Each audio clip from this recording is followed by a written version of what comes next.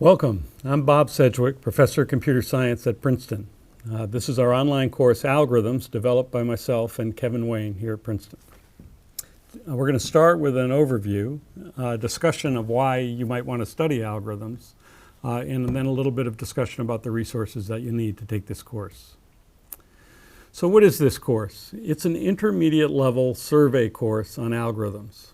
We're going to concentrate on programming and problem solving in the context of real applications. And our focus is going to be on two things: algorithms, which are methods for solving problems, and data structures, which store the information associated with a problem and go hands in hand with algorithms. These are the basic topics that we'll cover in Part 1 and Part 2 of the course. The first part is data types, sorting, and searching. We'll consider a number of data structures and algorithms that are basic to all the methods we consider, including stacks, queues, bags, and priority queues. Then we'll consider classic algorithms for sorting, putting things in order. That's quicksort, merge sort, heap sort, and radix sorts. And we'll consider classic methods for searching, including binary search trees, red-black binary search trees, and hash tables. The second part of the course is for more advanced algorithms, including graph algorithms, classic graph searching algorithms, minimum spanning tree and shortest paths algorithms, algorithms for processing strings, including regular expressions and data compression, and then some advanced algorithms that make use of the basic algorithms that we developed earlier in the course. So why should one study algorithms? Well, their impact is very broad and far-reaching. From the internet to biology to commercial computing, computer graphics, security, multimedia, social networks, and scientific applications, algorithms are all around us.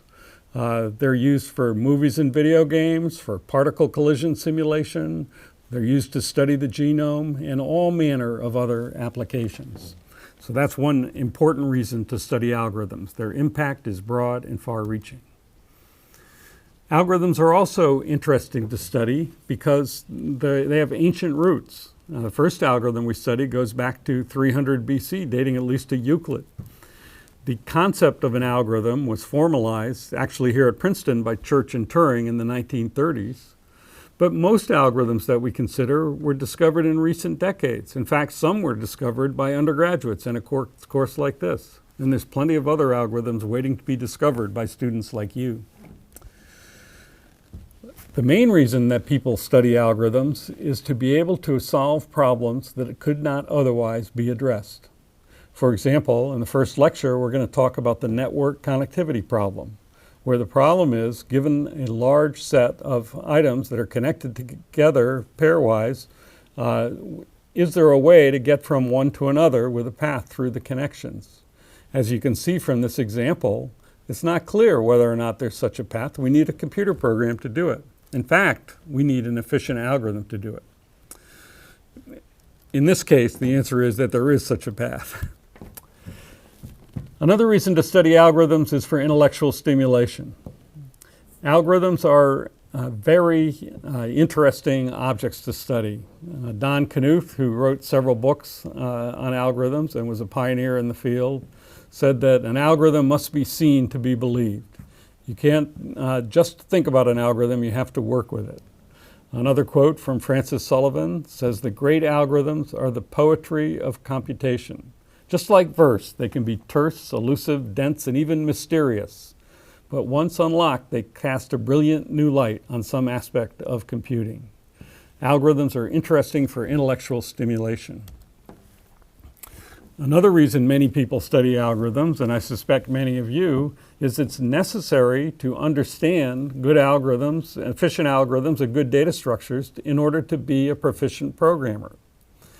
Linus Torvalds, who created Linux, says that the difference between a bad programmer and a good one is whether he considers his code or his data structures more important.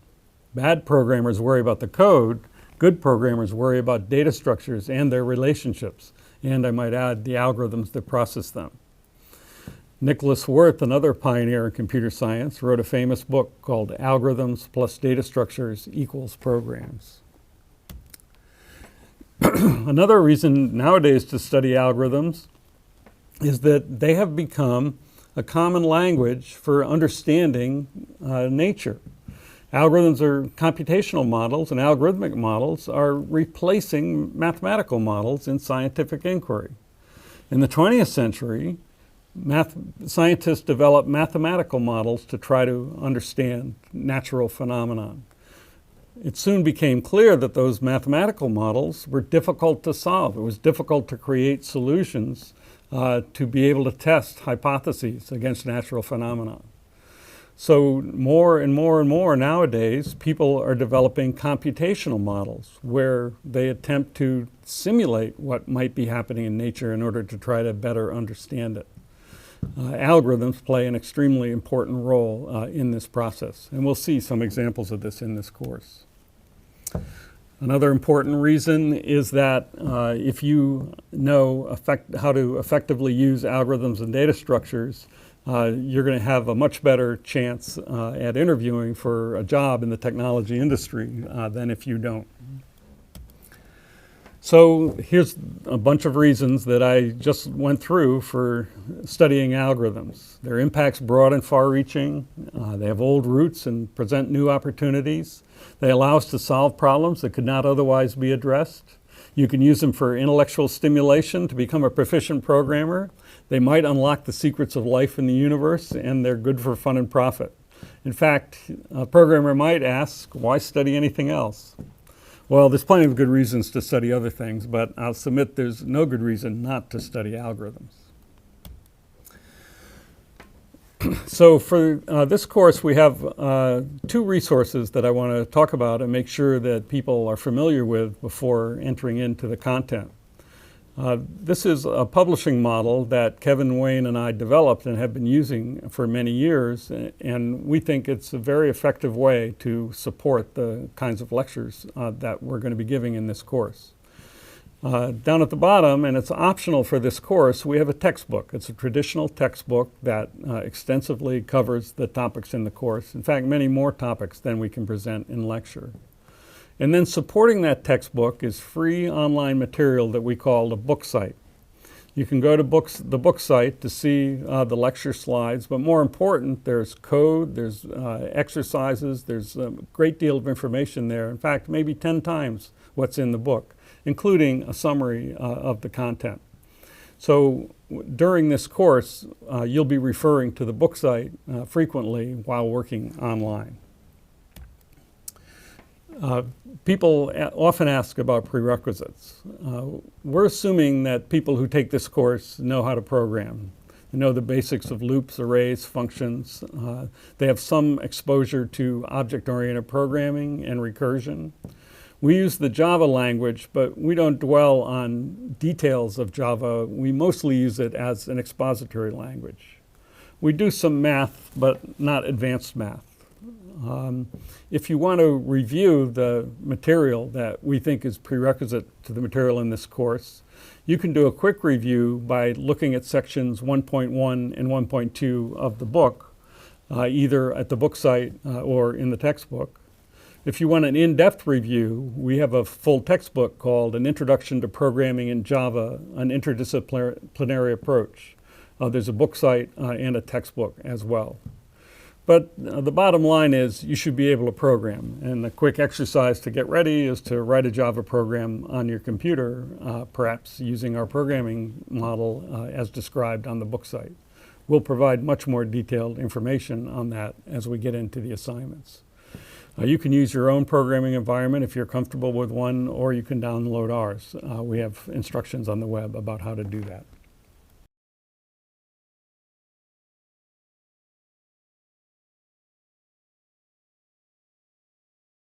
Welcome back to Algorithms. Today we're going to talk about the union find problem, a set of algorithms for solving the so-called dynamic connectivity problem. We'll look at two classic algorithms, quick find and quick union, and some applications and improvements of those algorithms.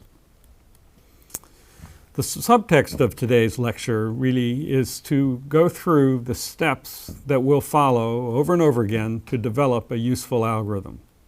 The first step is to model the problem. Try to understand basically what are the main elements of the problem that needs to be solved. Then we'll find some algorithm to solve the problem. In many cases, the first algorithm we come up with would be fast enough, maybe fits in memory, and we'd go ahead and use it and be off and running. But in many other cases, maybe it's not fast enough or there's not enough memory. So what we do is try to figure out why, find a way to address whatever is causing that problem, find a new algorithm, and iterate until we're satisfied.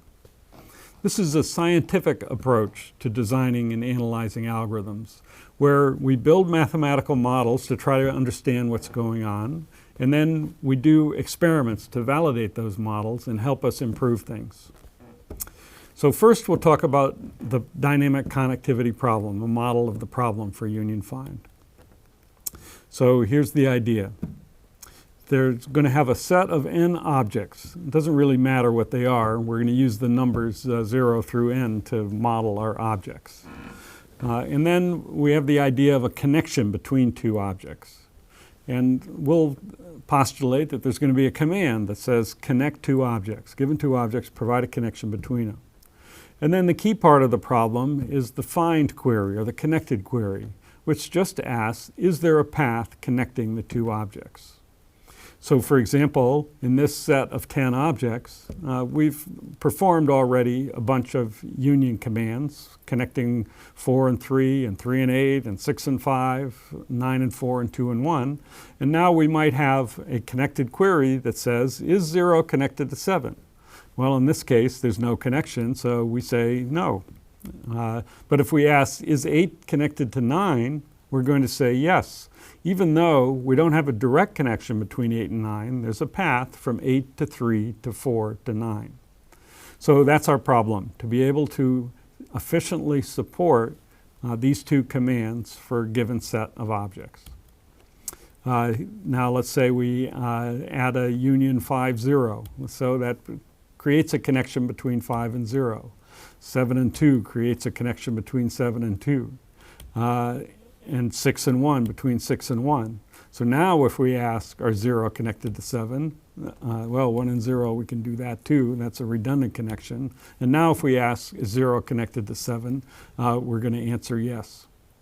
So that's our problem. Intermix union commands and connected queries. And we need to be able to efficiently support those commands for a large number of objects.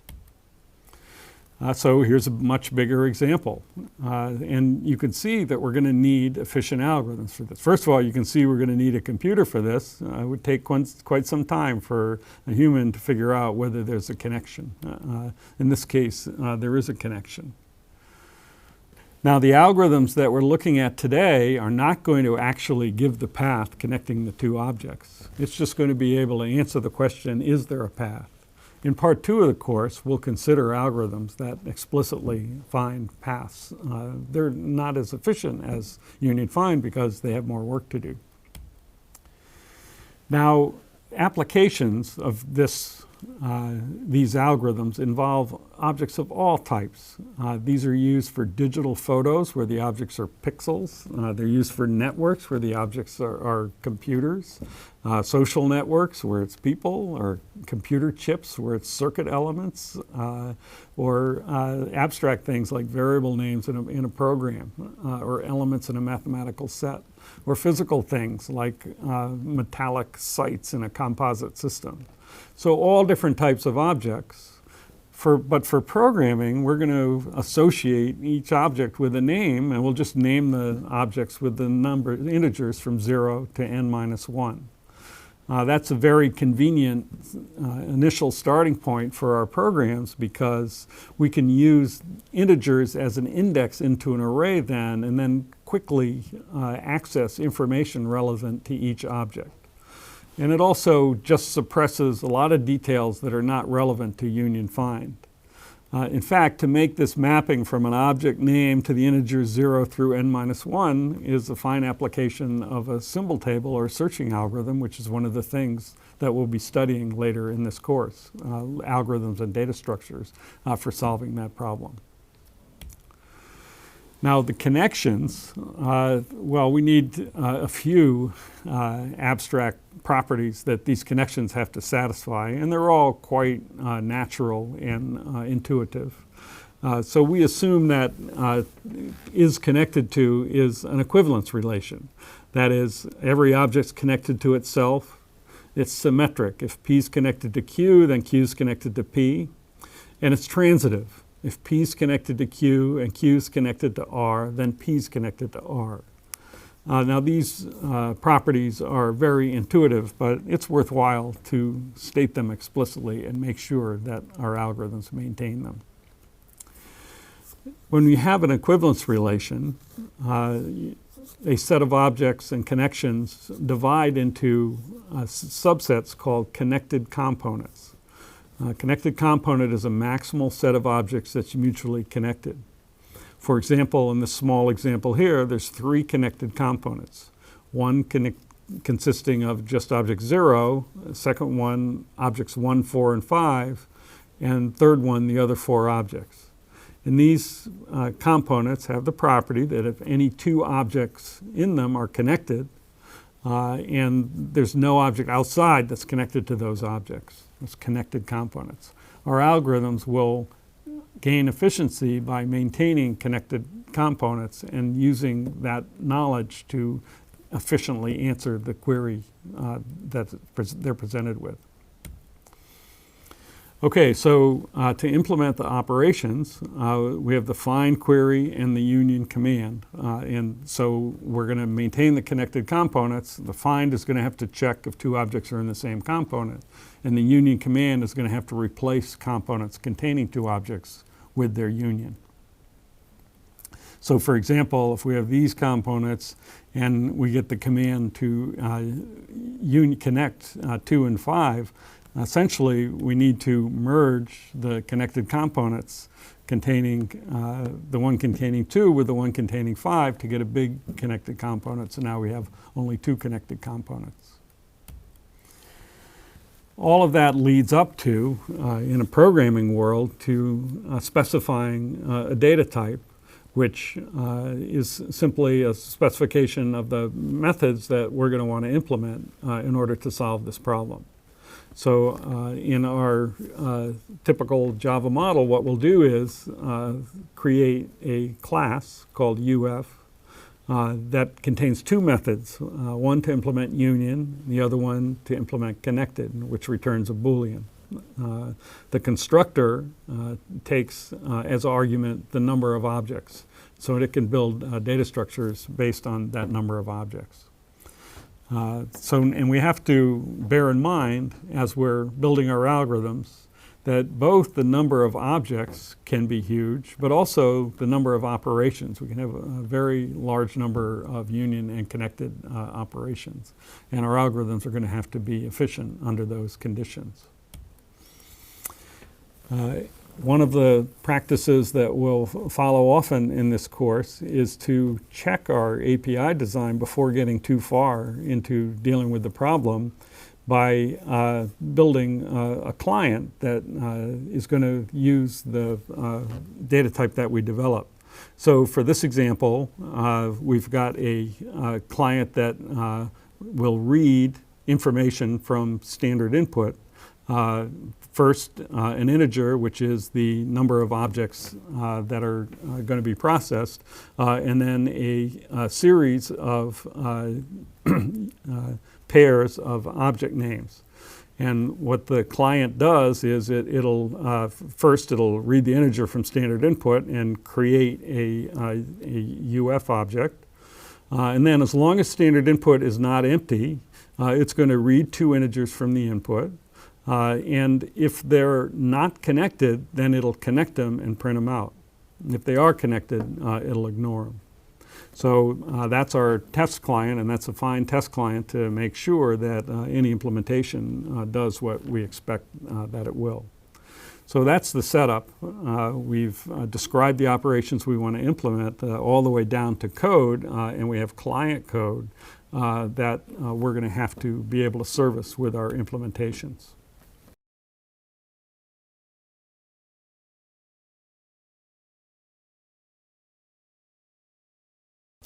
Now we'll look at our first implementation of an algorithm for solving the dynamic connectivity problem called quick find. This is a so-called eager algorithm for solving connectivity problem.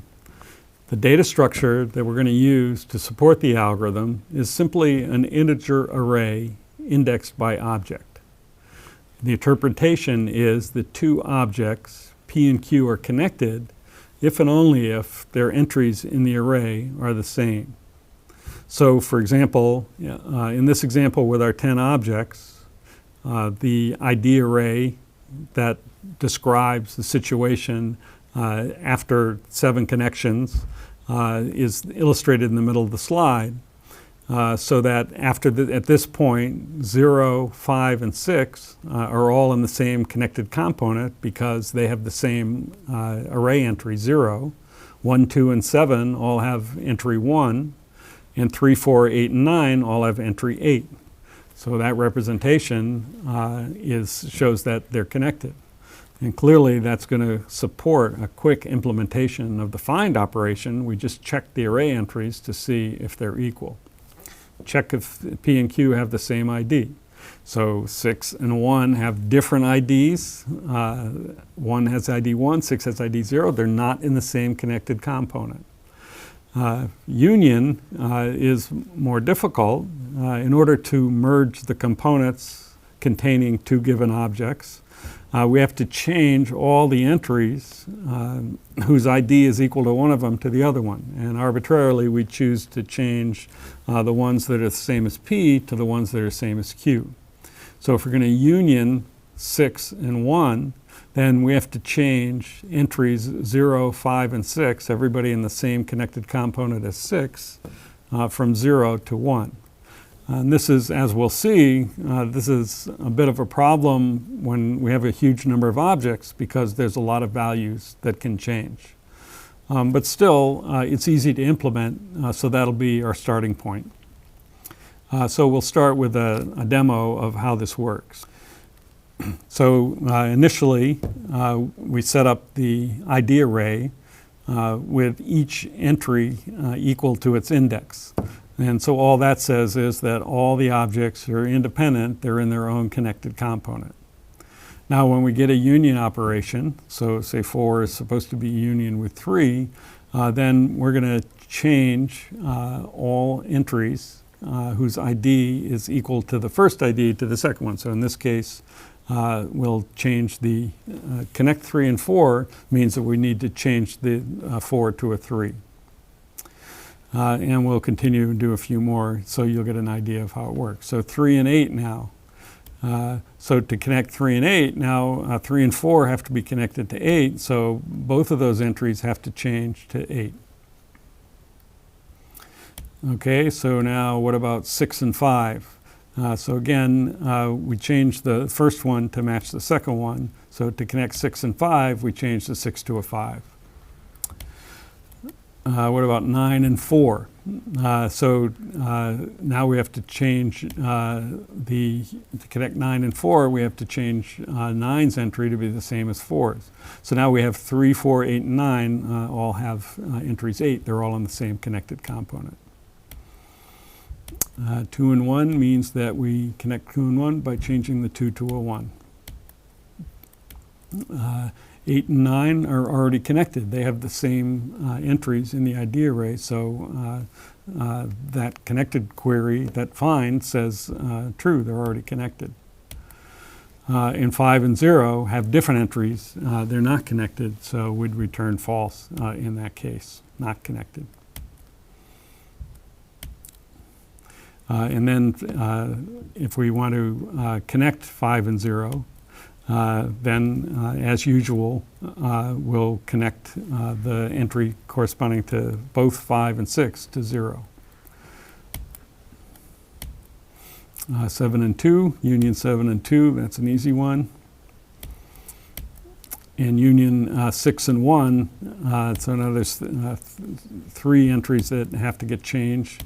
All those zeros have to get changed to 1s. So that's a quick demo of quick find. Now next we'll look at the code for implementing that.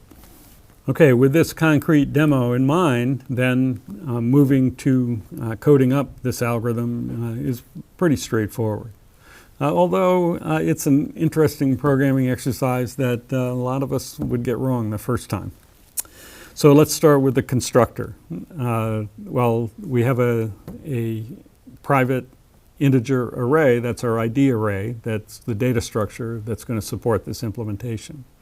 The constructor has to create the array and then go through and set the value corresponding to each index I to I. That's straightforward. The find operation or connected operation, that's the easy one. This is the quick find algorithm. So it simply takes its two arguments, P and Q, and checks whether their ID entries are equal and returns that value. If they're equal, it returns true. If they're not equal, it returns false. The more complicated operation to implement is union. And there we find first the ID corresponding with the first argument, and then the ID corresponding to the second argument. And then we go through the whole array and looking for the entries whose IDs are equal to the ID of the first argument and set those to the ID of the second argument. That's a pretty straightforward implementation. And I mentioned that a lot of us would get us wrong. The mistake we might make is to put ID of P here rather than first picking out that value. And you can think about the implications of that. That's an insidious bug. So that's a fine implementation of quick find. Now the next thing is to decide how effective or efficient that algorithm is going to be. And we'll talk in some detail about how to do that, but for this it's sufficient to just think about the number of times the code has to access the array. As we saw when doing the implementation, both the initialize and the union operations involved a for loop that go through the entire array. So they have to touch, in a constant proportional to n times, they have to touch an array entry. Find operation is quick, it just has to, a constant number of times, check array entries. This is problematic because the union operation is too expensive. In particular, if you just have n union commands on n objects, which is not unreasonable, they're either connected or not, then that'll take quadratic time, n squared time. And one of the themes that we'll go through over and over in this course is that quadratic time is much too slow. And we can't accept quadratic time algorithms for large problems. The reason is they don't scale. As computers get faster and bigger, quadratic algorithms actually get slower. And let's just talk roughly about what I mean by that. A very rough standard, say, for now, is that people have computers that can run billions of operations per second, and they have billions of entries in main memory. So that means that you could touch everything in the main memory in about a second. It's kind of an amazing fact that this rough standard is really held for 50 or 60 years. The computers get bigger, but they get faster. So to touch everything in the memory is going to take a few seconds. And that was true when computers only had a few thousand words of memory, and it's true now that they have billions or more. So let's accept that as what computers are like. Now, what that means is that with that huge memory, we can address huge problems. So we could have billions of objects and hope to do billions of union commands on them. But the problem with that quick find algorithm is that that would take 10 to the 18th operations, or say array accesses or touching memory. And if you do the math, that works out to 30-some years of computer time. Obviously not practical to address such a problem on today's computer. And the reason is, and the problem is, that quadratic algorithms don't scale with technology. You might have a new computer that's 10 times as fast, but you can address a problem that's 10 times as big. And with a quadratic algorithm, when you do that, it's going to be 10 times as slow. That's the kind of situation we're going to try to avoid by developing more efficient algorithms for solving problems like this.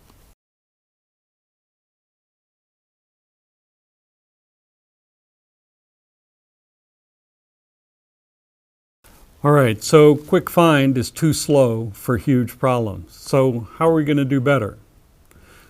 Our first attempt is an alternative called quick union. This is so-called lazy approach to algorithm design, where we try to avoid doing work until we have to. It uses the same data structure, our array ID with size n, but now it has a different interpretation. We're going to think of that array as representing a set of trees, it's called a forest, as depicted at right. So each entry in the array is going to contain a reference to its parent in the tree. So for example, 3's parent is 4, 4's parent is 9, so 3's entry is 4, and 4's entry is 9 in the array. Now, each entry in the array has associated with it a root. That's the root of its tree. Elements that are all by themselves in their own connected component point to themselves, so 1 points to itself, but also 9 points to itself. It's the root of the tree containing 2, 4, and 3. So from this data structure, we can associate with each item a root, which is representative, say, of its connected component. So that's a root of 3 is 9 going up that root. Now, once we can calculate these roots, then we can implement the find operation just by checking whether the two items that we're supposed to check whether they're connected, whether they have the same root. That's equivalent to saying, are they in the same connected component? So that's some work going to find the roots of each item, but the union operation is very easy. To merge components containing two different items, two items that are in different components, all we do is set the ID of P's root to the ID of Q's root. That's make P's tree point to Q. So in this case, we would change the entry of 9 to be 6 to merge 3 and 5, the components containing 3 and 5. And with just changing one value in the array, we get the two large components merged together. That's the quick union algorithm, because the union operation only involves changing one entry in the array. Find operation requires a little more work. So let's look at the implementation, a demo of that one in operation first. So again, we start out the same way, but now the ID array entry really means that every one of these things is a little tree with one node each, every one pointing to itself. It's the root of its own tree. So now if we have to put 4 and 3 in the same component, then all we do is we take the root of the component containing the first item and make that a child of the root of the component containing the second item. In this case, we just make 4 as parent 3. So now 3 and 8. So again, we take the first item and make it a child of the root of the tree containing the second item. So now 3, 4, and 8 are in the same component. 6 and 5, 6 goes below 5. 9 and 4, so now 4's, the root of the tree containing 4 is 8. And the root of the tree containing 9 is 9, and so we make 9 a child of 8. 2 and 1, that's an easy one. Now if we get our 8 and 9 connected, we just check do they have the same root, and they both have the same root 8, and so they're connected. 5 and 4, 4's root is 8, 5's root is 5. They're different, they're not connected. 5 and 0, 5 goes to be a child of 0. 7 and 2, 7 goes to be a child of 2's root, which is 1. 6 and 1. 6's root is 0. 1's its own root, so 0 becomes a child of 1. Each one of these union operations just involves changing one entry in the array. And finally, 7 and 3. So 7's root is 1, 3's root is 8, 1 becomes a child of 8. Okay, and now we have one connected component with all the items together. All right, so now let's look at the code for implementing quick union. The constructor is the same as the other one. We create the array and then set each element to be its own root. Now we have a private method that implements this process of finding the root by chasing parent pointers until we get to the point where I is equal to ID of I. And if it's not equal, we just move I up one level in the tree, set I equals ID of I, and return it. So starting at any node, you just follow ID equals ID of I until they're equal, and then you're at a root. And that's a private method that we can use to implement the find operation or the connected operation. You just find the root of P and the root of Q, and if you check if they're equal. And then the union operation is simply find the two roots and then set the ID of the first one to be the second one. Actually, less code than for quick find. No for loops. There's this one while loop that we have to worry about a little bit, but that's a quick and elegant implementation of code to solve the dynamic connectivity problem called quick union. So now we're going to have to look at can this code be effective for large problems?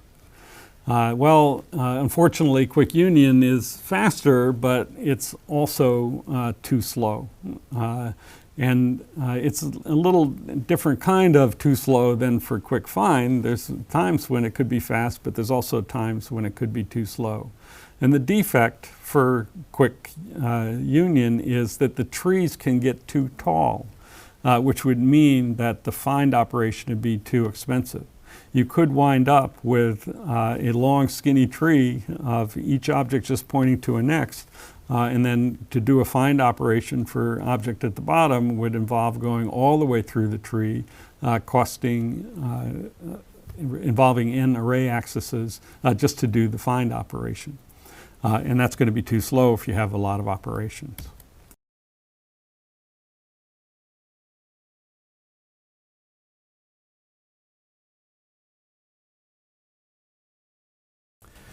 Okay, so we've looked at the quick union and quick find algorithms, both of which are easy to implement, but simply can't support huge dynamic connectivity problems. So how are we going to do better? That's what we'll look at next. A very effective improvement is called weighting, and it might have occurred to you while we were looking at these algorithms. The idea is to, when implementing the quick union algorithm, take steps to avoid having tall trees. If you've got a large tree and a small tree to combine together, what you want to try to do is avoid putting the large tree lower. That's going to lead to long, tall trees. And there's a relatively easy way to do that. What we'll do is we'll keep track of the number of objects in each tree. And then we'll maintain balance by always making sure that we link the root of the smaller tree to the root of the larger tree. So we avoid this first situation here where we put the larger tree lower. In the weighted algorithm, we always put the smaller tree lower. Let's see how we implement that. Let's see a demo first.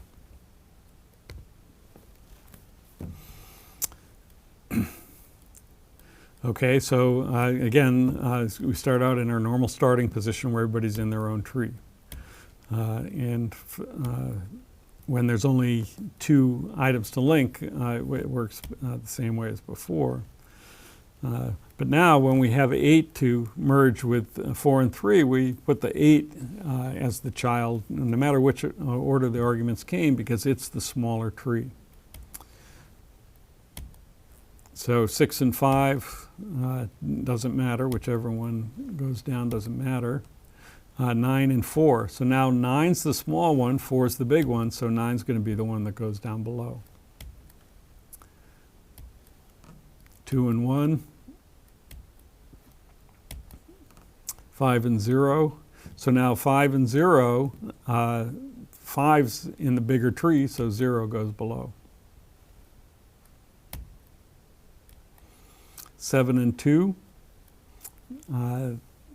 2's in the bigger tree, so 7 goes below. 6 and 1, they're in equal size trees.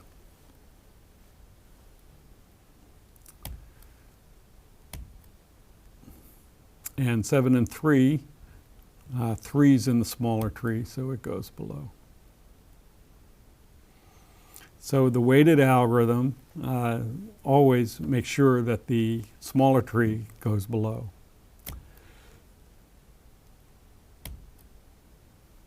And again, we wind up with a single tree representing all the objects, but this time we have some guarantee that no item is too far from the root, and we'll talk about that explicitly in a second. So here's an example that shows the effect of doing the weighted quick union, where we always put the smaller tree down below for the same set of union commands. This is with 100 sites and 88 union operations.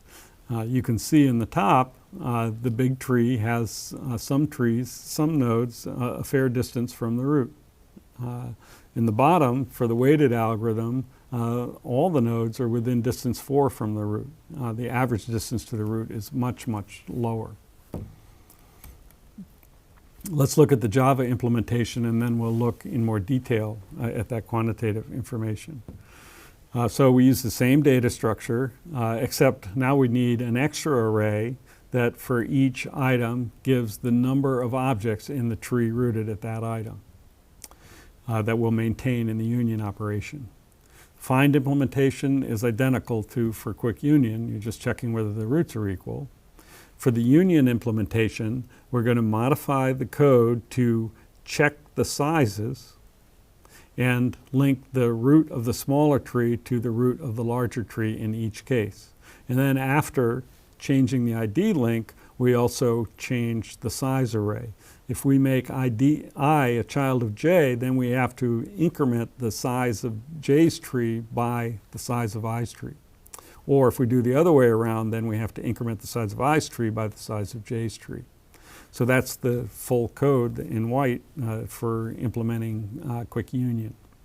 So not very much code, but much, much better performance. In fact, we can analyze the running time mathematically and show that the find operation, it takes time proportional to how far down the trees are in the node, the nodes are in the tree, but we can show that it's guaranteed that the depth of any node in the tree is at most the logarithm to the base 2 of n. We use the notation LG always for logarithm to the base 2. And so for if n is 1,000, that's going to be 10. If n is 1,000,000, that's 20. If n is 1 billion, that's 30. It's a very small number compared to n. So let's look at the proof of that. We do some mathematical proofs in this course when they're critical, such as this one. And why is it true that the depth of any node x is at most log base 2 of n? Well, the key to understanding that is to take a look at exactly when does the depth of any node increase. When does it go down further in the tree? Well, the x's depth will increase by 1 when its tree, T1 in this diagram, is merged into some other tree, T2 in this diagram. Well, at that point, we said we'd only do that if the size of T2 was bigger than or equal to the size of T1. So when the depth of x increases, the size of its tree at least doubles. So that's the key, because that means that the size of the tree containing x can double at most log n times, because if you start with 1 and double log n times, you get n, and there's only n nodes in the tree. So that's a sketch of a proof that the depth of any node x is at most log base 2 of n, and that has profound impact on the performance of this algorithm. Now, instead of the initialization always takes time proportional to n, but now both the union and the connected or find operation takes time proportional to log base 2 of n. And that is an algorithm that scales. If n grows from a million to a billion, that cost goes from 20 to 30, which is quite acceptable. Now, this was very easy to implement, and we could stop, but usually what happens in the design of algorithms is now that we understand what it is that gains performance, we take a look and see, well, could we improve it even further?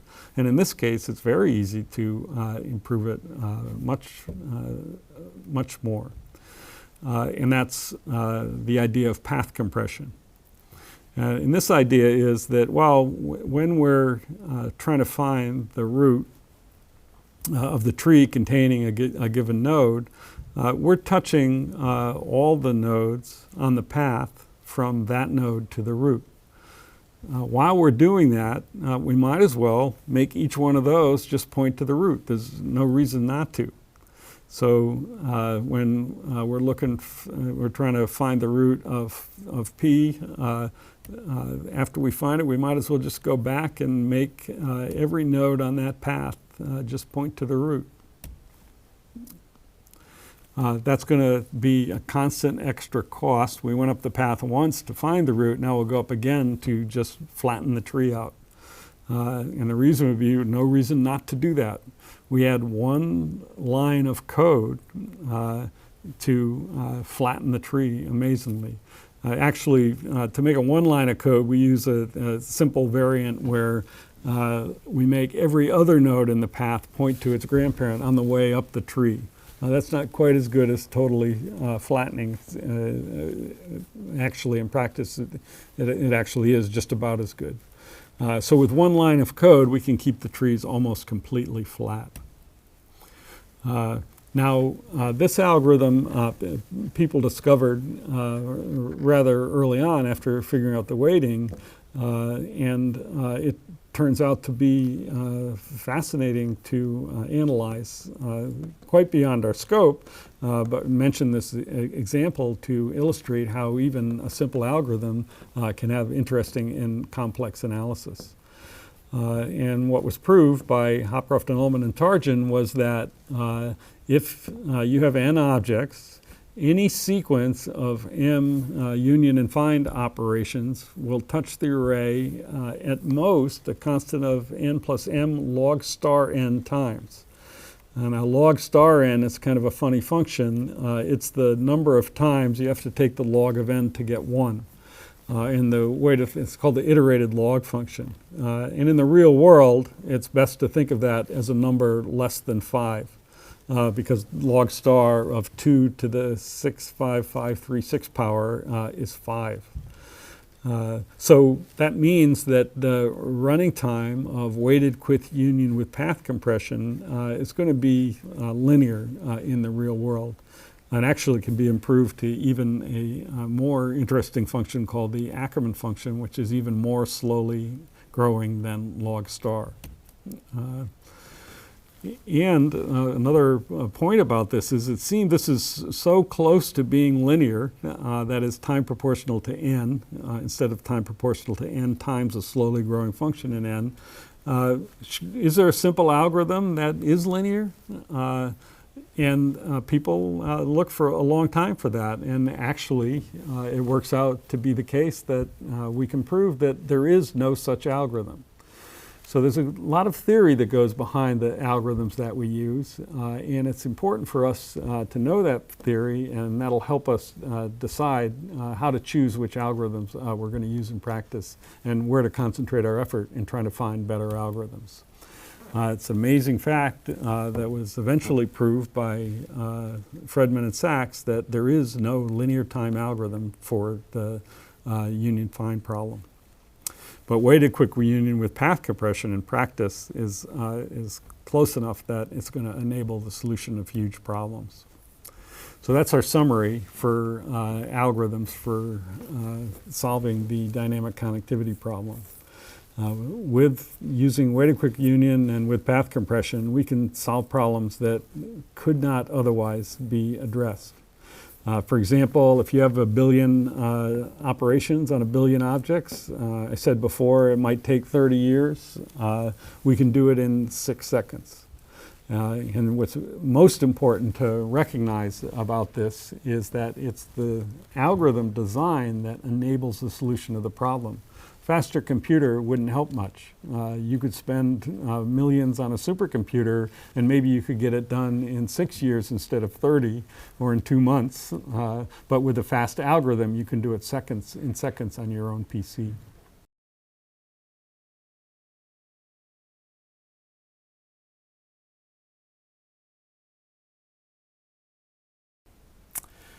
All right, now that we've seen efficient implementations of algorithms that can solve the union find problem for huge problem instances, let's look to see how that might be applied. There's a huge number of applications of union find. We talked about dynamic connectivity in networks. There's many other examples in our computational infrastructure. Down at the bottom, one is important one is in image processing for understanding how to label areas in images. We'll see later Kruskal's minimum spanning tree algorithm, which is a graph processing algorithm which uses union find as a subroutine. There's algorithms in physics for understanding physical phenomena that we'll look at an example, and many others on this list. So the one we're going to talk about now is called percolation. That's a model for many physical systems. I'll give an abstract model and then just talk briefly about how it applies to physical systems. So let's think of an n by n grid of squares that we call sites. And we'll say that each site is open, and that's white in the diagram, with probability p, or blocked, that's black in the diagram, with probability 1 minus p.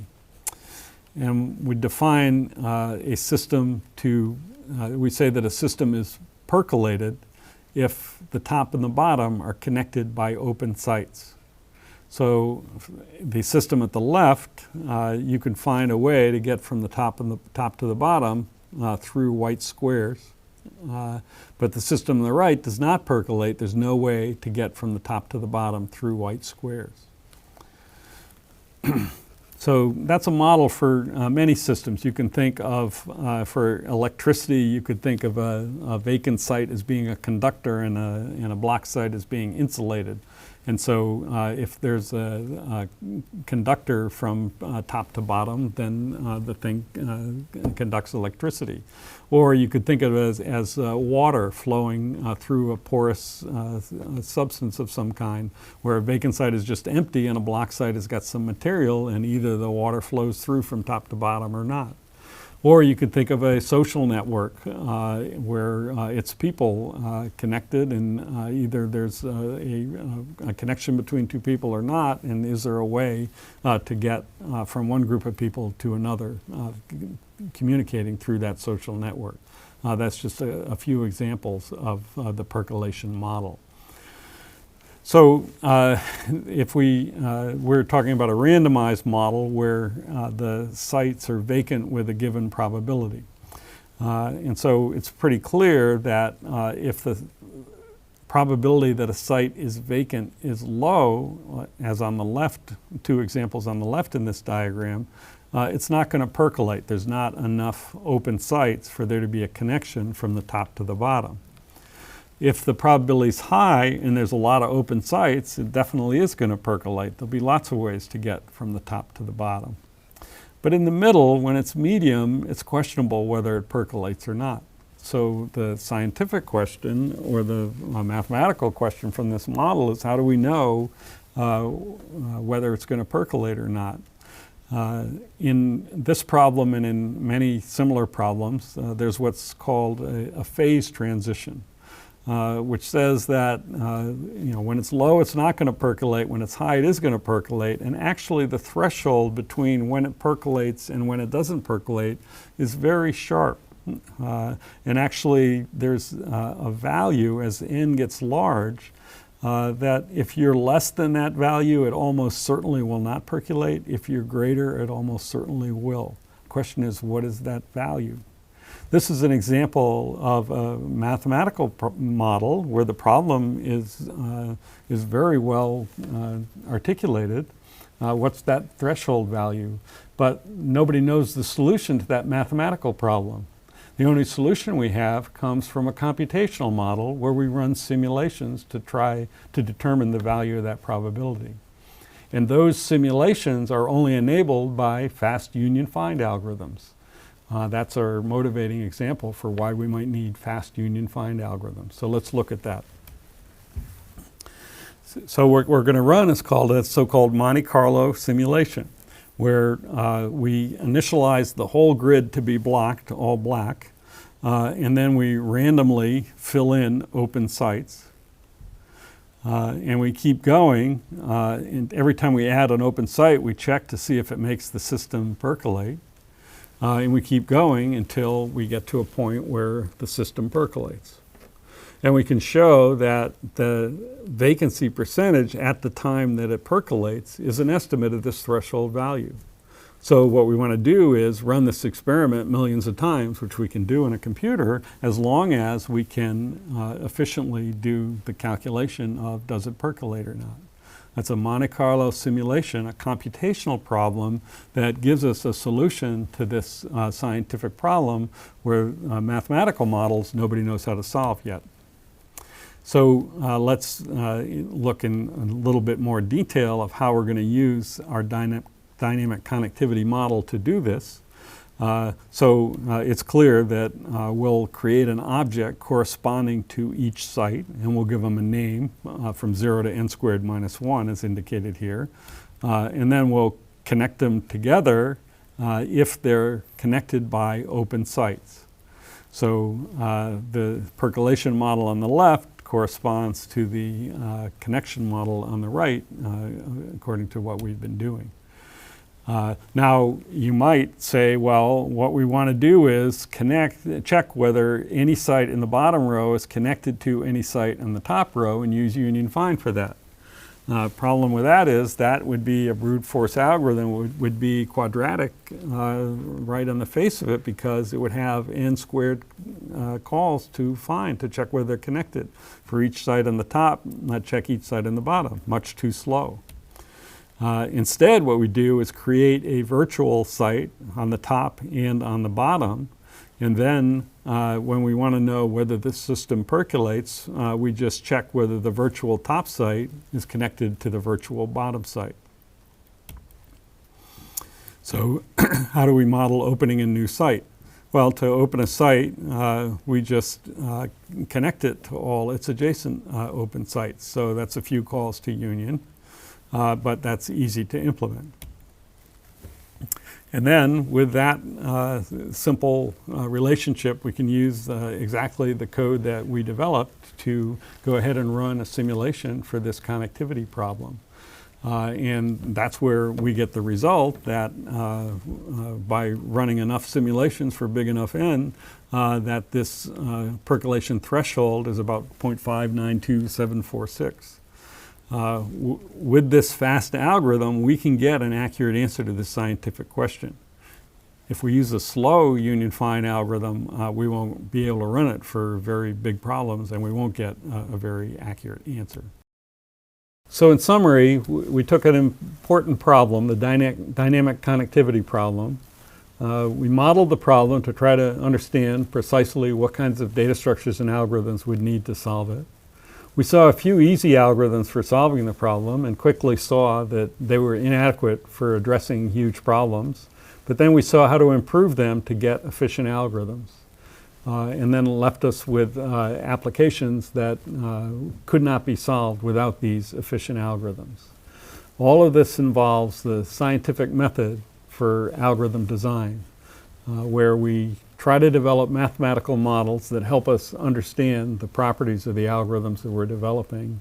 And then we test those models through experimentation, enabling us to improve algorithms, iterating, developing better algorithms and more refined models until we get what we need to solve the practical problems that we have of interest. That's going to be the overall architecture for studying algorithms that we're going to use throughout the course.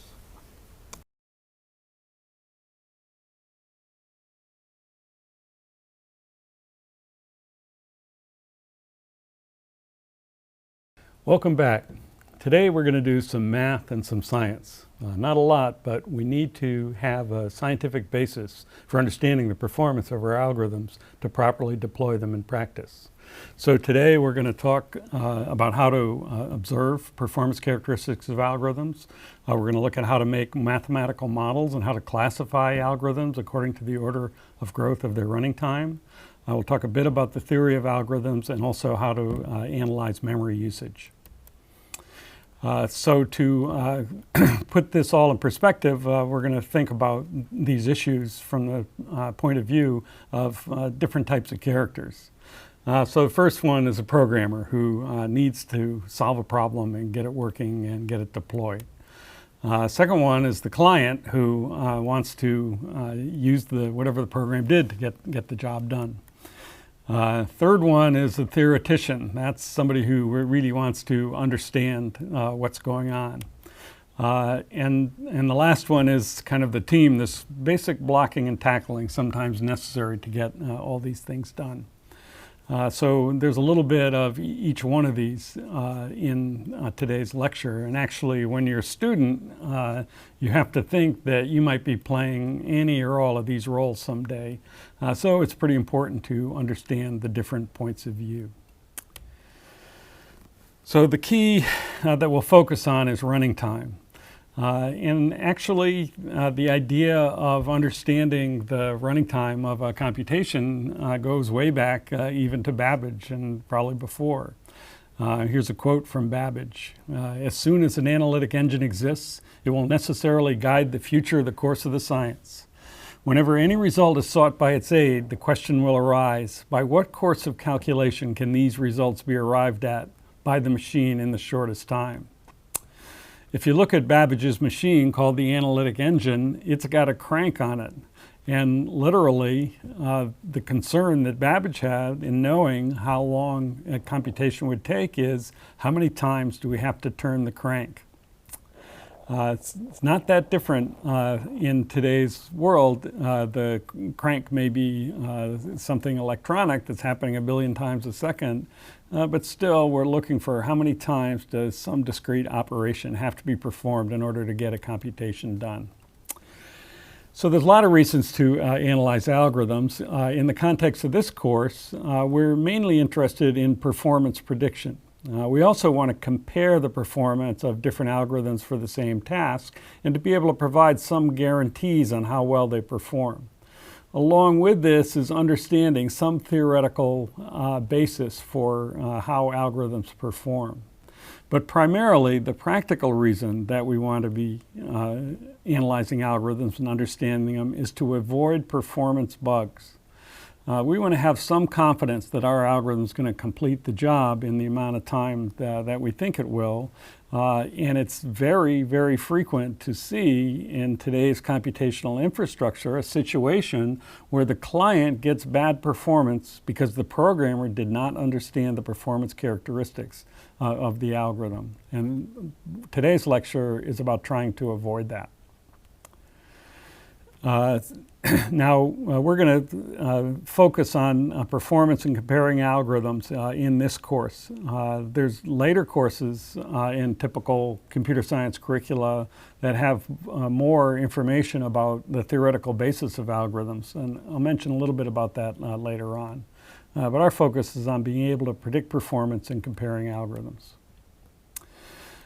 Now, there's a long list of success stories in designing algorithms with better performance and enabling the solution of problems that would otherwise not be solved. And I'll just give a couple of examples.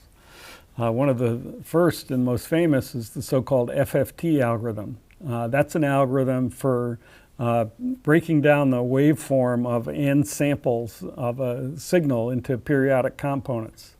And that's at the basis for DVDs and JPEGs and many other applications. There's an easy way to do it that takes time proportional to n squared, but the FFT algorithm takes only n log n steps. And the difference between n log n and n squared is the difference between being able to solve a large problem and not being able to solve it. A lot of the digital technology, digital media technology that we have today is enabled by that fast algorithm. Another example was actually developed by Andrew Appel, who's now the chair of computer science here at Princeton, and it was developed when he was an undergraduate for his senior thesis. It's a fast algorithm for the n-body simulation problem. The easy algorithm takes time proportional to n squared, but Appel's algorithm was an n log n algorithm that again meant that scientists can do n-body simulation for huge values of n, and that enables new research. So the challenge is that we usually face is, will my program be able to solve a large practical input? Actually, the working programmer is actually faced with that all the time. Why is my program running so slowly? Why does it run out of memory? And that's faced programmers for a really long time. And the insight to address this, due to Knuth in the 1970s, was that we really can use the scientific method to understand the performance of algorithms in operation. Maybe we're not unlocking new secrets of the universe, but we can use the scientific method and treat the computer as something to be studied in that way and come to an understanding of how our programs are going to perform. And let's take a look at that in more detail. So this is just a quick summary of what we mean by the scientific method, which has been successful for a couple of centuries now. So what we're going to do is observe from some feature of the natural world. In this case, it's going to be the running time of our program on a computer. Then we're going to develop a hypothesis, some model that's consistent with the observations. And we're going to hope that that hypothesis is good enough that it'll allow us to predict something, usually predict the running time for larger problem size or on a different computer. And then we'll verify the predictions by making more observations and validate until we're comfortable that our model, hypothesis, and observations all agree. That's a way to get comfort that we understand the performance of our programs. Within the scientific method, there's some basic principles. And the first is that if you're going to run experiments, you should expect that somebody else should be able to run experiments and get the same result. And also, the hypotheses have to have a specific property that the experiment can show the hypothesis to be wrong. So it has to be carefully crafted, and we'll be sure to try to do that. And again, the feature of the natural world that we're studying is some particular computer that exists in the natural world.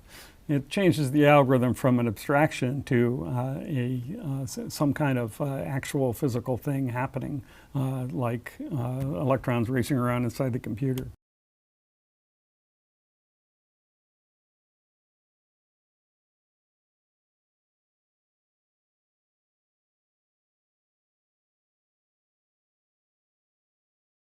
Okay, so the first step is to be able to make some observations about the running time of the programs.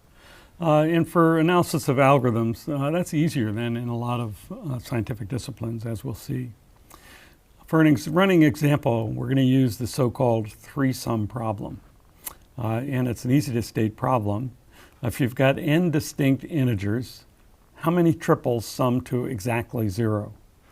For example, in this file, 8ints.txt, which has 8 integers in it, there's 4 triples that sum to 0. 30 minus 40, 10, 30 minus 20 minus 10, and so forth. And so our goal is to write a program that can compute this quantity for any input file, any set of n integers. This is actually an extremely important computation that's deeply related to many problems in computational geometry, which is a branch of computer science that covers the algorithms and underlying science related to graphics and movies and geometric models of all sorts. So this is actually an important practical problem, but it's a simple one to write code for. Any of you could write down this program without much effort. It's got a static method count that is going to go ahead and take an integer array as argument. N is that's the number of integers, that's the length of the array. We'll start with a variable count equals 0, and then a triple for loop that checks each triple I, j, k. We go I from 1 to n, j from I plus 1 to n, and k from j plus 1 to n, so that we get each triple just once.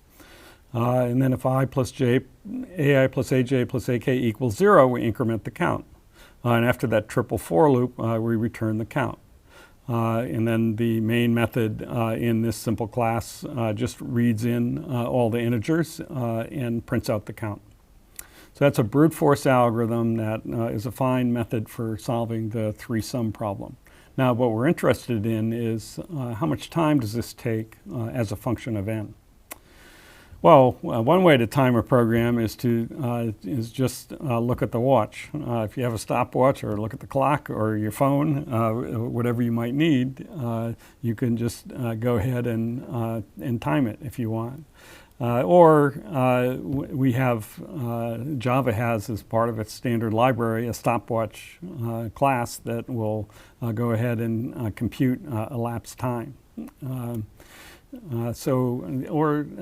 Anytime you run a program, if it's set up to easily take input of different sizes, a natural thing to do is just run it for bigger sizes. So for 8 ints, this program takes not too much time. For 1,000 ints, it takes half a second. For 2,000, it takes more time. That's 3.7 seconds. Run it again, still takes 3.7 seconds. For 4,000, so each time we're doubling the size of the input, and it's definitely taking more time each time. And actually, as we'll see, if programmers who get in the habit of testing the running time of their program in this way can get so that you can actually pretty easily and quickly evaluate when it's going to finish. In fact, while you're waiting for it to finish, you can often figure it out. That one took 30 seconds for 4K, and definitely we could figure out how long it's going to take for 8K before it finishes. And you'll see how in just a second. I'm not going to wait right now. You can think about what you think. Okay, so that's empirical analysis. Run it for various input sizes and measure the running time. Now, if this were some scientific problem where we were counting something that happened in the natural world, the number of ants on an anthill or whatever, then we'd have only a few data points, and we would try to understand what's going on by doing a plot of our running time, the quantity we're interested in on the y-axis, and the problem size on the x-axis. We get a curve like this. And actually, what scientists usually do, because so many problems fall into this class, is do the plot as a log-log plot. If you do it as a log-log plot, very often you'll get a straight line. And the slope of the straight line is the key to what's going on. In this case, the slope of the straight line is 3. And so you can run what's called a regression to fit the straight line through the data points. And then it's not difficult to show, to do the math to show that if you get a straight line and the slope is b, then your function is proportional to a n to the b. That's called a power law. And that's true of many, many scientific problems, including most algorithms. So here's a little bit of the math for that. The straight line means that since we did a log-log plot with powers of 2, that log base 2 of t of n equals b log of n plus c. And we have our empirical values of b and c. And then if you raise both sides of that equation to 2 to that power, then you get t of n equals a constant times n to the b. Right away, just from observation, we have a pretty good model for the running time of our program. We can do the math and figure out that it seems as though the running time is about 10 to the minus 10 times n cubed seconds.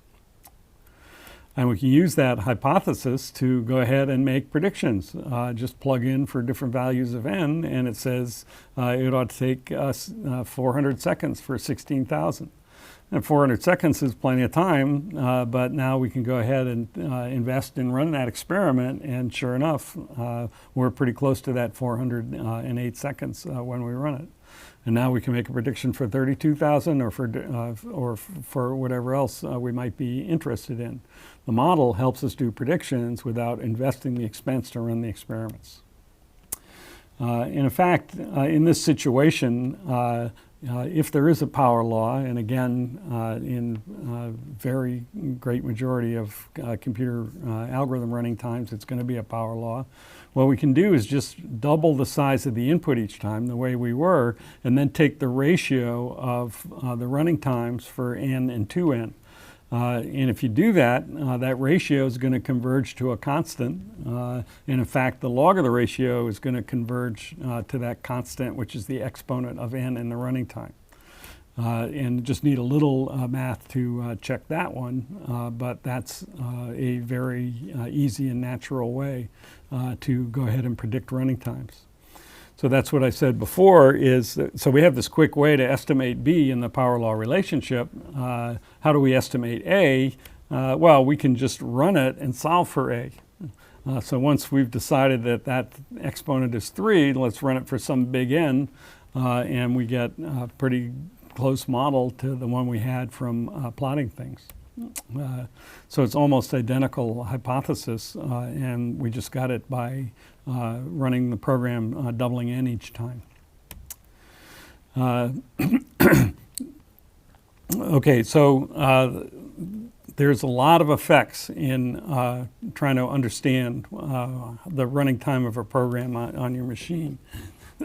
So key effects are independent of what computer it is, and that's the algorithm you're using and what's the data. And that's going to really determine the exponent in the power law. And then there's a lot of system-dependent effects. What kind of hardware do you have? Do you have a fast computer or a slow one? What kind of software? What's going on in your computer? All of those things really determine the constant A in the power law. In modern systems, there's so much going on in the hardware and software, it's sometimes difficult to get really precise measurements. But on the other hand, we don't have to sacrifice animals or fly to another planet the way they do in other sciences. We can just run a huge number of experiments and usually take care of understanding these kinds of effects.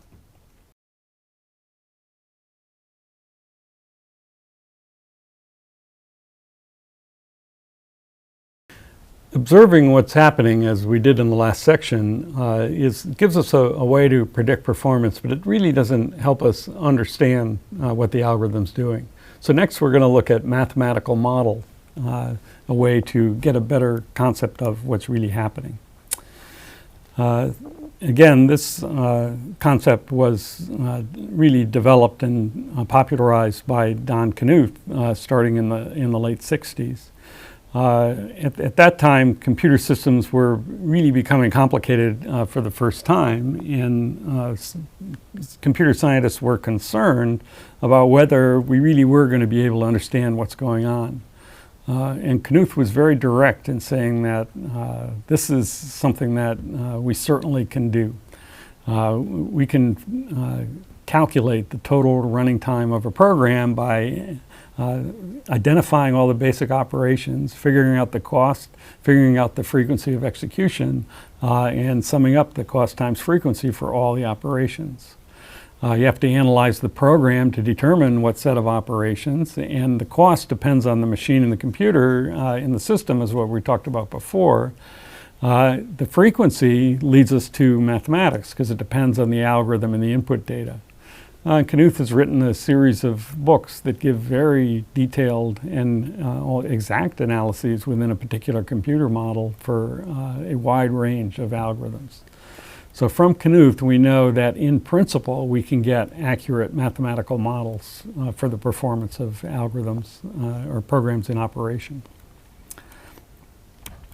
All right, so what does this process look like? You can, if you want, run experiments. In ancient times, we would actually look at the computer manual, and every computer came with a manual that said precisely how long each instruction would take. Nowadays, it's a little more complicated, so we run experiments. You can go ahead and do a billion ads and figure out that maybe on your computer an ad takes 2.1 nanoseconds. Or you can do more complicated functions like compute a sine or an arctangent, although that's already getting close to the analysis of algorithms. So there's some way to determine the cost of the basic operations. So we'll just, in most of the cases, we'll just postulate that it's some constant, and you can figure out what the constant is. Although when we're working with a collection of objects, of n objects, there's some things that take time proportional to n. Like if you're going to allocate an array of size n, it takes time proportional to n because in Java the default is that all the elements in the array are initialized to 0.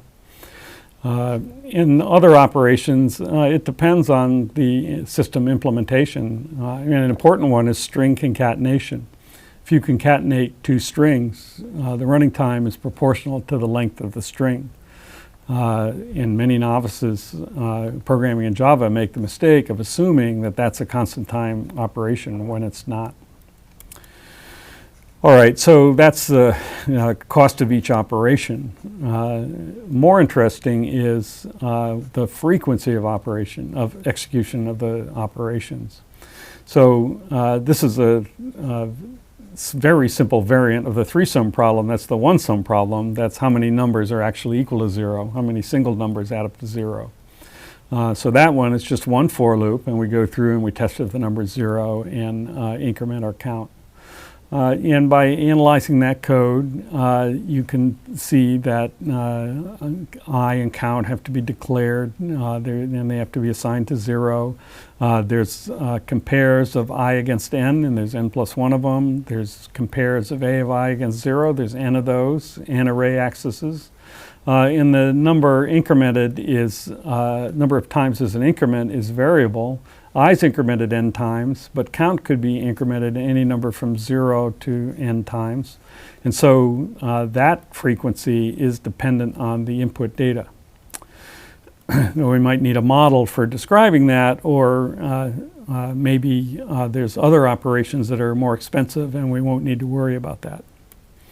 So let's look at the next more complicated problem is what about the frequency of execution of instructions in this program, which is the two-sum problem. How many pairs of integers sum to 0? Well, in this case, you have to do a little bit of math to see that when I goes from 0 to n and j goes from I plus 1 to n, the number of compares that we do, or let's say array accesses that we do, is 2 for each time the if statement is executed for ai and aj, and that time thing is executed n minus 1 times the first time through the loop, and n minus 2 the second, and so forth. It's the sum of the integers from 0 up to n minus 1, which is a simple discrete sum, 1/2 n times n minus 1, and since we're doing it twice, the number of array accesses is n minus 1. So we can go ahead and get these actual exact counts, but already it's getting a little bit tedious to do that. As far back as Turing, who also knew that, as well as Babbage did, that we want to have a measure of the amount of work involved in the process, he recognized that you didn't want to necessarily go through and do it in full detail. It's still helpful to have a crude estimate. So you could count up the number of times that every operation is applied, give it weights, and count the subtract and so forth. But maybe we should just count the ones that are most expensive. That's what Turing said in 1947. And realistically, that's what we do nowadays. So rather than going in and counting every little detail, we take some basic operation that's maybe the most expensive and or the one that's executed the most often, the one that cost times frequency is the highest, and use that as a proxy for the running time. Essentially making the hypothesis that the running time is going to grow like a constant times that. So in this case, we're going to pick array accesses. So that's the first simplification. And the second simplification is that we're going to ignore low-order terms in the formulas that we derive. And there's an easy way to do that. It's called the tilde notation. And the idea is when n is large in a formula like this, the n cubed term is much, much higher than the n term, or 16. In fact, so much so that we wouldn't even would hardly notice these low order terms. So all of these formulas are tilde 1/6 n cubed. And that's a fine representative or approximation to these quantities. And it greatly simplifies the calculations to throw away the low order terms like this. So by focusing on one operation and throwing away the tildes, the low order terms, and this is the technical definition of tilde, it just, f of n tilde g of n means the limit as fn or gn equals 1, and you can check that that's going to hold in these kinds of situations. So that greatly simplifies the frequency counts, and if we're only picking one thing, we're just talking about tilde n squared and maybe another tilde n squared for the increment for the two-sum problem, say. So again, when n is large, the terms are negligible. When n is really small, they're not negligible, but we don't really care because we're trying to estimate running times for large n, and running times for small n are going to be small no matter what. All right, so now we're using both the cost model and the tilde notation, and then we can simply say that this program uses tilde n squared array accesses and have implicit the hypothesis that we think the running time is going to be tilde a constant times n squared. Okay, well now what about three-sum? Let's do our real problem. So now we have the triple loop. And then we have to do a more complicated combinatorial problem. And it's not that big a deal, really. We're looking at the distinct number of ways you can choose three things out of n, and that's a binomial coefficient. And again, doing the math and using the tilde, it's just tilde 1/6 n cubed. 3 array accesses for each triple, so we can say half n cubed. We're not computing and summing the costs of all operations. That's too much work. We're picking the most expensive in terms of cost times frequency and approximating that and trying to get a good model for the running time. Now, we're not going to do a full discrete mathematics in this course, but there's some basic things that we'll want to use and are not that difficult to understand. So a lot of times we find out that we need to come up with an estimate of a discrete sum, like we did for 1 plus 2 up to n, or some of the squares, or other things like the three-sum triple loop. And so actually, if you've had basic calculus, one way to think of it is to just replace the sum with an integral. That usually works, or we can do the math and use the so-called Euler-Maclaurin summation formula to get a true approximation. But if you think of it this way, you'll believe us when we say that that thing is tilde half n squared. Or sum of 1 plus 1/2 plus 1/3 up to 1 over n. That's like integral from x equals 1 to n, 1 over x, and that's natural log of n. Even the three-sum triple loop, if you're used to multiple integrals, will quickly give you the 1/6 n cubed. There's many more and other techniques that we could use for this, and we're not going to teach all that, but we'll sometimes refer to results of this type. All right, so in principle, Knuth tells us that accurate mathematical models are available. In practice, we can get really complicated formulas. We also might need some advanced mathematics that the theoretician will revel in, but that maybe people learning algorithms for the first time might not be expected to know. In the end, careful, exact models are best left for experts. There's really a lot of things that can go on. On the other hand, approximate models are definitely worthwhile. And for all the algorithms that we consider, we'll try to communicate a reasonable approximate model that can be used to describe the running time. Sometimes we'll give the mathematical proofs, and other times we'll have to just cite the work of some expert.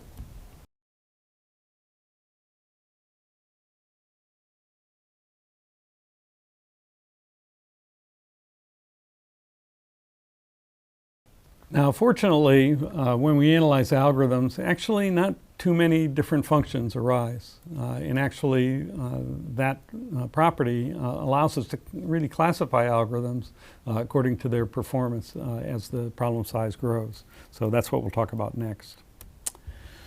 So the good news is there's only these few functions turn up about the algorithms that we're interested in. We can craft things that have other functions, and there are counterexamples to this.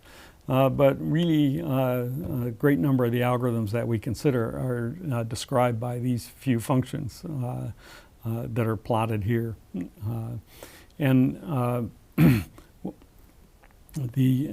we're talking about order of growth, we're not talking about the leading constant.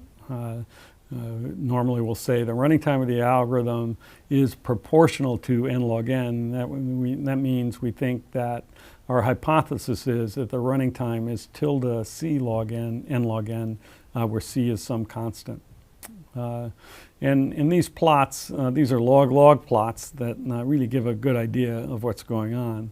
If an order of growth is logarithmic or constant, it doesn't matter how big the thing is, it's going to be fast. If the running time is t for, say, 1,000, then for 500,000, it'll be pretty close to t. If it's linear, if its order of growth is proportional to n, then as the running time, as the size increases, the running time increases correspondingly. And the same is true almost if it's n log n. So those are the algorithms that we strive for. They scale with the input size. As the input grows, so grows the running time, and that's a reasonable situation to be in. As we talked about when we talked about union find, if it's quadratic, the running time grows much faster than the input size, and it's not feasible to use such an algorithm for large inputs. And cubic is even worse. So what we find is for many algorithms, our first task is really simply make sure it's not quadratic or cubic. And these order of growth classifications actually come from kind of simple patterns in terms of the code that we write. So if our code has no loops in it, then the order of growth is going to be constant.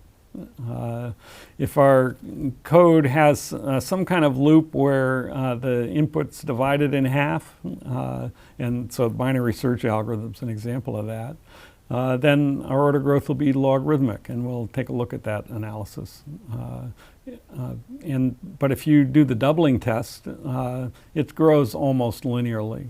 If you have a huge input and you double the size, it's still going to be, I'm sorry, not linearly, constant, just like if it's constant. You'll hardly notice that log n.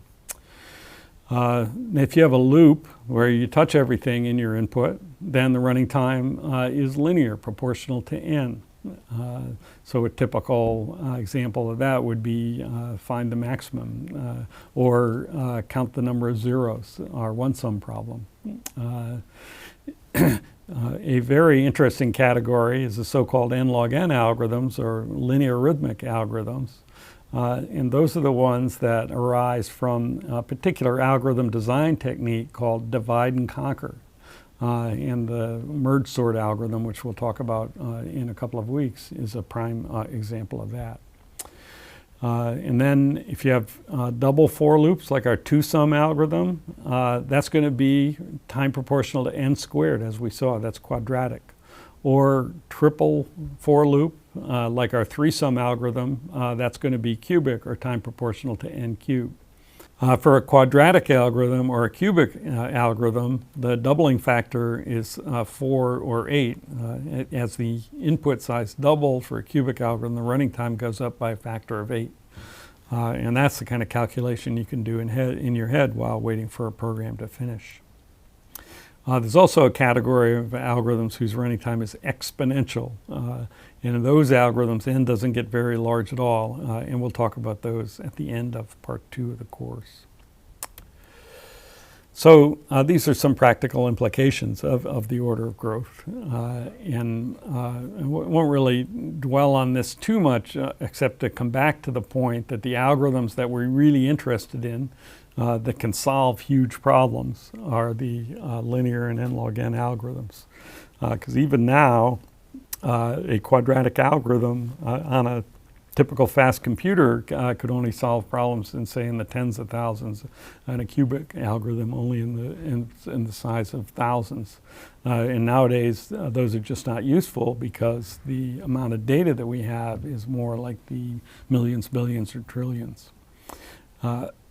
That fact is becoming more and more evident as time wears on. In ancient times, we'd have some discussion about whether a quadratic algorithm might be useful, but the situation gets worse as time gets on, so we need better algorithms. To illustrate the process of developing a mathematical model for describing the performance of an algorithm, we'll look at a familiar algorithm called binary search. The goal is that you have a sorted array of integers, say, and you're given a key, and you want to know, is that key in the array? And if it is, what's its index? And a fast algorithm for doing this is known as binary search, where we compare the key against the middle entry. In this case, if we're looking for 33, we compare it against 53. If it's smaller, we know it's in the left half of the array. If it's larger, we know it's in the right half of the array. If it's equal, we found it. And then we apply the same algorithm recursively. So let's quickly look at a demo. So we're looking for 33 in this array. We compare it against the middle entry in the array, 53, and it's less, so we go left. So now we can concentrate just on the left half of the array. Now we look in the middle of this half, that's 25, 33 is bigger, so we go right. Now we concentrate on the right half or the left half, and we have a smaller subarray. Look at the middle. 33 is less, so we go left. And now we have only the one element to look at, and we found our key 33 in the array, and we return that index 4. If we're looking for something that's not in the array, we do the same process. So say we're looking for 34, it's going to be the same. Look in the left half, look in the right half, look to the left of the 43. Now there's only one key to look at, and it's not 34, so we say it's not there. So that's binary search. So here's the code for binary search. Actually, binary search, although it's a simple algorithm, it's notoriously tricky to get every detail right. In fact, one paper claimed that the first bug-free binary search wasn't published until 1962. And even in 2006, a bug was found in Java's implementation of binary search. Just an indication of the care that we have to take in developing algorithms, especially for libraries that are going to be used by millions of people. So here's an implementation. It's not recursive, although often we can implement this recursively. And it's just reflects in code what I described in words. If we have to find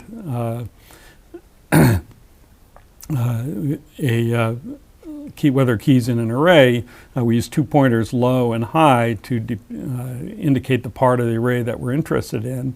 As long as low is less than or equal to high, we compute the middle, and then we compare our key against the middle. Actually, it's a 3-way compare. It's either less or it's greater. Or if it's equal, we return that mid-index. If it's less, we reset the high pointer. If it's greater, we reset the low pointer, and we keep going until the pointers are equal. And if they're equal and we haven't found it, then we return -1.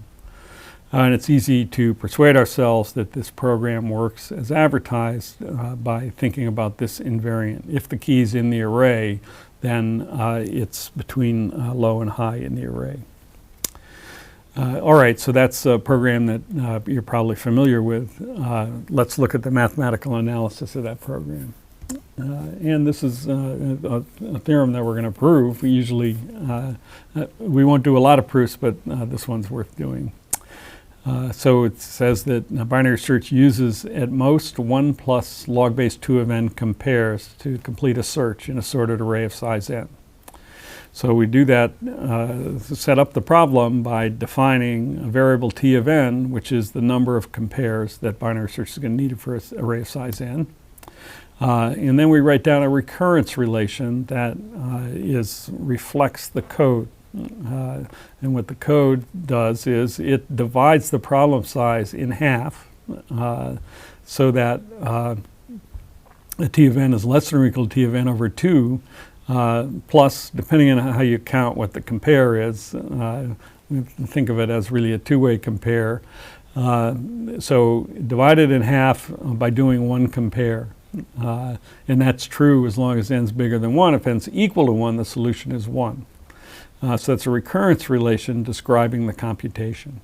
And so we can go ahead and solve this recurrence by applying the recurrence itself to the first term on the right. That's called telescoping.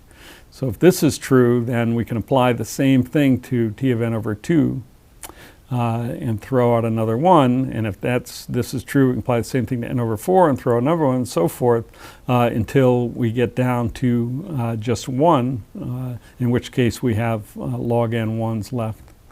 Now, this is a proof sketch. You might have noticed that this proof actually only holds if n is a power of 2, because we didn't really specify in this recurrence what we mean if n is odd. But it's possible to go ahead and, possible to go ahead and take care of that detail as well and show that binary search running time is logarithmic always.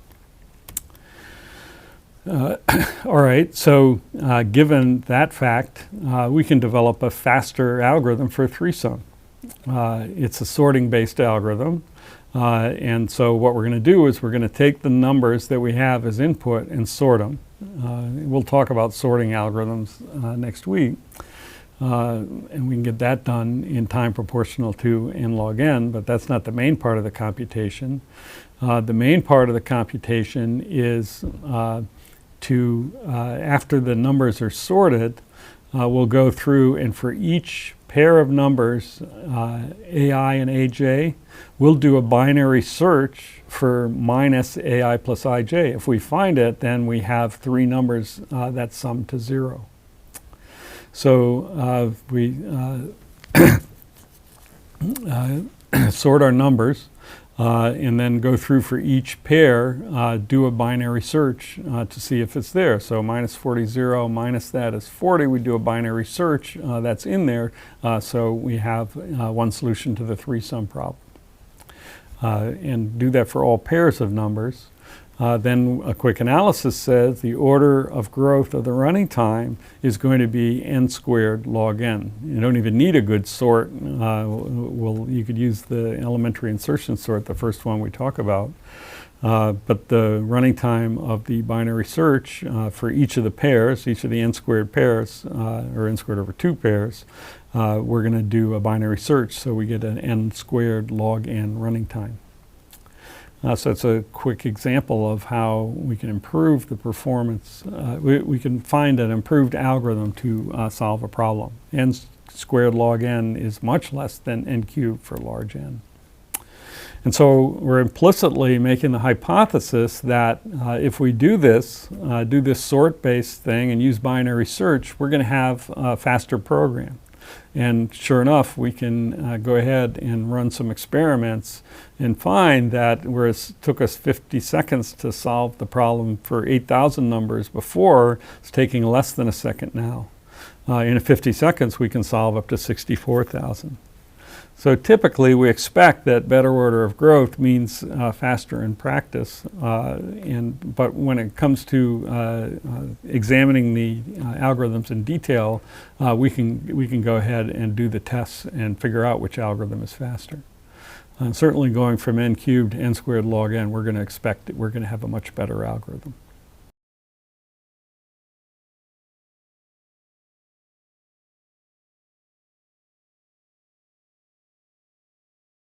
In fact, order of growth classifications are so important, they've led to an enormous amount of research in recent years, and we'll just talk briefly about that now.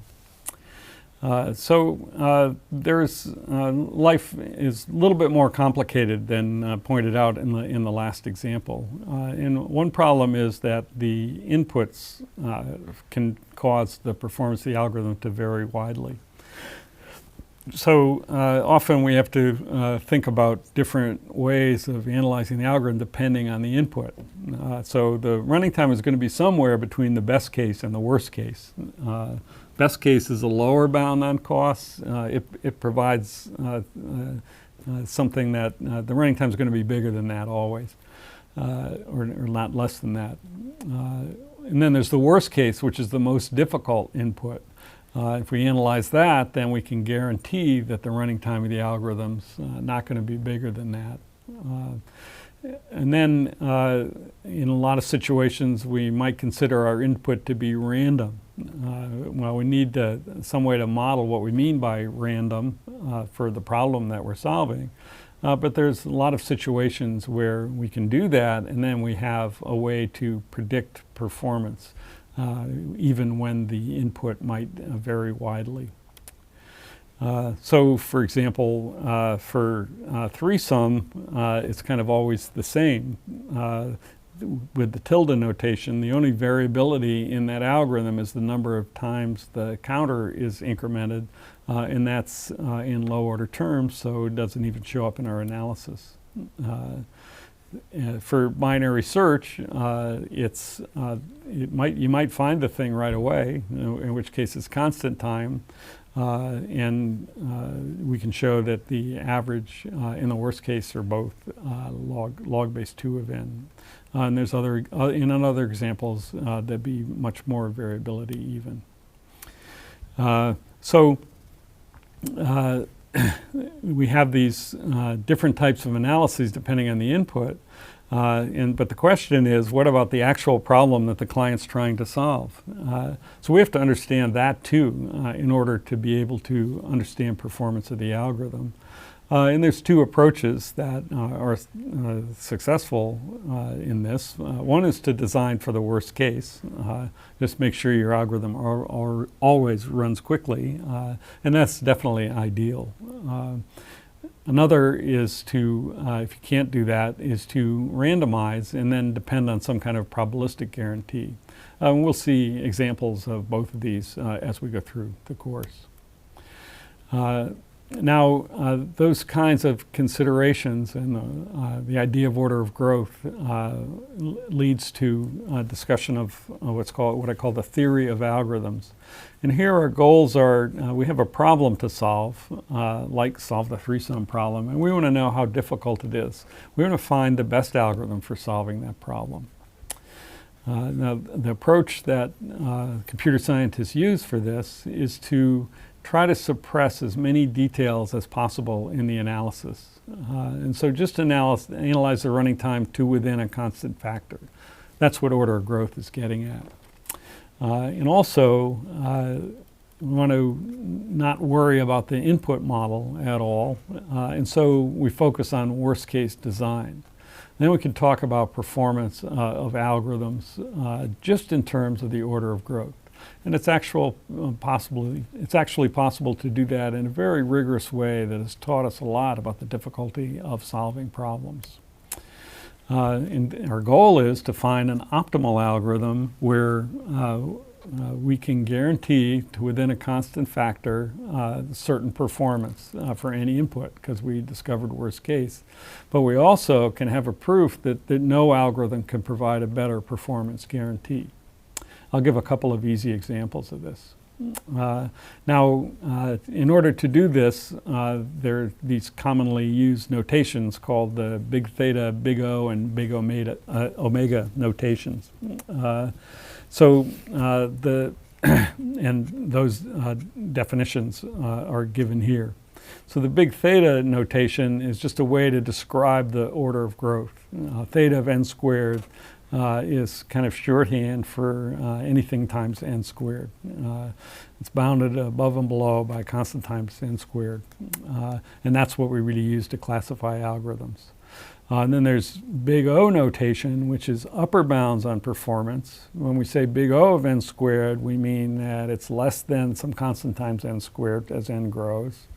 And big omega is used for lower bounds, which means it's greater than some constant times n squared as n grows.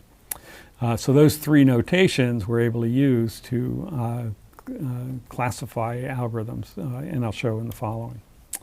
So the examples are from our one-sum, two-sum, and three-sum are easy to articulate. So our goals are to establish the difficulty of the problem and develop an optimal algorithm. So the one-sum problem, is there a zero in the array? Well, an upper bound on the difficulty of the problem is some specific algorithm. So, for example, the brute force algorithm that looks at every array entry is a specific algorithm. And it means that, and that takes O of n time. You have to look at it's less than a constant times n for some constant. So the running time of the optimal algorithm has to be O of n. That is, that specific algorithm provides an upper bound on the running time of the optimal algorithm. But in this case, it's also easy to develop a lower bound. That's a proof that no algorithm can do better. Well, for one sum, you have to examine all entries in the array. If you miss one, then that one might be zero. So that means that the optimal algorithm has to have a running time at least some constant times n, or we say the running time is omega of n. Now in this case, the upper bound and the lower bound match. So to within a constant factor, so that's a proof that the brute force algorithm for one sum is optimal. Its running time is theta of n. It's both omega n and O of n.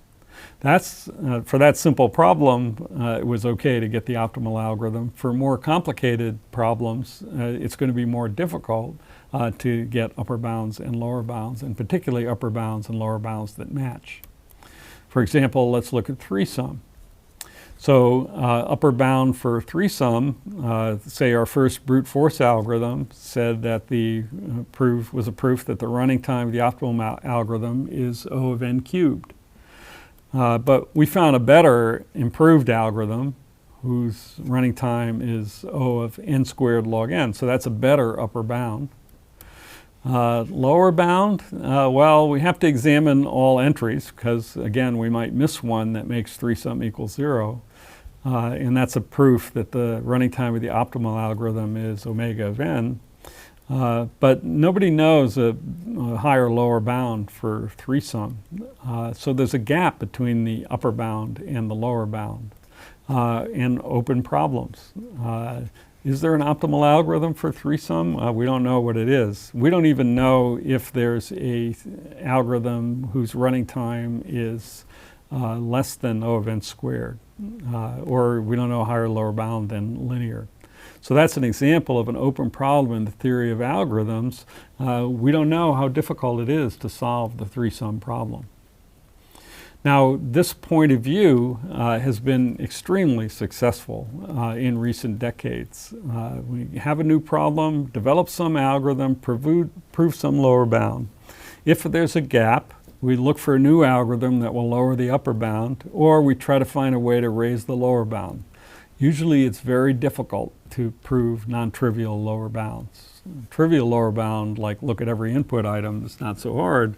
Non-trivial lower bounds, like for example, the proof that we talked about for the union find problem, are much more difficult.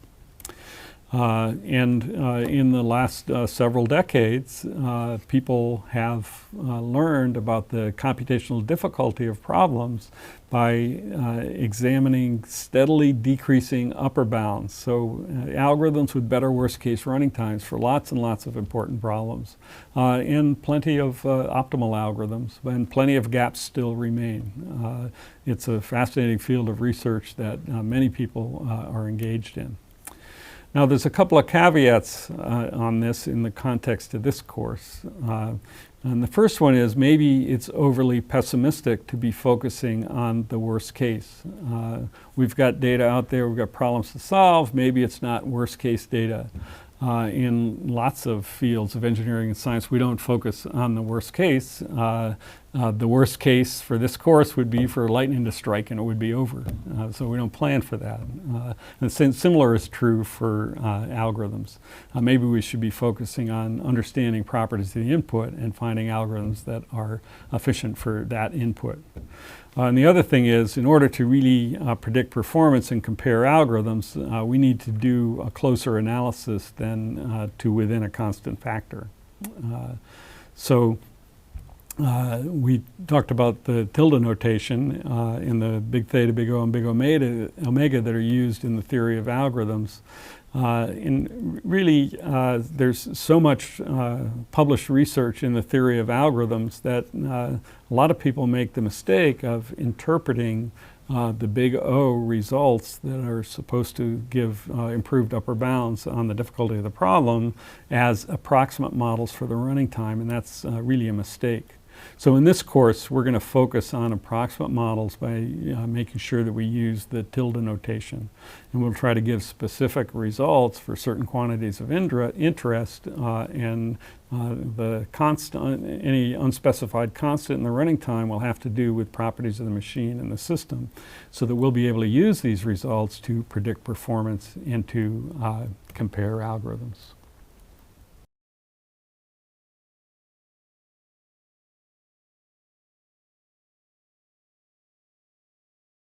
So far we've been talking about running time. Now we have to talk about the memory requirements of our programs as well.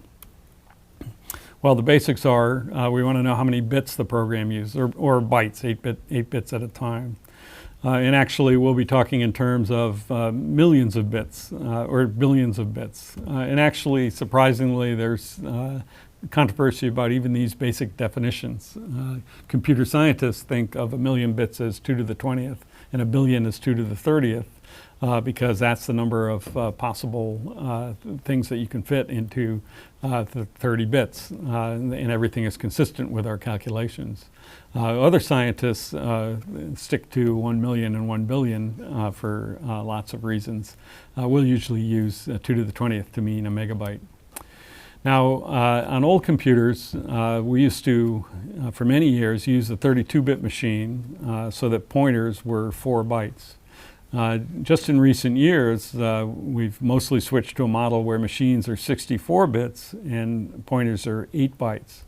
That allows us to address much more memory, but pointers use much more space.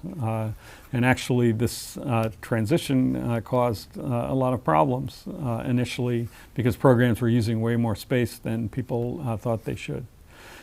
You're not going to have to go through this kind of transition the way that we did because 64 bits is definitely enough to address anything that you might need to address. 2 to the 64th is really a huge number. So in terms of bytes, we have to start out with typical memory usage. Now again, this is very dependent on machine and implementation, but these numbers are reasonable and are found on typical implementations. So a Boolean, it would be nice if a Boolean just took a bit because it's just true or false, but actually usually we have to count for a byte for a Boolean. Well, a byte is a byte. Character nowadays is 2 bytes, 16-bit characters. Not that long ago, we used 8 bits for chars. Integer, regular int is 4 bytes or 32 bits, and float is also 4 bytes. Long int is 8 and a double is 8. Usually we use doubles for floating point and ints for integers in most applications. So that's for primitive types. And then for arrays, there's a certain amount of overhead for making an array, and then if there's n items, it's whatever the cost of the primitive type times n. So an array of doubles is, say, 8n plus 24. And two-dimensional array, then, well, we can go ahead and compute the exact thing, but now it's time to use the tilde notation. Even for arrays, we could say a double is tilde 8n for one-dimensional. For two-dimensional, a two-dimensional array of doubles is tilde 8mn. And there's extra terms for the overhead, but for large m and n, that's going to be pretty accurate. So that's our basic usage for primitive types and arrays in a typical Java implementation. Now, a lot of our programs use objects like linked lists and so forth, so we have to also factor in object overhead, cost of a reference, and also there's padding built in typical implementations to make it so that each object has to use a multiple of 8 bytes. So, for example, if you had a date object that had 3 int instance variables, then that object would take a total of 32 bytes. Each int takes 4 bytes. Object overhead is 16 bytes. You need 4 bytes for padding, so it's a total of 32 bytes. And the other one that often comes up is a string, and a string is a little bit more complicated than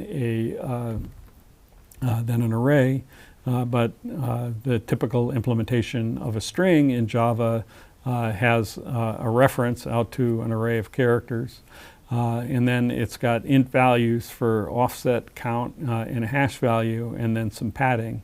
And adding it all together, the cost of a string is about 2n plus 64 bytes.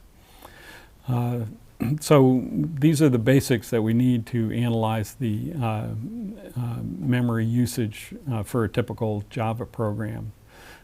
So for data type value, if it's a primitive type, it's 4 for an int, 8 for a double, and so forth. If it's a reference, it's going to be 8 bytes. That's what a pointer takes.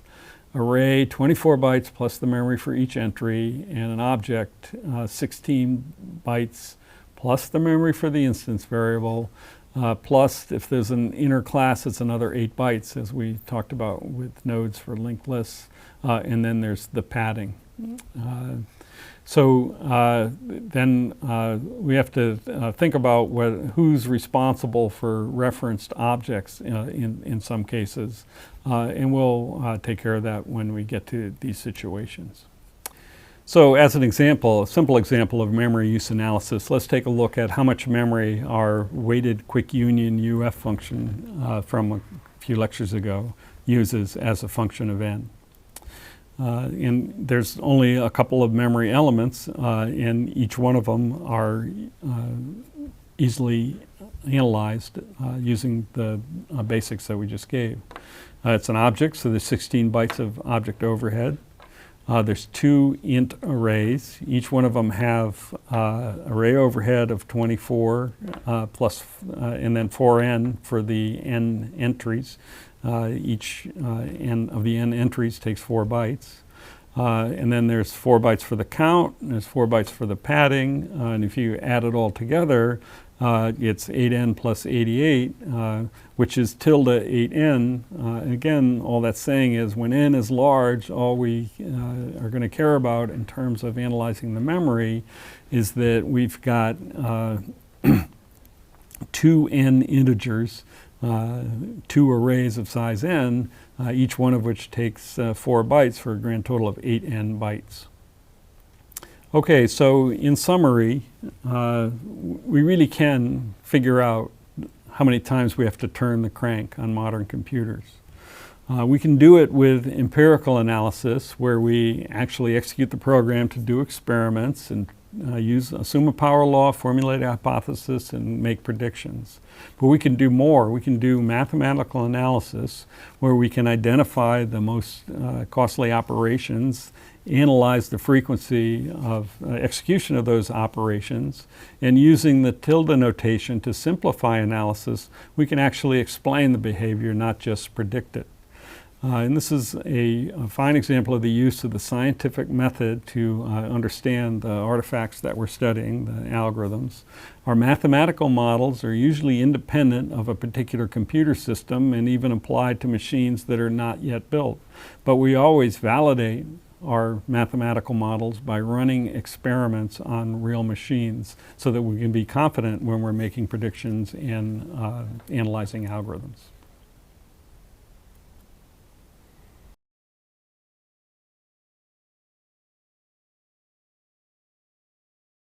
Welcome back. Today we're going to talk about algorithms and data structures for implementing some fundamental data types called bags, queues, and stacks. You may be somewhat familiar with these, but today we're going to take a careful and close look at them. The idea is that in many applications we have collections of objects that we want to maintain, and the operations are very simple. We want to add something to the collection, maybe remove something from the collection, and iterate through the objects in the collection, performing some operation on them, and of course test if it's empty. Now for most of these, the intent is very clear. The key is, when it comes to removing an item, which item do we remove? The two fundamental classic data structures for this, the stack and the queue, differ in the way in which the item to be removed is chosen. For the stack, we take out the item that was most recently added. For the terminology that we use is push to insert an item and pop to remove the item most recently added. That's also called the LIFO discipline, last in, first out. For queue, we examine the item least recently added. In those operations, to distinguish them, we call NQ to insert an item and DQ to remove an item. And that's also called the FIFO discipline, first in, first out. So now we're going to take a look today at how to implement these things. Our subtext today is all about modular programming. And that's going to be a discipline that we're going to follow carefully throughout this course. The idea is to completely separate the interface and the implementation. So when we have these types of data structures and data types that are precisely defined, like stacks and queues and so forth, what we want to do is completely separate the details of the implementation from the client. The client can have many different implementations from which to choose, but the client code should only perform the basic operations. The implementation, on the other hand, can't know the details of the client needs. All it's supposed to do is implement those operations. In that way, many clients can reuse the same implementation.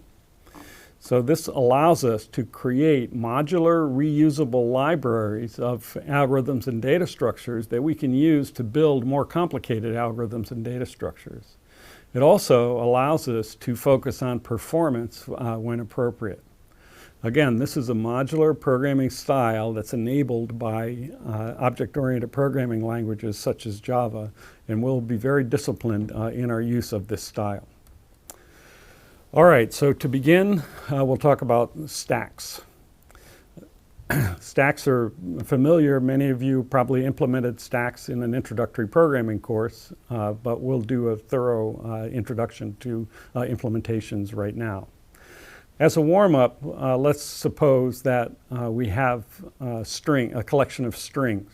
And they might be short, they might be long, and what we want to have is the ability to save away a collection of strings and remove and return the most recently added string periodically, and also test if it's empty. So that's our API. We have a constructor to create an empty stack. We have for insert, we have a method called push that takes a string as argument. And for remove, we have a method pop that returns the string most recently added. And we have an isEmpty test which returns a Boolean.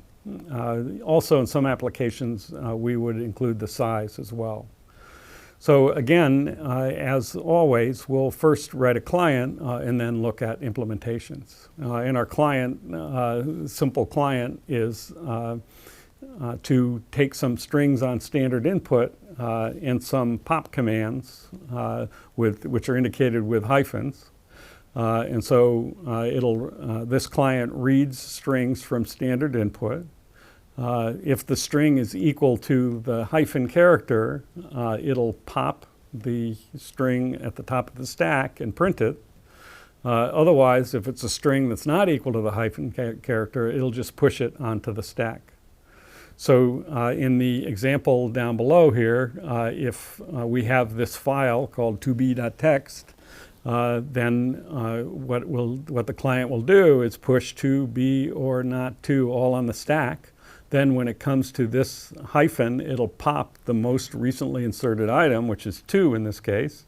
Then it'll put B on the top of the stack, and then pop the top item on the stack, which is now B, and then pop the item most recently added. B's gone, 2's gone, so the next is not, and so forth.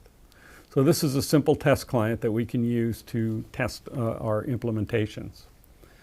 So now let's look at the code for implementing a stack. The first implementation that we'll look at uses linked lists. If you're not familiar with linked lists, you'll need to review that in section 1.1 through 1.3 of the book, or in our Introduction to Programming in Java book. Even if you are familiar with linked lists, it's worth taking a look at this code because it's the style of coding that we'll use throughout the course for much more complicated data structures. So the idea is to keep a linked list which consists of nodes that have strings in them and references to the next item in the linked list. And to implement a stack, when we do a push operation, we insert a new node at the beginning of the linked list. And we do a pop operation, we remove the first node from the beginning of the linked list. That's the most recently added item. So let's look at what that code looks like. We use to implement linked lists in all linked data structures throughout the course, we use what's called an inner class in Java. And that's just a way to describe that we're going to be manipulating node objects that each consists of a string and a reference to another node. So the pop operation for linked lists is very easy to implement. First, we're going to need to return the first item on the list. So we save that away, take first.item and save that in the variable item. Then to get rid of the first node, we just advance our pointer to the first item on the list to point to the next item. And then that first node is ready to be reclaimed by the garbage collector. And then the last thing we need to do is just return the item that we saved away. Okay, so that's the pop operation. What about the push operation? Push operation, we want to add a new node at the beginning of the linked list. So first thing we do is save away the pointer to the beginning of the list. That's old first equals first. Then we create a new node that's going to be the new node that we put at the beginning of the list. That's first equals new node. And then we set its instance variables. Its item is the string that we want to put at the beginning of the list, in this case not. And its next is the old first item of the list, which is now the second item of the list. So after this operation, we have first pointing to the beginning of the list, and we have the items on the list in decreasing order of when they were put onto the stack. So that also is a four-liner to implement the stack push operation. So this is a complete linked list implementation of all the code to implement a linked list for a stack of strings in Java.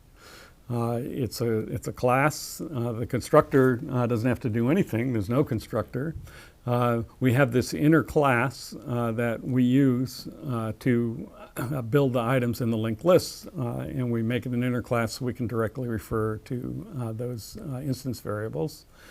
And then the only instance variable of a stack is a reference to the first node on the list, and it starts out being null.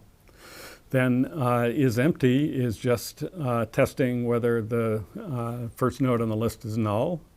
And then push is the 4 lines of code that I gave on the previous slide, and pop is the 3 lines of code that I gave on the slide before that. That's a complete implementation for linked lists that'll work with as a fine push-down stack implementation for any client. So now we can analyze the performance of that so that we can provide clients with information on how well the algorithm data structure will perform. In this case, it's easy to see that every operation takes constant time in the worst case. There's only a few instructions for each one of the operations. There's no loops. So that's obviously a very desirable characteristic. Then how about space usage? Well, that depends very much on the implementation in the machine. So this is a typical Java implementation that we do the analysis for and can test this out for different types of environments easily in this representative. So in Java, an inner class, there's for every object, there's 16 bytes of overhead. There's some extra overhead, 8 bytes because it's an inner class. And then there's 2 references that we built in our class node, one to a string and another one to a node, and those are each 8 bytes. So we have 40 bytes per stack node. If we have a stack of size n, we have about 40 n bytes. There's a little extra for first, but that's about an overhead for the whole stack. But when n is large, 40n is a very close estimate to the amount of space needed. This does not include the space for the strings themselves, which are owned by the client.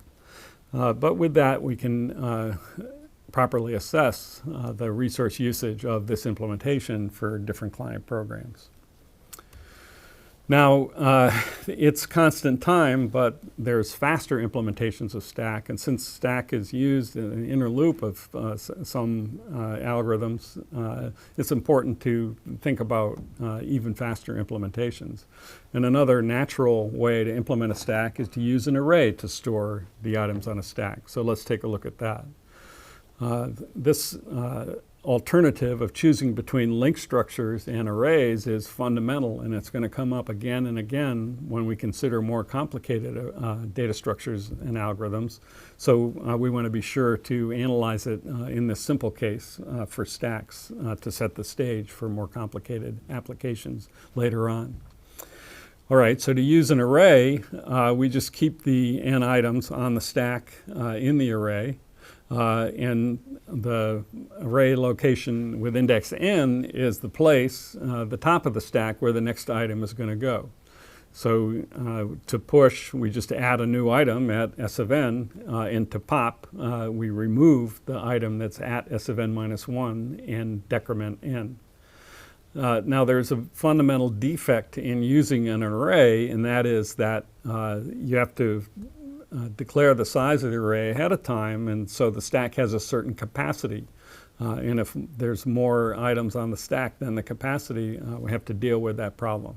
And that's a fundamental problem that we have to deal with in array implementations in all sorts of algorithms and data structures. So again, considering it for this simple case will pay off later on.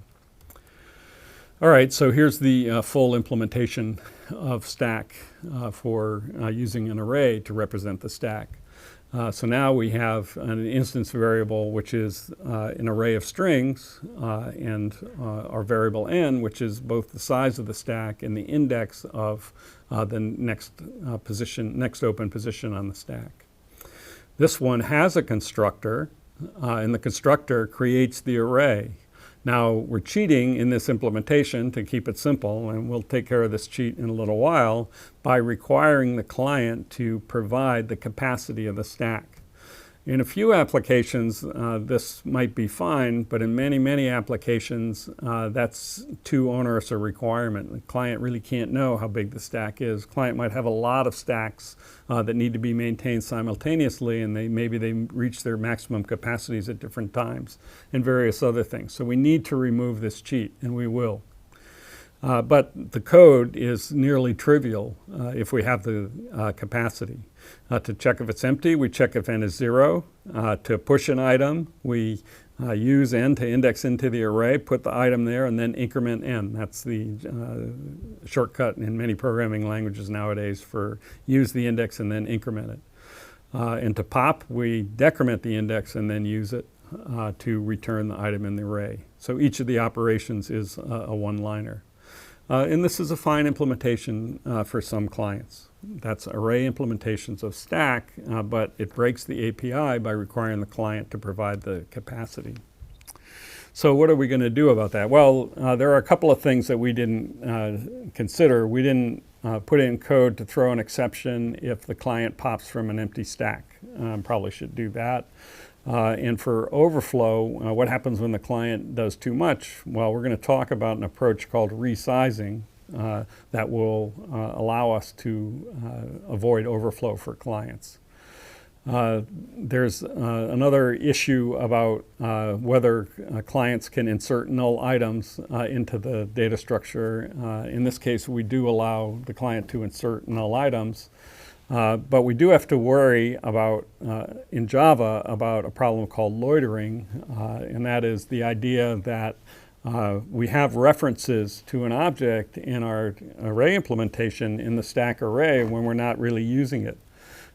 So when we decrement that value in, there's still a pointer to the thing that we took off the stack in that array, even though we know we're not using it. The Java system doesn't know that. So to avoid that and really allow most efficient use of memory, it's best to set that removed item entry to null, so there's no reference to the old item left there, and then the garbage collector can reclaim the memory since there's no outstanding references. So that's a detail, but an important one that we have to take care of in our implementations to make sure that we're getting most efficient use of memory.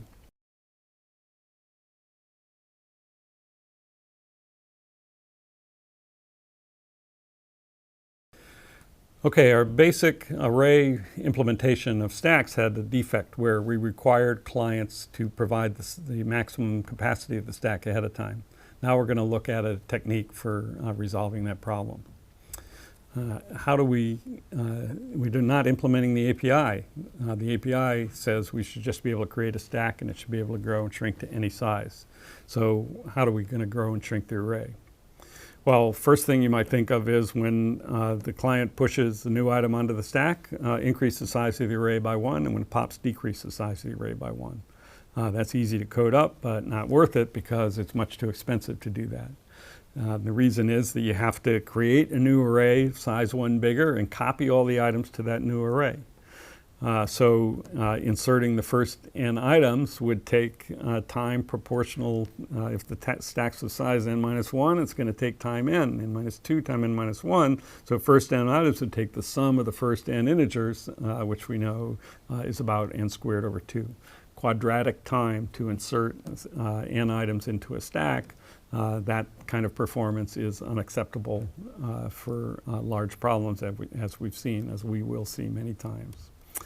So the challenge is to do the resizing, but somehow ensure that it happens infrequently. So the well-known technique for doing that, called repeated doubling, is to, when the array fills up, create a new array of twice the size and copy all the items over. Then we don't create new arrays all that often. So here's an implementation of that. We start with an array of size 1. If we have a full stack, which we know by testing n, which is the number of items in the stack, versus the array length, then we just resize the array into one of twice the length before inserting the item. And how do we resize to a new capacity? We create a new array of that capacity and just go ahead and copy our current stack into the first half of that, and then return it. And that will reset our instance variable, which is our stack, to this new bigger array.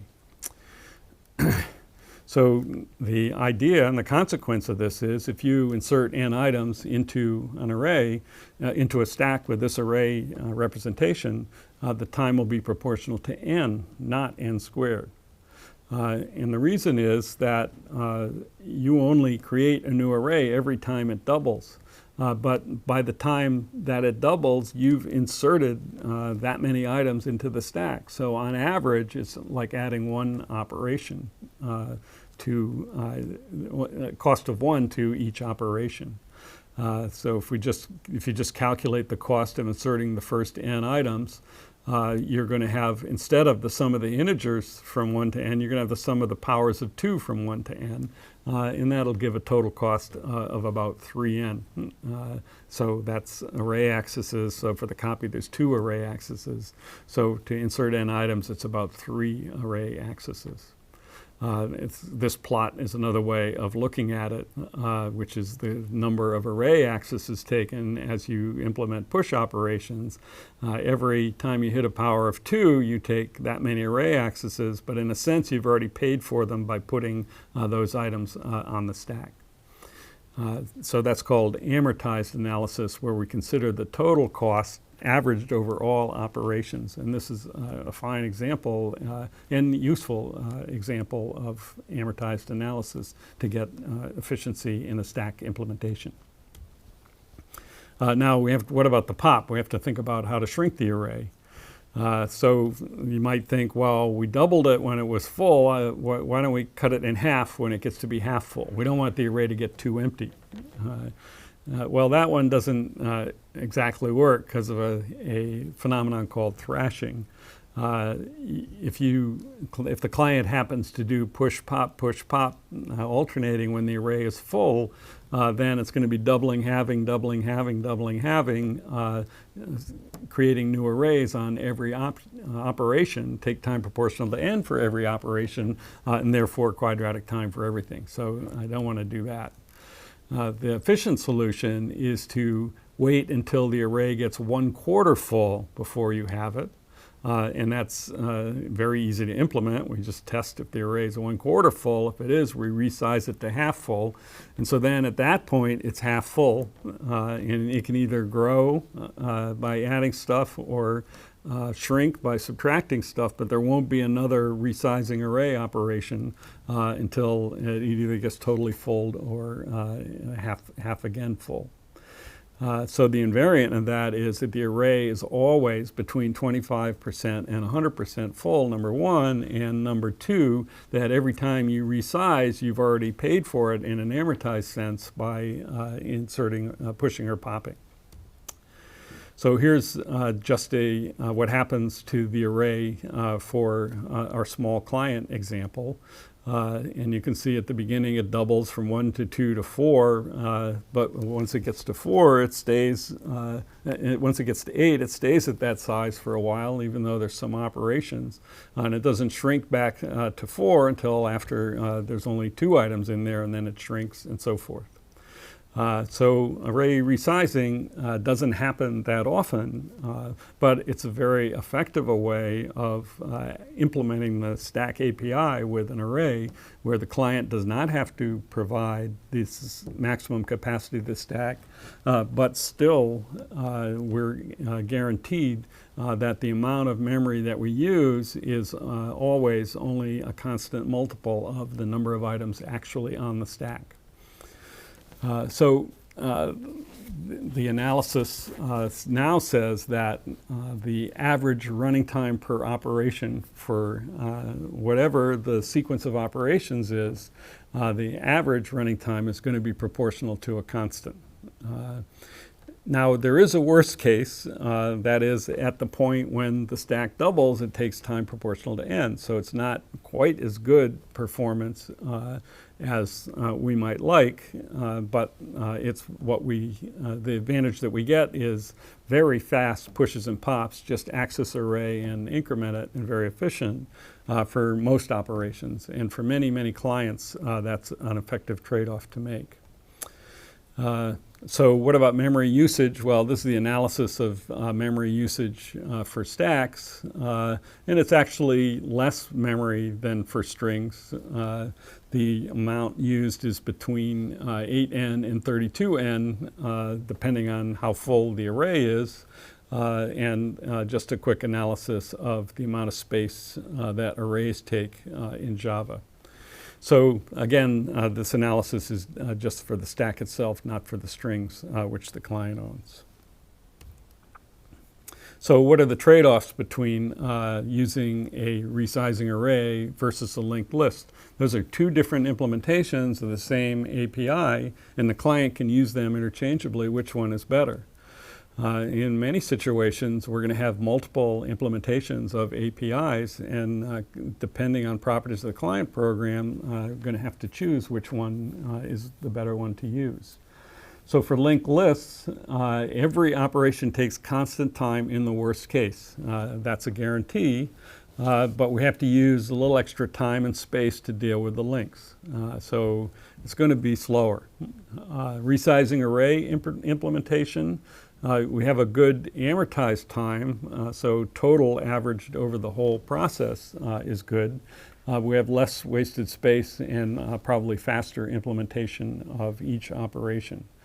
And so for some clients, maybe that makes a difference. Perhaps you wouldn't want to use a resizing array implementation at the moment that your plane's coming in for a landing. You wouldn't want it to all of a sudden not implement some operation quickly. If you need that kind of, or maybe in an internet switch where packets are coming through at a great rate, you wouldn't want to be in a situation where you're missing some data because something got slow all of a sudden. So that's a trade-off that the client can make. If I want that guarantee, if I want to be sure that every operation is going to be fast, I'll use a linked list. And if I don't need that guarantee, if I'm just care about the total amount of time, I'll probably use the resizing array because the total will be much less because individual operations are fast. So even with these simple data structures, we have really important trade-offs that actually make a difference in lots of practical situations.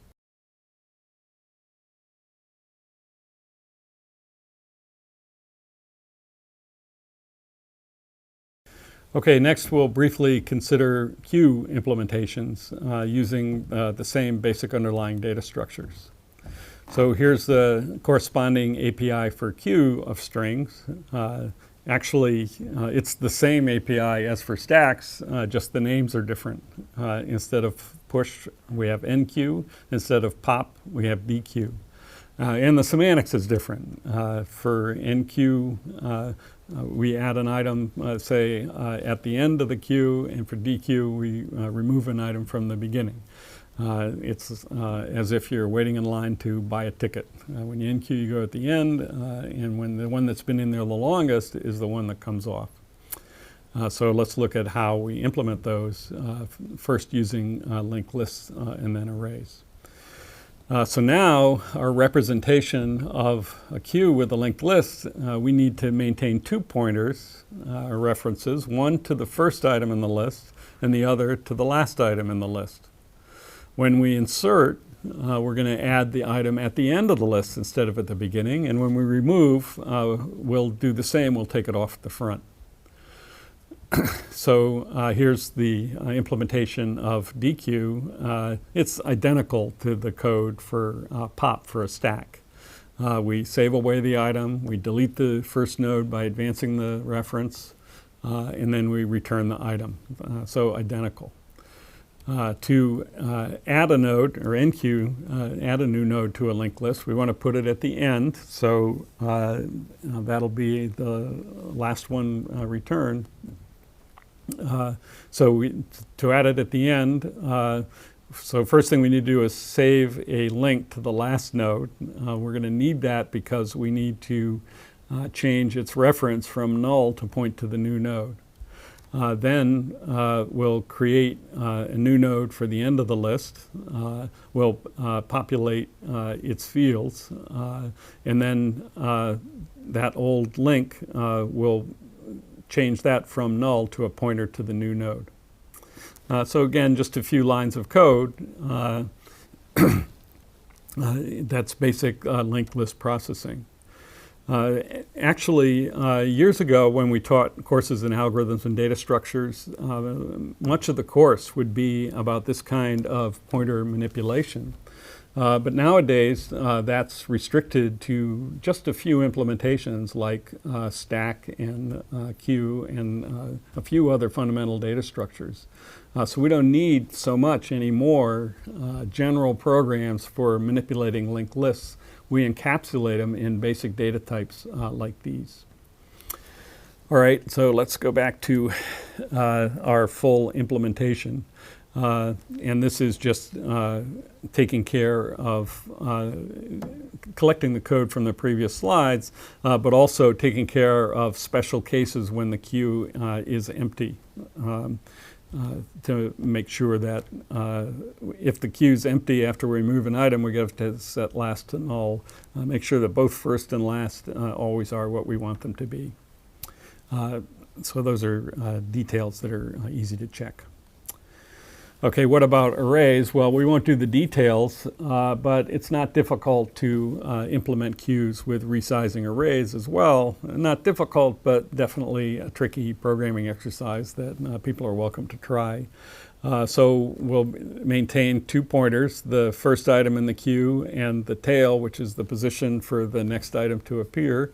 So for NQ, you add a new item at tail, and for DQ, you remove an item for head. And the trick is that once you get past the capacity, you have to reset back to 0. So that's a little extra code. And then you have to add the resizing capability as well to implement the data structure the same as for stack. And we'll leave that as an exercise.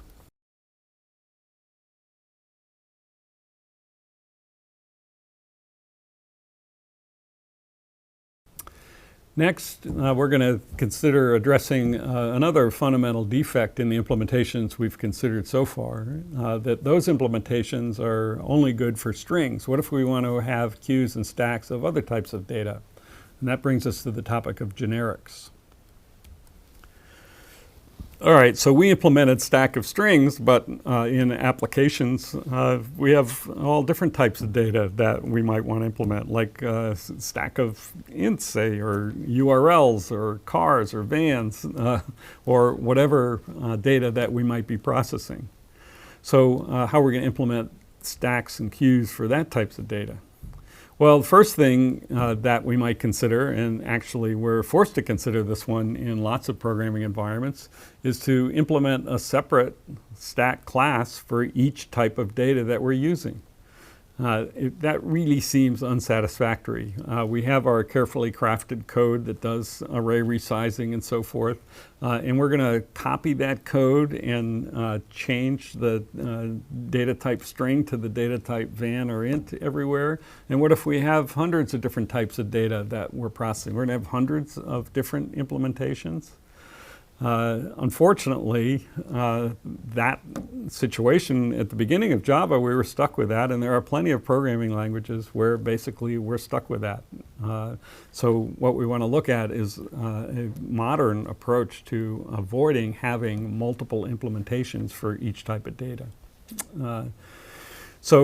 A quick hack that is widely used is to use casting to implement, to reuse the code for different data types. So we make our implementation with type object, so everything in Java is a subtype of object, and then the client, when the client comes to use it, will simply cast the result to the corresponding type. I don't want to spend a lot of time on this because I think this is an unsatisfactory solution. So in this example, we have two types, we have two stacks, one of apples and one of oranges, and then it's up to the client when it pops something off the apple stack to cast it to apple to keep the type checking system happy. The problem with this is that the client code has to do this casting, and it's kind of an insidious bug if it doesn't quite get it. So the third attempt that we're going to talk about uses generics. And that way, the client code doesn't do casting. We can discover mistakes in type mismatches at compile time instead of at runtime. So in this case, we put, with generics, we can have a type parameter on our class, and that's inside angle brackets in this code. And then we can if we have a stack of apples and we try to push an orange onto a stack of apples, then we're going to get a compile time error because that stack was declared to only consist of apples. And just the guiding principle in good modular programming is that we should welcome compile time errors and avoid runtime errors. Because if we can detect an error at compile time, then we can ship our product or deploy our implementation of an API and have some confidence that it's going to work for any client. Whereas if the error is not going to get discovered until runtime, it might occur with some client development years after we have deployed our software and be extremely difficult on everyone. Okay, so actually with a good generic implementation, it's not difficult to simply take every place that we use string and replace it with a generic type name, as in this code here. On the left is our implementation of a stack of strings using linked lists. On the right is a generic implementation. So every place that we use string type on the left, we use the word item on the right. And at the top, in the class declaration, we declare in angle brackets that item is the generic type that we're going to use. The implementation could hardly be more straightforward, and it's an excellent way to solve the problem of handling multiple types of data with one implementation.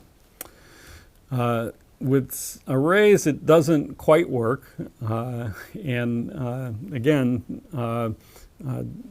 all programming languages, or many programming languages nowadays have difficulties with this, and Java's got a particular difficulty. So what we would like to do is just declare a new array using our generic type name item, as in the highlighted line here. Otherwise, it's the same.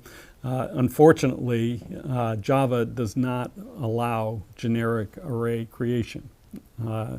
So there's various technical reasons for that, and you can read extensive debates about this on the web. That's going to go beyond our scope. For now, what we need to do is put a cast in to make this work. So we create an array of objects, and then we cast it down to an array of items. Now, in my view, good code has 0 casts. So we want to avoid casts as much as possible because it really is declaring some kind of weakness in what we're doing. But in this case, we have to put in this one cast. And so we'll refer to that as the ugly cast. It doesn't make you feel good about the code. It's not something that you'd come up with on your own. And that's an undesirable feature, I think, for code so simple as this. But fortunately, we can get through pretty much everything that we're going to do in this course with just knowing about this one ugly cast. So now when we compile this program, we get a warning message from Java. It says that we're using unchecked or unsafe operations, and we should recompile with -xlint equals unchecked for details. So we can go ahead and do that, and it says that you have put in your code an unchecked cast, and we're warning you about that because you shouldn't be putting in unchecked casts. And okay, that's fine, and you're going to see that when you do compiles using code like this. I think maybe they might have added to this warning statement, we apologize for making you do this. It's not our fault that we had to do that. We had to do that because of your requirement about not allowing us to declare generic arrays. So with that note, please don't think there's something wrong with your code if you follow our prescriptive and get this warning message. Okay, there's one other detail that Java takes care of, and that's what about primitive types. The generic type that we're using is for objects, and we're casting down from array of objects. In order to handle generic types, we have to use Java's wrapper object types. Integer with a capital I is wrapper type for int, and so forth. Many of you are probably familiar with that. And there's a process called auto-boxing, which automatically casts between primitive types and wrappers. So all of that handles the problem of dealing with primitive types kind of behind the scenes. And the bottom line is that we can articulate an API for generic stacks that works for any type of data, and we've got 2 implementations, linked lists and arrays, that perform very well for any type of data using the resizing or linked lists as we've described.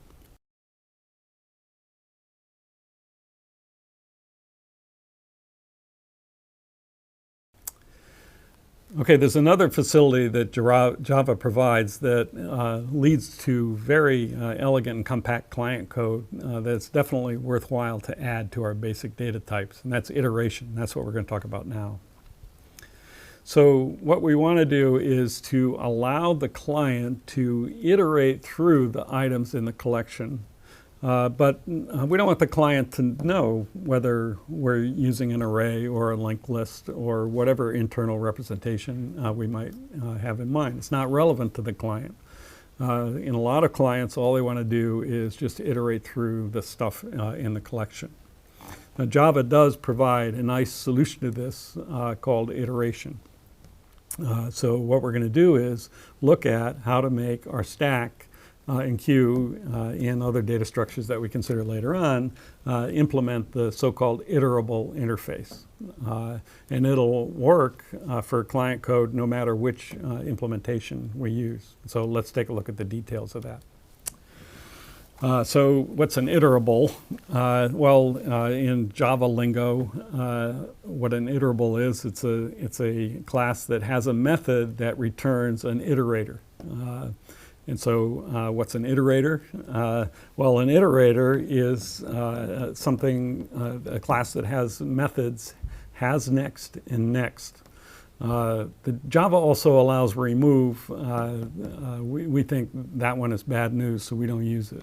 It can lead to insidious debugging problems. So has next and next. And so to make a data structure iterable, we're going to implement those things. And it seems like a lot of baggage to carry around. And the reason that we do it, why we go to the trouble of doing it, is that we can, if we have a data structure that's iterable, we can use a very compact and elegant client code in Java, the so-called for each statement.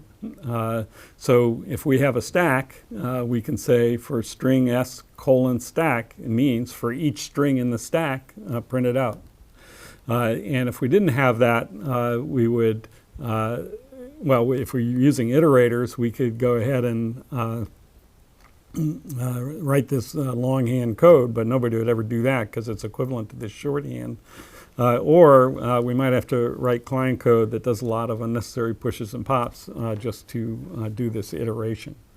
So that's the key, is to be able to have client code that is so compact for iterating through items in the data structure.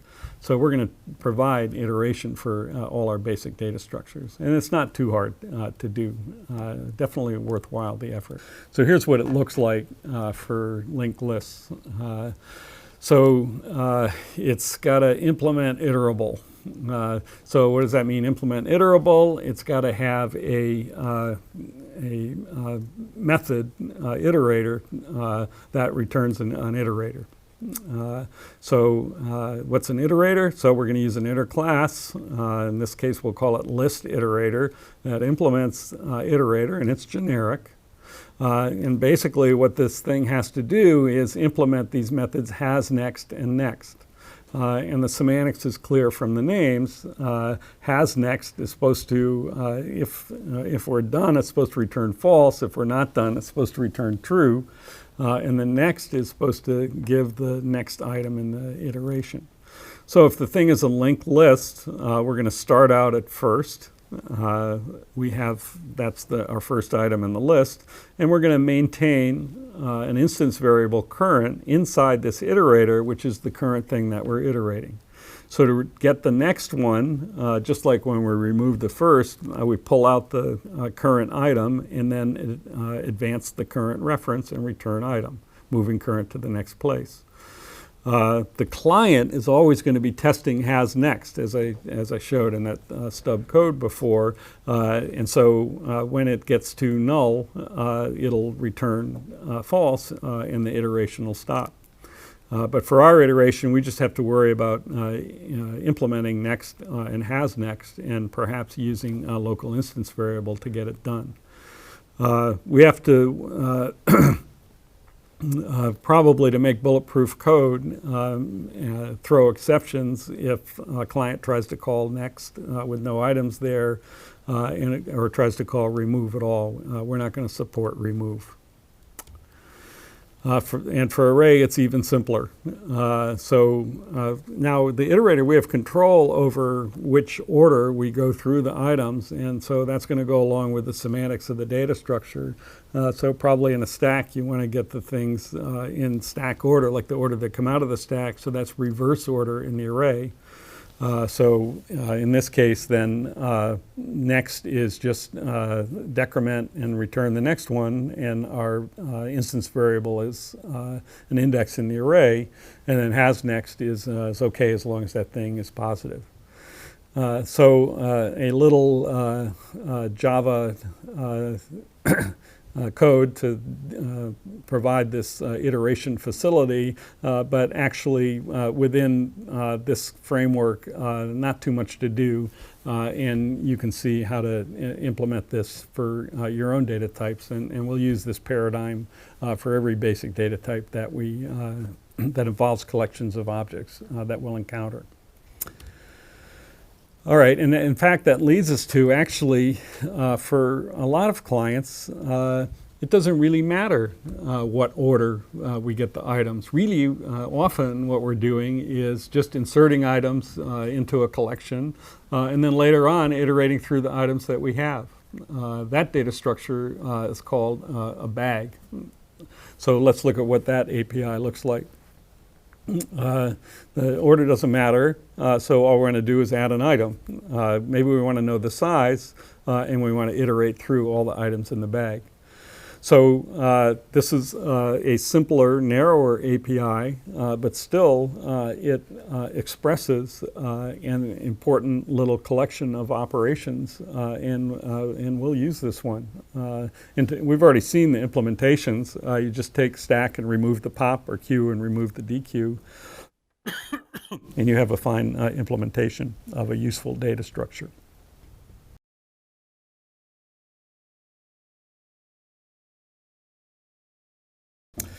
Okay, those are some basic data structures and implementations, and they seem quite elementary and simple, but actually right away we can get to some very sophisticated applications of these basic concepts, and that's what we're going to consider next.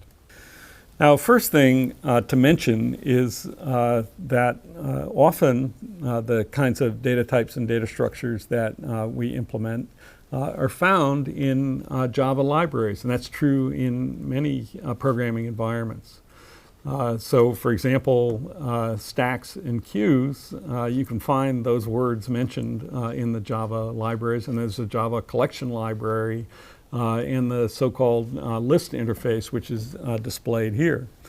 So Java has a general API for sequences of items, and it's got things like append at the end, remove from the beginning, and so forth.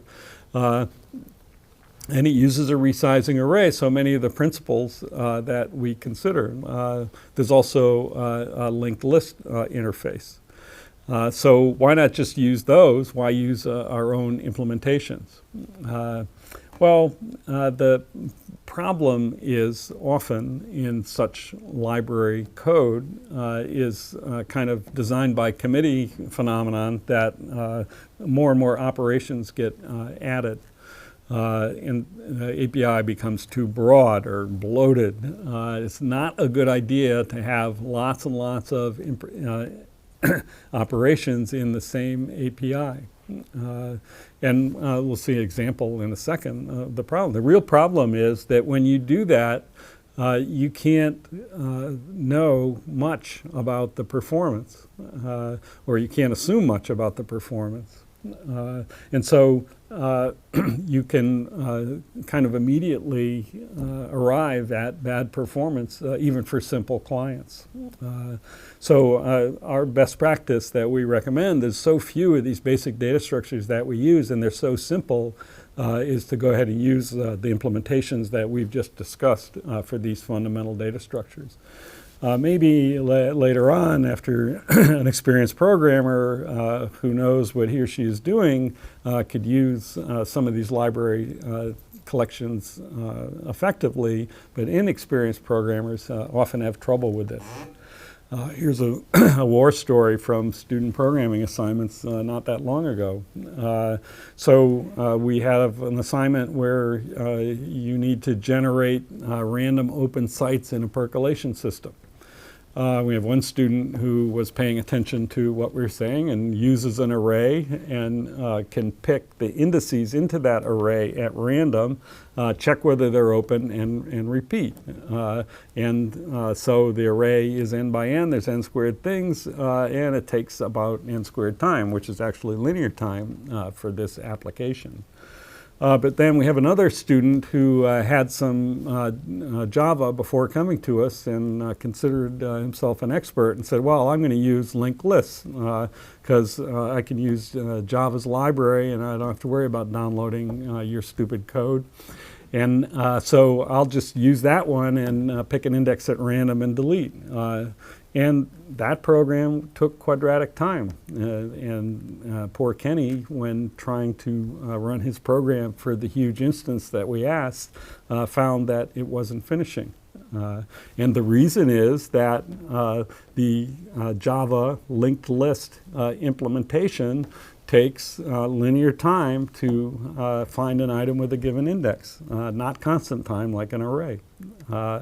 And that's difficult for Kenny to think about and difficult to derive that information from the implementation, so the program is just too slow. And with the Swiss knife implementation with so many operations, it's hard to know whether or not the particular set of operations that your client needs is efficiently implemented. Our insistence in this course is that students should not use a library until we've implemented it in class. At least that's some indication that you understand the performance characteristics. So now let's look at some applications then of stacks. Stacks are really actually fundamental underlying computation because they implement recursion. And so you use stacks often every day. When you go use the back button in a web browser, the places you've been are saved on a stack. Right now, we'll look at two examples. One having to do with compiling from a programming language or interpreting into an actual computation. And then the other one is the PostScript language, which is widely used for printing and publishing. So the way that compilers implement functions is using stacks. When there's a function call, the whole local environment is pushed, and then along with the return address, and then the function return is pop the return address in the local environment. There's a stack there that contains all that information, and whether the function calls itself or not is not relevant. The stack contains the recursion. In fact, you can always use an explicit stack to make a recursive program non-recursive. So this is so when we have the GCD function computing the greatest common denominator, greatest common denominator of P and Q is greatest common denominator of Q and P mod Q, and it just calls itself until Q gets to be 0. As this graphic indicates, it just does it by saving the information on a stack. Now, a specific example that really shows this off and also will illustrate the utility of being able to process multiple types of data with the same code is this example is Dijkstra's two-stack algorithm for arithmetic expression evaluation. So the goal is you got an arithmetic expression. This is just actually like a simple stand-in for a program, and we'll talk about that in a second. But let's say arithmetic expressions, where you have operands and operators, and you want to evaluate it. Dijkstra's algorithm is very simple to express. You process through the expression from left to right. If you see a value, you put it on, you can maintain two stacks, and if you see a value, you put it on the value stack, and if you see an operator, you put it on the operator stack. Left parentheses you ignore, right parenthesis you pop the operator in two values and push the result. Now that's a lot of words. Let's look at a demo. So we start out with empty value stack and operator stack, and we're going to move from left to right. So, and those are the, atop is summarized the 4 types of things that we could wind up with and what to do. So left parenthesis we ignore. A value we put onto the value stack, so that one goes right onto the value stack. Operator we put onto the operator stack. That plus goes in the operator stack. Left parenthesis ignore. It seems strange to be ignoring parentheses, and we'll get back to that in a second. Value, put on the value stack. Operator, put on the operator stack. It doesn't seem like we're doing much, except putting stuff on stacks. And now when we come to a right parenthesis, that's when it gets interesting. What it says is you have the top operator and the top two values, and that's what you want to do, is apply that operator to those values and put the resulting value that you get back onto the operand stack. So we take off the top two things, we do the operation, and then we put the thing that we get onto the value stack. And that's the right parenthesis. So now, continuing along, we put a star on, left parenthesis we ignore, 4 on, star, 5 goes to the value stack. Now we got a lot of stuff on the stacks, and we got 3 right parentheses, and that's going to finish up the computation. Take the top 2 items off the stack and the top operator off the operator stack, perform the operation, put the result back on the value stack. Another right parenthesis. Take the top 2 values off, perform the operation, put the value onto the value stack. And finally, the last right parenthesis. Take the 2 operators off the value stack, operands off the value stack, and operator off the operator stack, perform the operation, put the result back on the value stack. And we're at the end of the computation, and that's the result. The value of that arithmetic expression is 101. Okay? Yep.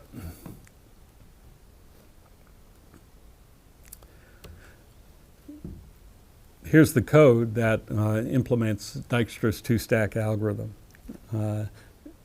We have 2 different stacks. The operand stack, the operator stack is string. It could be characters, which is just our operator. Then our value stack is doubles, so that's the same stack code, but with generics. We're using two different types of data. And then simply perform Dijkstra's algorithm. If we have a left parenthesis, read a new string. If we have a left parenthesis, do nothing. If we have plus or times, push it. If we have a right parenthesis, then go ahead and pop the operator. And if it's plus, add the result of the 2 values at the top of the value stack.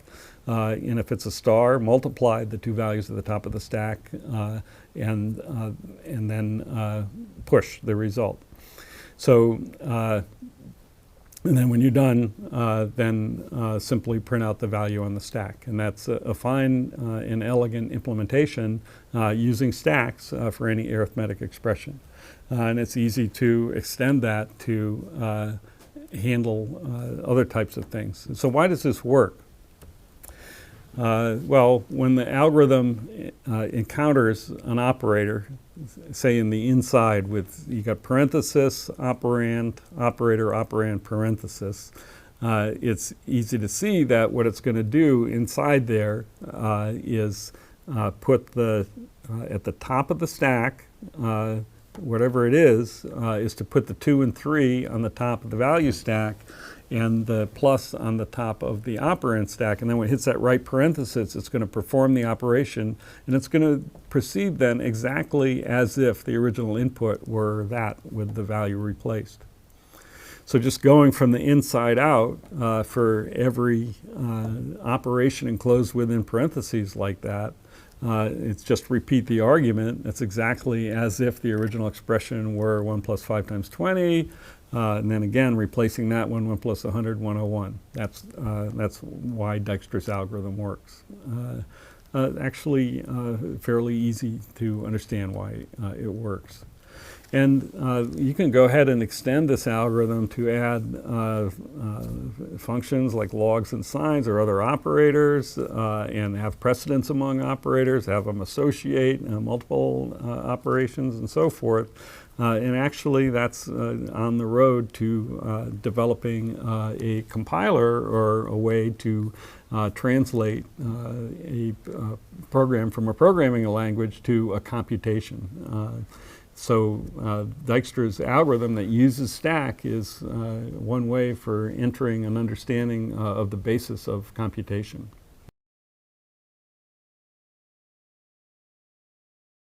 Okay, what are the rules that we're going to follow? Well, here, let's start with looking at a typical basic sorting problem. Say a university has student records. And for every student, there's a certain amount of information. Maybe there's a class number, there's a grade, there's a phone number, maybe an address.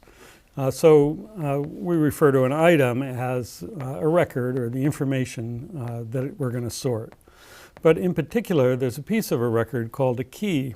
And what we want to do is put the records into order according to the key.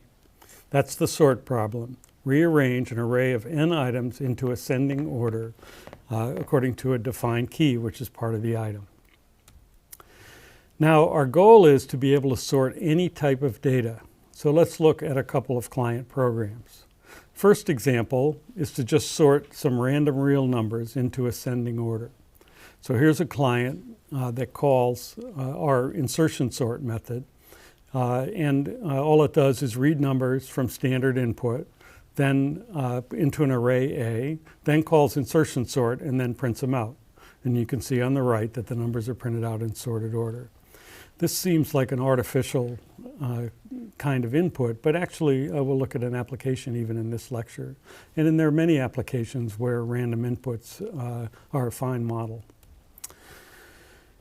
Here's maybe a more familiar sort client that sorts strings. And in this case, it reads the strings from a file using our read strings method in our in class, which takes a file as argument. So we take the file name as the first command line argument, read in an array of strings from that file separated by blanks, call our insertion sort method again. So insertion.sort is a method that takes an array A as its parameter and it as its first argument, and it rearranges the strings in that array to be in sorted order. So in this case, words3.text has a certain number of three-letter words, and this client program will result in those three-letter words being rearranged into alphabetical order. Here's another client that we could use our sort program for if we achieve the goal of sorting any type of data. In this one, we're going to sort the file names in a given directory. So again, we use the file class from Java, and we go and use the list files method from that class to get an array that contains all the file names in the given directory. That's an array with file names in it, and insertion sort takes that array as its first argument, and again sorts them, and then we go ahead and go through them one by one and print them out, and they come out in order of file name. So that's three different clients, three completely different types of data. And the first rule of the game that we have to think about is, how can we make it so that we can implement one sort program that can be used by these three different clients to implement three different types of data? And the way that that happens is a mechanism known as a callback. So that's our basic question. How can sort know how to compare data of all these different types without being given any information about the type of an item's key? And the answer is that we set up a mechanism known as a callback, or a reference to executable code, where the client, by passing an array of objects to the sort function, in Java, there's an implicit mechanism that says that any such array of objects is going to have a compare to method. Then the sort function calls back the compare to method associated with the objects in the array whenever it needs to compare two items. There's a lot of different ways to implement callbacks, and that's programming language specific. Different languages have different mechanisms. It's all about the idea of passing functions as arguments to other functions, which is a deep area that gets us into functional programming and thinking all the way back to Turing and Church. For Java, because of the desire to check types at compile time, they use a specific method called an interface. And we'll look at the details of how to implement callbacks with Java interfaces now. It's a little bit of programming language detail, but it's really worthwhile because it allows us to use the sorts that we develop for any type of data in a type-safe manner. So we already looked at some clients. This is the example of the client program that sorts the files in a given directory by file name. So it just calls our sort method with an array of some type of object as first argument. Now, built into Java is the so-called comparable interface. And all the comparable interface is a specification that a data type that implements comparable will have a compare to method. And it's generic, it'll be compared to against a certain type of item. Now, when we implement objects that are to be sorted, we'll implement the comparable method. That's up in the top. Class file implements comparable file. And since sorting is an operation that's used in so many situations, many of the standard Java types that you would expect to involve sorts will implement comparable. And all that means is that that data type has an instance method that will implement the compare to method. It'll compare this object against the object given as argument, and depending on some complicated test, it'll return -1 meaning less, +1 meaning greater, or 0 meaning equal. Now that compare to method is really all that the sort implementation needs. First, it says that it's going to take as argument an array of type comparable. So that means the objects in the array are going to implement the comparable interface, or that they'll have a compare to method. And then the sort code can just use that compare to method invoked on an instance of the object like an entry in the array, and as argument another instance in the object like another entry in the array, to test whether the first is less than the second, as in this example. The key point is that the sort implementation has no dependence on the type of data. That's handled by the comparable interface. And a different comparable array will be sorted in the same way. They'll eventually, because of the interface mechanism, be a call back to the actual compare to code that goes with the type of object being sorted. Now, there's a few rules in there, natural rules, but they're worth talking about and paying attention to, that the compare to method has to implement. And it's so-called a total order. And all that's saying is really that it must be possible to put items in order in a sort. So there's three properties. First one says that if v is less than or equal to w and w is less than or equal to v, then the only way for that to be true is if they're equal. And then there's transitivity. If v is less than w, w is less than x, then v must be less than or equal to x.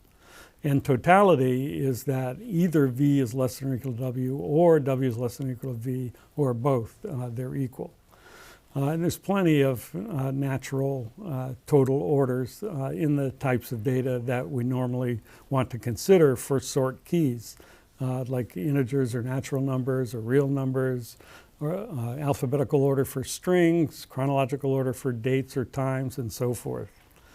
The cartoon on the right shows that not all orders are necessarily total orders.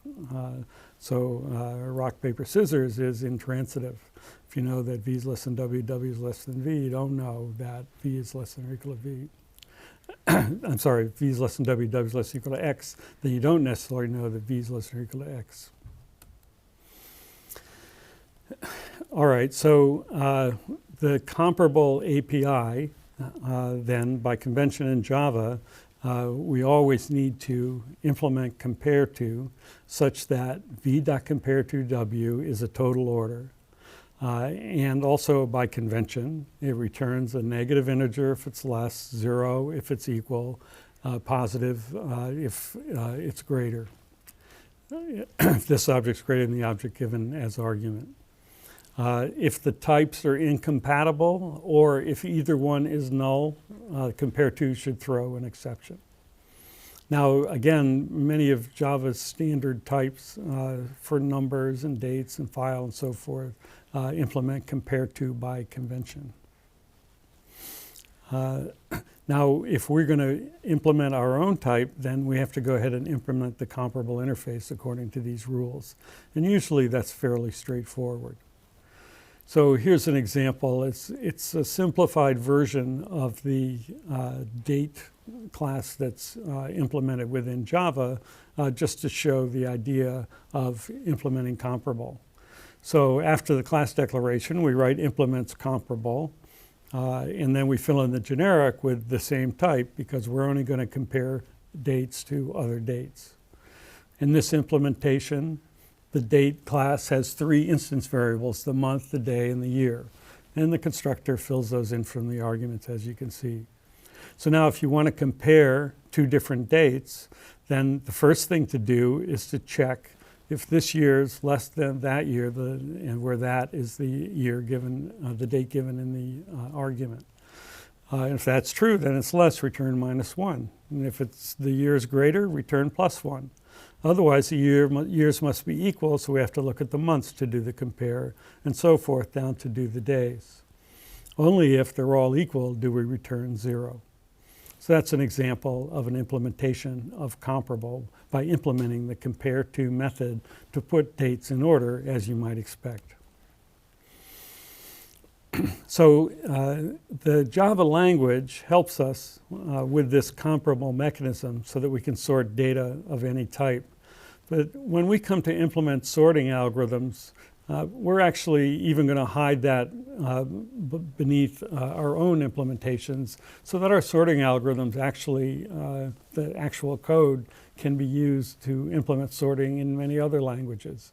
And the way we do that is to take the 2 primary operations, compares and exchanges, that we use to refer to data and encapsulate them just as static methods. So we're going to use a method less that takes 2 comparable objects as arguments, and it just returns v.compare to w less than 0. And then the other thing that we do when we sort items that are in an array is to swap or exchange the item at a given index I with the one at a given index j. And that's every programmer's first introduction to assignment statements. We save a of I in a variable swap, put a of j in a of I, and then put swap back in a of j. So now our sort methods to refer to data will just use these 2 static methods. And there's a good reason for that. Here's an example. Suppose we want to test if an array is sorted. So this is a static method that is supposed to return true if the array is sorted and false if it's not. And all it does is just go through the array from 1 to the length of the array and test if each item is less than the one before it. If you have an item that's less than the one before it, then it's not sorted, you return false. If you get all the way through the array without that happening, then you say the array is true. That's pretty simple code. The question is, if you have a sorting algorithm that passes that test, are you sure that it correctly sorted the array? Well, the answer to that question is yes, if you used only the less than exchange methods to implement, to refer to data. Because then you know, because you use the exchange method, that the data in the array after the sort is the same data as was in the array before the sort. If you have a sort method that can store any values in an array, it could, for example, store zeros in every array entry. That method would pass this test, but it didn't really correctly sort the array because it overwrote all the values. So we use less than exchange to be sure that we can test that our methods work with a method like this.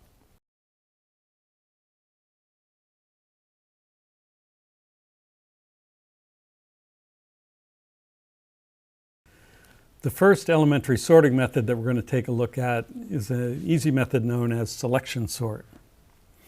The The idea of selection sort is to start out with an unsorted array, and we'll use these playing cards as an example. In the ith iteration, we go through the array to try to find the smallest remaining entry. In this case, the 2 is the smallest remaining entry. And then we'll swap that with the first entry in the array, and then we know we've got one step done. Selection sort is based on iterating that idea. Okay, so the basic selection sort method is to, in the ith iteration, find the smallest remaining entry to the right of I, or bigger index than I, and then swap that with I. So when we start out, I's at the left end, and then all the remaining entries are to the right. We scan through, and the smallest one is the 2, 3 entries from the right. So we swap that. So that's the first step. Now that part of the array to the left of I is in its final order, and we simply continue. So now the smallest is the 3, swap that with I, increment I. So now we have the 2 and 3 in order, and continue in that way. Find the smallest, it's the 4, swap that one with I, increment I. Find the smallest, it's 5, swap that with I, increment I. Find the smallest, swap that with I, increment I.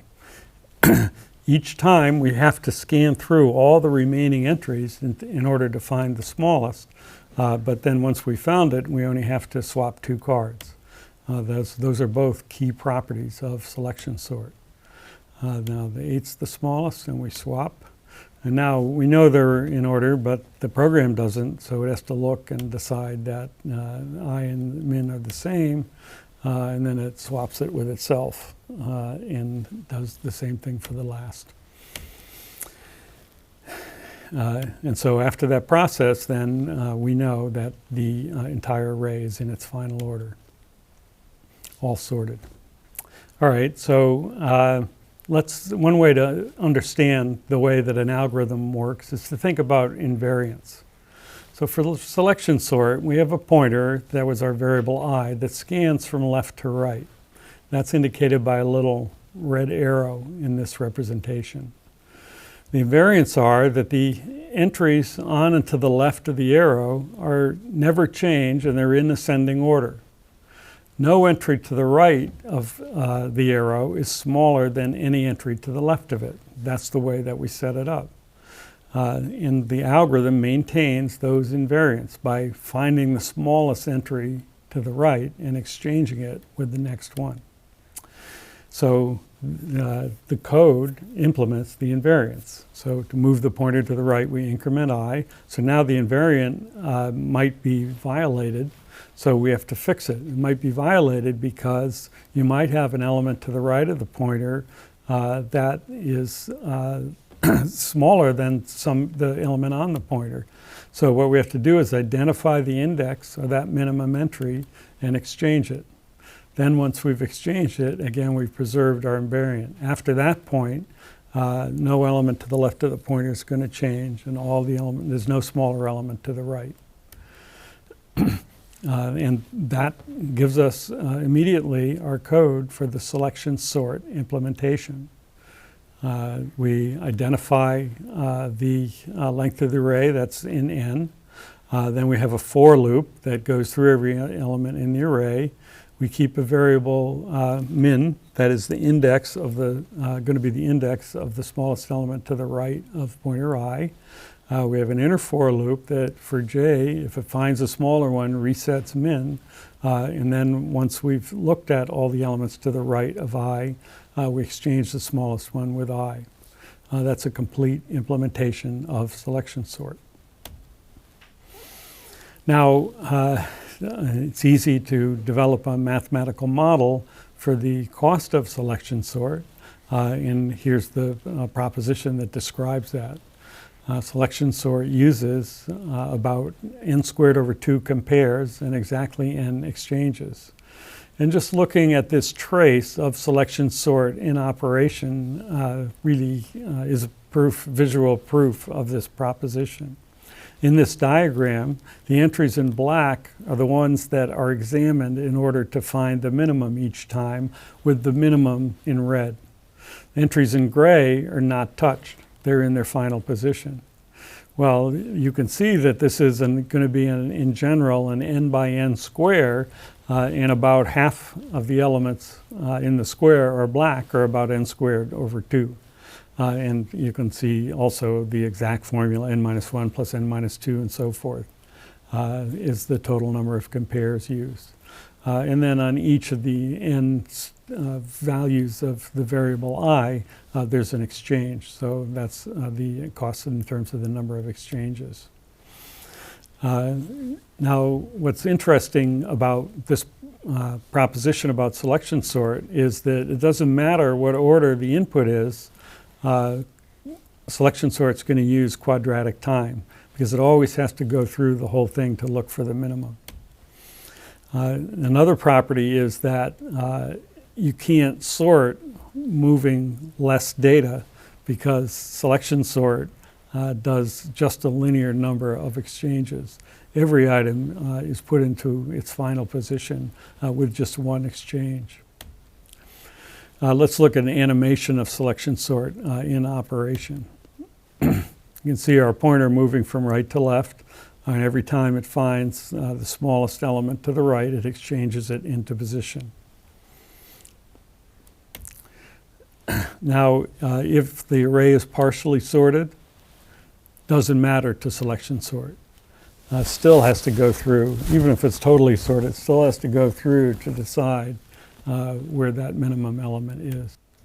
That's selection sort, our first elementary sorting method.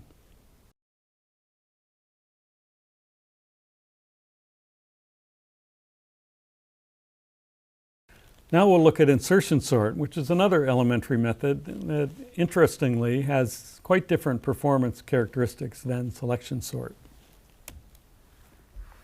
Let's look at a demo of insertion sort.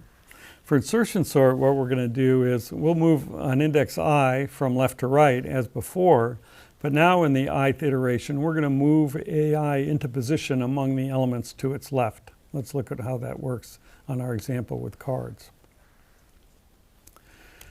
So now we start by initializing I at the first card. And we take the idea that everything from I to its left is going to be sorted, and everything from the right we're not going to look at all. So everything to the left of I is in ascending order. Everything to the right we haven't seen at all yet. So now when we increment I, well, in this case it's already in order. We don't have anything else to do. In the third case now, when I is at the third entry in the array, now we start a index j, and we move that starting at I to the left, and what we need to do is just exchange the 5 with every element to its left that's greater. So first we exchange it with the 10. It's still not in place, so we exchange it with the 7. Now we get to the beginning of the array, and once we've done that, or we've hit a smaller element, then we have everybody to the left of I in order. So now we increment I again, and we come to the 3. Again, we exchange as long as the card immediately to the left is greater. And once we've done that, then we have everything to the left of I in ascending order. Now, in this case, we have the 8. We only have to exchange 1, and now it's got the 7 to its left, and everything is in order. So we've achieved putting it in order with less work in this case. We don't always have to go all the way back to the beginning. 4, exchange it with everybody to its left that's greater until we find a smaller element, and then it's in ascending order.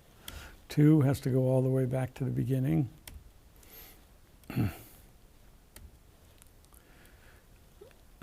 But then the very next one, the 9, has to only go back 1 position. And the 6 has to go about halfway back. And then we have the entire array sorted.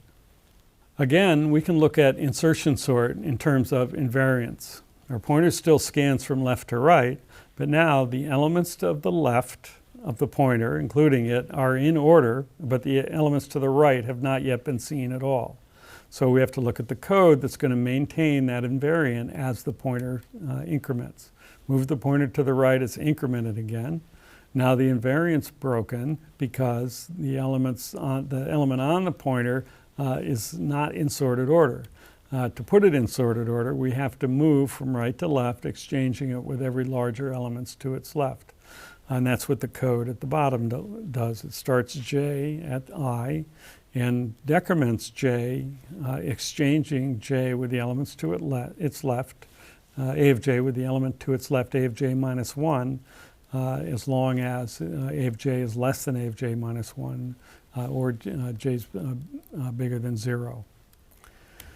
And that immediately gives this code for insertion sort, which is similar to our code for selection sort and just as simple.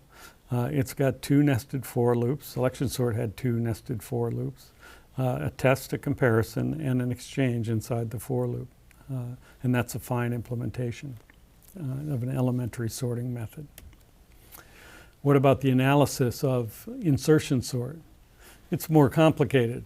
Our proposition says that insertion sort, to sort randomly ordered array with distinct keys, it'll use about 1/4 n squared compares and about the same number, 1/4 n squared exchanges on the average. This is more complicated to prove. It depends on the array being randomly ordered. And again, you can get a feeling for where the proposition comes from by looking at this n by n trace. Again, the black elements are the ones that we compare, and actually they're also the exchanges. And the red one is the one that's finally put into place. And you can see that for a large array that's randomly ordered, the element that we put into place is going to go about halfway back on the average. So that means about half of the elements below the diagonal are going to be black on the average. There's n squared over 2 below the diagonal. Half of that is n squared over 4. The analysis, exact analysis, is not much more detailed than that. This is a bigger trace that shows, again, about half the elements below the diagonal are involved in the sort. Let's look at an animation. Since n squared over 4 versus n squared over 2, insertion sorts are going to be about twice as fast as selection sort. So we can do about twice as many items in the trace in the same amount of time. It grabs an element, brings it back into position every time. So that's an animation for randomly ordered items. Now, insertion sort does depend on the initial order of the data. Let's look at the best case and the worst case, which are certainly outliers. If the array happens to be already sorted, all insertion sort does is really validate that. Each element has got a smaller elements to its left, so it does no exchanges. It gets the sorting job done with just n minus 1 compares. On the other hand, if the array is in descending order and it's no duplicates, then every element goes all the way back. It makes n squared over 2 compares and n squared over 2 exchanges. So in the first case, it's much, much faster than selection sort, linear instead of quadratic. In the second case, it's slower than selection sort because it uses about the same number of compares, but it uses many more exchanges. So let's see that in the animation. So this is when the items come in reverse order. Now, every time it gets a new item, it has to exchange it all the way back to the beginning. Same kind of dynamic characteristic as selection sort, except for every step, it's not just comparing, it's also exchanging, which makes it even slower in practice. So this is a bad case that we wouldn't like to see in a practical application. But there's also a good case that actually we take advantage of in plenty of practical applications. And that has to do with when the array is partially sorted. To talk about this in a quantitative way, we define what's called an inversion. An inversion is just a pair of keys that are out of order in the array. So this array has 6 inversions. T and R are out of order because R should go before T. T and P are out of order, and so forth. This array has 6 inversions. And we define an array to be partially sorted if its number of inversions is linear, if it's less than some constant times n. And partially sorted arrays appear often in practice. For example, if you have a large array with just a few that's sorted except for just a few unsorted elements appended at the end, it's going to be partially sorted. Or another case is if you only have a few entries out of place, the array is going to be partially sorted. These types of things arise often in practical applications. And what's interesting about insertion sort is that it runs in linear time for partially sorted arrays. And the proof is the number of comparisons and the number of exchanges is equal to the number of inversions. Number of exchanges equal to the number of inversions, and then there's an extra compare for every element except the first. So let's look at how that looks in the animation. Here's a partially sorted array, and you can see that insertion sort quickly gets the job done. We're going to take advantage of this a little bit later in this lecture. That's insertion sort, our second elementary sorting method.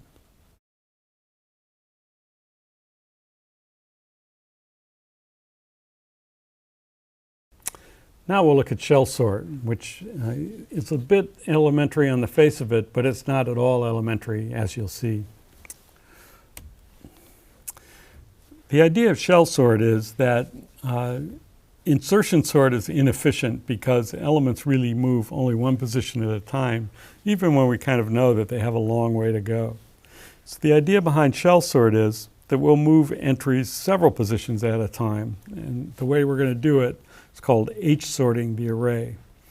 So an H-sorted array is H different interleaved sorted subsequences. So in this case, with H equals 4, if we start at L and look at every fourth element, M, P, T, then it's sorted. If we start in the second place at E and look at every fourth element, it's sorted. So this is 4 interleaved sequences. That's a 4-sorted array. And what we're going to do is implement a sorting method that H sorts for decreasing sequences of values of H. This is one of the oldest sorting methods invented by Shell in 1959. So in this case, it starts out with the input example shown, and then a 13 sort, a few items are moved, a 4 sort, a few more are moved, and then finally a 1 sort. And the idea is that each of these sorts can be implemented with only a few exchanges, given that the previous ones happened. So first thing is, how do we get an array H sorted? That's actually pretty easy. We just use insertion sort, but instead of going 1 back every time we come with a new item, we go H back. So for example, when we come to this A in the insertion sort, then we look at the array before that, and there was M and E in the positions 3 back. So we exchange the A with the larger one to its left, that's M, and then the other larger one to its left, that's E, and then put it into position. So the code is the same as for insertion sort, except that when we go backwards through the array, we skip by H instead of just by 1. That's how we H sort an array. And the idea is we're going to use insertion sort for 2 reasons based on our understanding of how insertion sort works. Well, the first thing is if the increments are big, then the size of the subarrays that we're sorting are pretty small, so any sorting method, including insertion sort, is going to work well. But the other thing is, if the increments are small, because we've done previous H sorts for bigger values of H, the array is partially sorted. And so insertion sort is going to be fast. It wouldn't work to use shell sort as the basis for H sorting, because that always takes quadratic time no matter what order there is in the array. So let's look at an example of shell sort with increments 7, 3, and 1. So we start with the sort example, and then 7 sorting it just involves doing insertion sort, but just reaching back 7 each time. In this case, the 4 subfiles stretched out at 7 each only have 2 elements in them. and then we 3 sort. Now, because it's 7 sorted, in the 3 sort, elements are either already in place or only go back a few strides. In this case, it's only the A that goes back 2. And then we 1 sort. And again, because of the fact that it's been 7 sorted and 3 sorted, the array is almost in order when it comes time to do the 1 sort, and most of the items only go back 1 or 2 positions. So we have to do a few extra passes to do the higher sorts, but each element moves only a little bit on each pass, and that's how shell sort gains its efficiency. Actually, once you 1 sort, that's insertion sort, so you're going to always get a sorted result. The only difference is how efficient is that. Now, the intuition behind shell sort, and actually the mathematical fact, is that if you've got an array that's H sorted and then you K sort it for another value, K, different from H, it's still H sorted. This is one of those mathematical facts that seems obvious, but then if you try to prove it, maybe it's a little more subtle than you think. So if you think of all this as trivial and easy, go ahead and try to write down a proof that a G-sorted array remains G-sorted even after it's H-sorted. But most people will accept that, and it's a fact, and that's how shell sort gains its efficiency. Now there's another problem, is what increment sequence should we use for shell sort? One of the first things you might think of is, let's try powers of 2. Actually, that one doesn't work at all, very well at all, because it winds up not comparing elements in even positions with elements in odd positions until the 1 sort, which means performance can be bad. Shell's original idea was to try powers of 2 minus 1, and that works okay. Knuth, when he wrote his books in the 60s, proposed the increment sequence 3x plus 1. You start with the 1, 4, 13, 40, 121, 364, like that. And that's good because it's easy to compute. When we're using in shell sort, of course, we find the largest increment less than our file size and then do the sorts for decreasing values of that increment. But finding the best increment sequence is a research problem that has confounded people for quite a long time. Here's an increment sequence that I found after maybe a year's work, and it works well, but nobody knows if that's the best one. So here's the implementation in Java of shell sort for Knuth's 3x plus 1 increment sequence. We just go ahead and compute the increments that are less than n over 3, and then starting at that increment, whatever it is, and say we start at 364, then next time we need an increment, we just divide by 3. 364 integer divide by 3, 364 integer divide by 3 gives 121, 40, and so forth. So this h equals h over 3 gets us to the next increment. And then the implementation is just insertion sort. We just go through starting at h for I, and when we do the insertion, the j loop, we decrement j by h each time. Otherwise, the code is exactly like insertion sort. So just adding this extra loop for h sorting and this extra loop to compute the increments to insertion sort, we get a slightly more complicated piece of code, but it's much, much more efficient. Here's what it looks like for a bigger array. We start with randomly ordered input. And you can see that it gets more and more in order on each time that we h sort for the decreasing values of h. Here's an animation. This animation does the whole h sort for each subarray. It gives a little better feeling for what's going on. And now it did the high ones pretty quickly, and now it's doing the 1 sort. And again, it zips through the array pretty quickly. If it's partially sorted, it doesn't make much difference. Does the higher order sorts a little bit faster. But that's a simple to implement and very efficient sorting algorithm. Now the analysis of shell sort is still open. There's a few things that we can say. For example, we can say that the number of compares in the worst case is big O of n to the 3/2 for the 3x plus 1 increments. But actually, in practice, it's much less than that. Problem is, nobody knows an accurate model for describing the number of compares taken by shell sort for any interesting increment sequence. They seem to be with a small value multiple of n times the number of increments used, which is some multiple maybe of n log n. But nobody's been able to find an accurate model that proves that for any interesting increment sequence for shell sort. So why are we interested in this algorithm? Well, it's a simple idea that leads to substantial performance gains. It's very useful in practice because it's pretty fast, except for very huge arrays. It's going to beat even the classical sophisticated methods for medium-sized arrays, and it doesn't take much code. It's often used in embedded systems or in hardware sort type systems because there's so little code involved to implement it. And it just leads to a lot of interesting questions. This gets to the intellectual challenge of developing algorithms. If you think what we've been studying so far is trivial, go ahead and find a better increment sequence. Try some technique to discover one.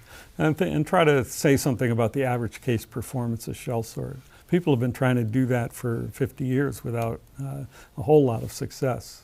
So the lesson is that we can develop good algorithms or good implementations without much code, but there's some out there that are still waiting discovery. It could be that there's some increment sequence out there that makes shell sort more efficient than any other method, any other sorting method that we know for practical file size. No one can deny that.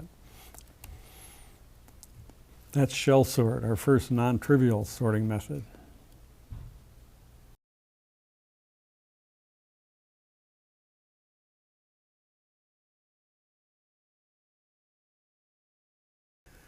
Next, we're going to look at an easy application of sorting to a related problem called shuffling. So suppose you have a deck of cards. One of the things that you might want to try to do is to simply rearrange those cards into random order. That's called shuffling. Here's a way to get shuffling done using a sort. It seems like the opposite. The idea is just generate a random real number for every array entry, and then sort using those random numbers as the keys. That's an effective way to get things shuffled. And it's possible to prove that that produces a uniformly random permutation of the input if there's no duplicate values, assuming that you have real numbers that are generated uniformly at random. And that just means that it's well shuffled, that every possible way of shuffling the deck appears with equal probability. That's fine, but it requires a sort, and the sort seems like a lot of work for this problem. And the question is, can we do better? Can we have a faster way to shuffle? Do we really need to pay the cost of a full sort? And the answer to that question is no. There's actually a very easy way to rearrange an array so that the result is a uniformly random permutation and only require linear time to get the job done. Let's look at a demo. The idea is to pass through the array from left to right with an index I, as we've been doing. But now we start with the array in order, and actually it doesn't matter how we start the array. And every time we pick an integer between 0 and I uniformly at random and swap A of I with that integer. So let's look. At the beginning, we don't do anything. We just swap it with itself.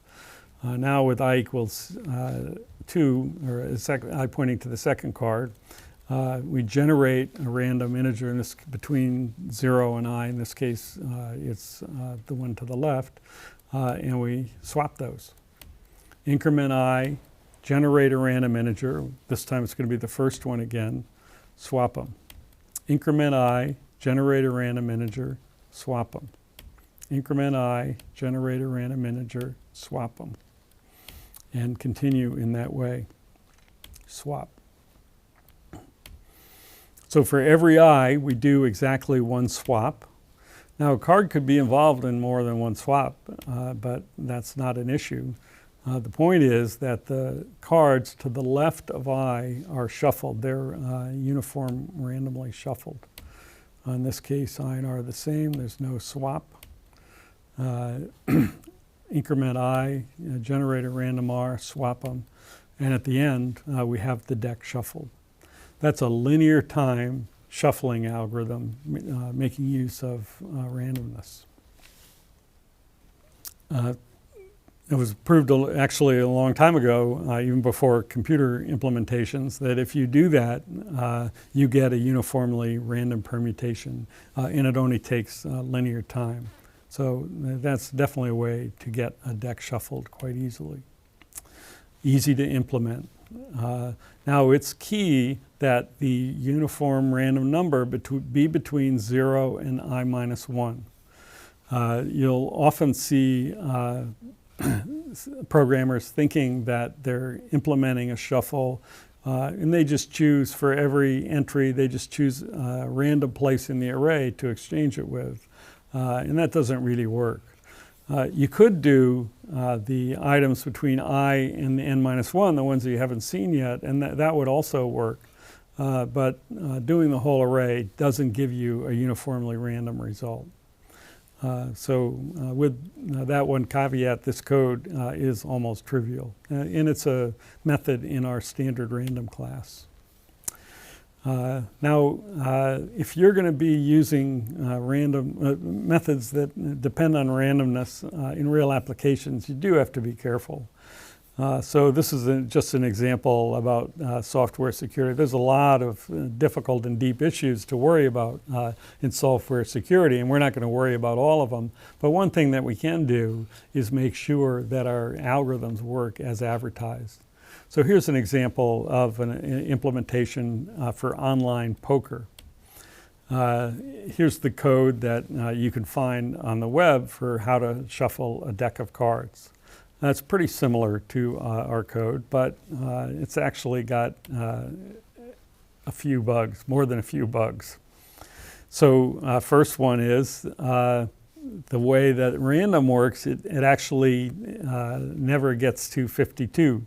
Which means that the last card just stays, it can't end up in the last place. So it's definitely not shuffled because of that.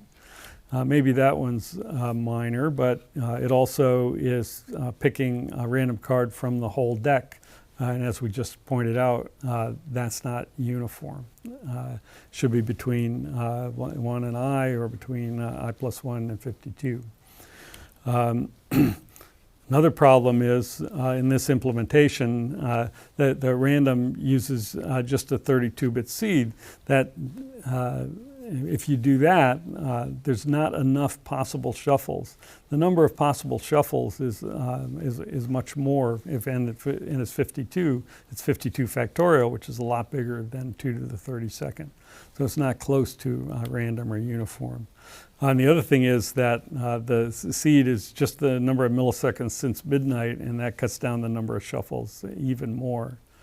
And in fact, didn't take that much hacking for someone to realize that after seeing 5 cards and figuring out what the server clock was doing, you could get all the future cards in real time in a program.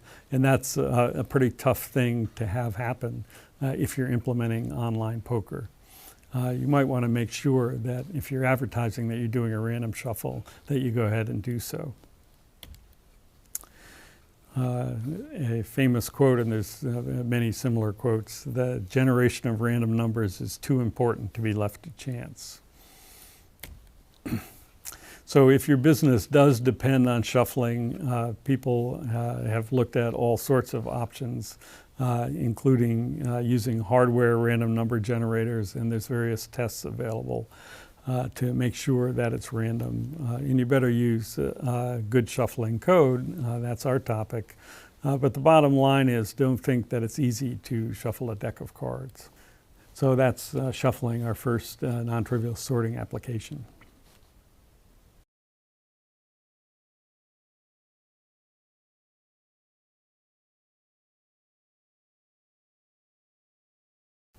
Now we'll look at an application of sorting from the field of computational geometry for an interesting computation.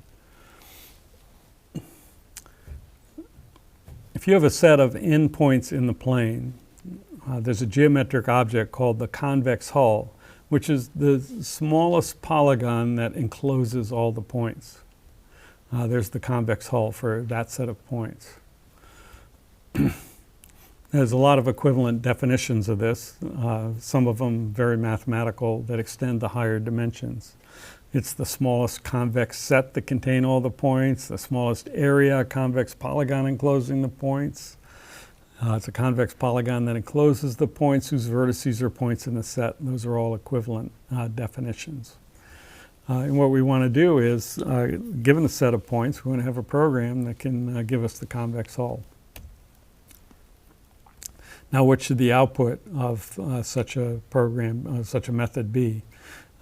Well, in order to be able to work with the result, it should be a sequence of vertices that gives us that polygon if we follow it.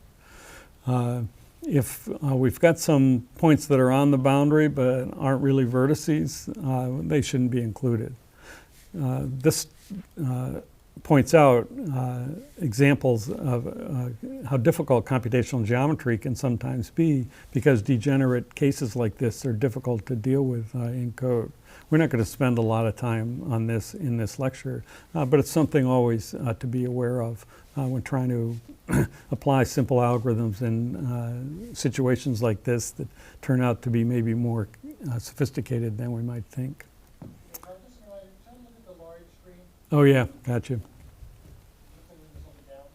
Mm-hmm. Well, there's actually a way to compute the convex hull just mechanically. If you put nails around the points and put a rubber band around it, that gives you the convex hull. Now, we're not going to be able to really implement that in a computer program, but it's surprising how well we can do. Here's an application where people want to compute the convex hull. Suppose you have a robot that wants to get from S to T, and there's an obstacle that's defined by some polygon. You want to be able to go around the obstacle, and it turns out that the shortest path, either it's a straight line from S to T, or it's part of the convex hull. And it's not hard to see why that might be true. There's plenty of other applications where people want to be able to compute the convex hull. Here's another application. If you want to find the pair of points that are the farthest apart in a set of points in the plane, this is sometimes important in statistical calculation or other applications. They're on the convex hull. If you have the convex hull, this computation is easy. They're going to be extreme points on the convex hull. So there's a lot of geometric properties of the convex hull that we can take advantage of to develop an algorithm. And here are two properties. Now these are things that have to be proven, and we're not going to get into the details of geometric proof, but they're intuitive, and you'll certainly have no trouble accepting that these things are true. One thing is that you can traverse the convex hull by making only counterclockwise turns, or left turns if you're looking at the screen here. And the other thing is that, so if we travel from P to point 1, then we make a left turn to go to point 5, or a counterclockwise turn, and then from there we go to point 9 and 12, and then we eventually get back to the start point. The other thing is, if you take the point with the lowest y coordinate, and then if you look at the polar angle with respect, for every other point with respect to that one, so the angle you get from the x-axis through P up to the point, then the vertices appear in increasing order of that angle. And again, that's not difficult to see that that's a fact. And the algorithm we're going to look at, called the Graham scan, is based on those two facts. It's the idea is to start with point P, the one with the smallest y coordinate, sort the points by polar angle with P, that is, we're just going to consider them in that order, And then we'll just throw away the ones that do not create a counterclockwise turn. And you'll see how that works when we look at a demo. So we start at point P, sort the points by polar angle with P. So that is, if we take a vertical line and sweep it in a counterclockwise direction, what order do we hit the points? The first thing we hit is 0, 1, and then if we sweep counterclockwise, we get to 2, and then 3 and 4, and so forth. So that's the ordering of those points. And so now we'll just consider those points in order and then take them for the convex hull. At the beginning, 0, 1 is a line that's on the convex hull.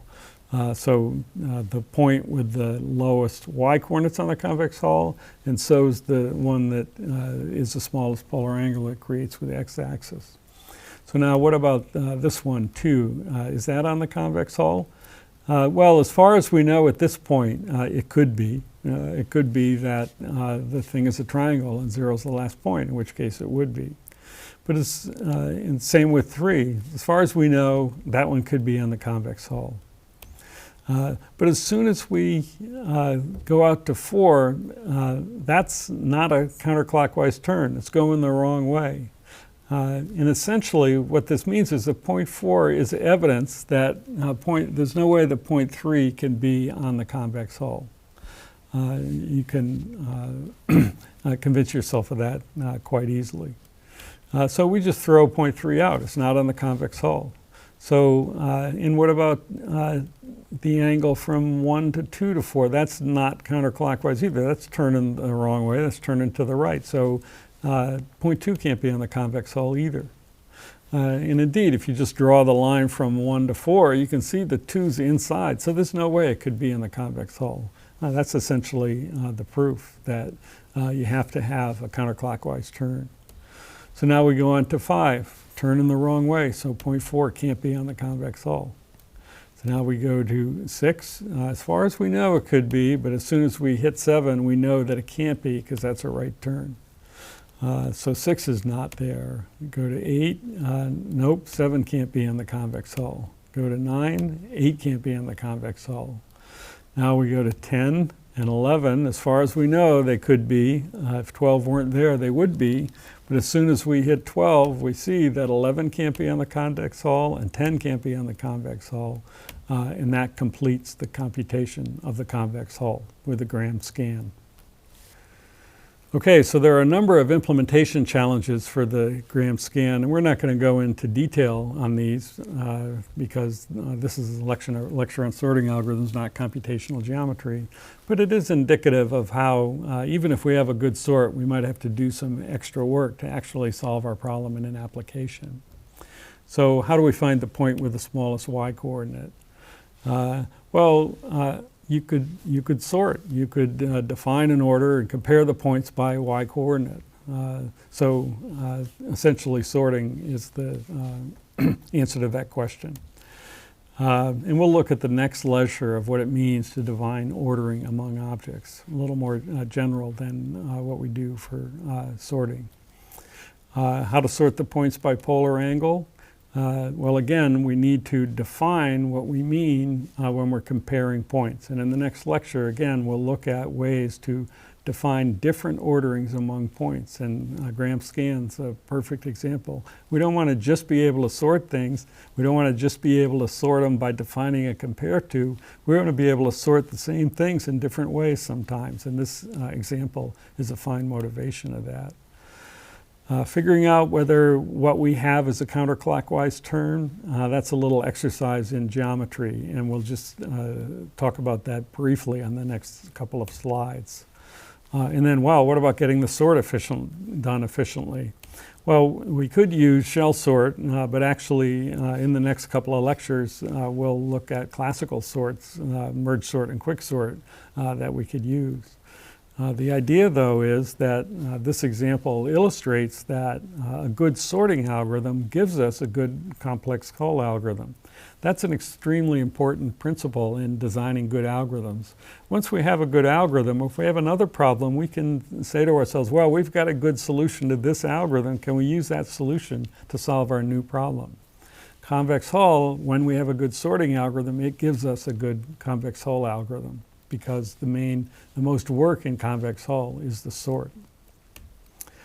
And then again, there's all kinds of difficulties in implementing convex hull in real-world situations because of various degeneracies. And these things are covered on the book site. So the main part of computation that we haven't really talked about, and we'll cover briefly, is if we have 3 points, A, B, and C, and you go from A to B to C, are you making a counterclockwise turn or not? So in the example at the left, A to B to C is counterclockwise. The example at the right, A to B to C is not counterclockwise.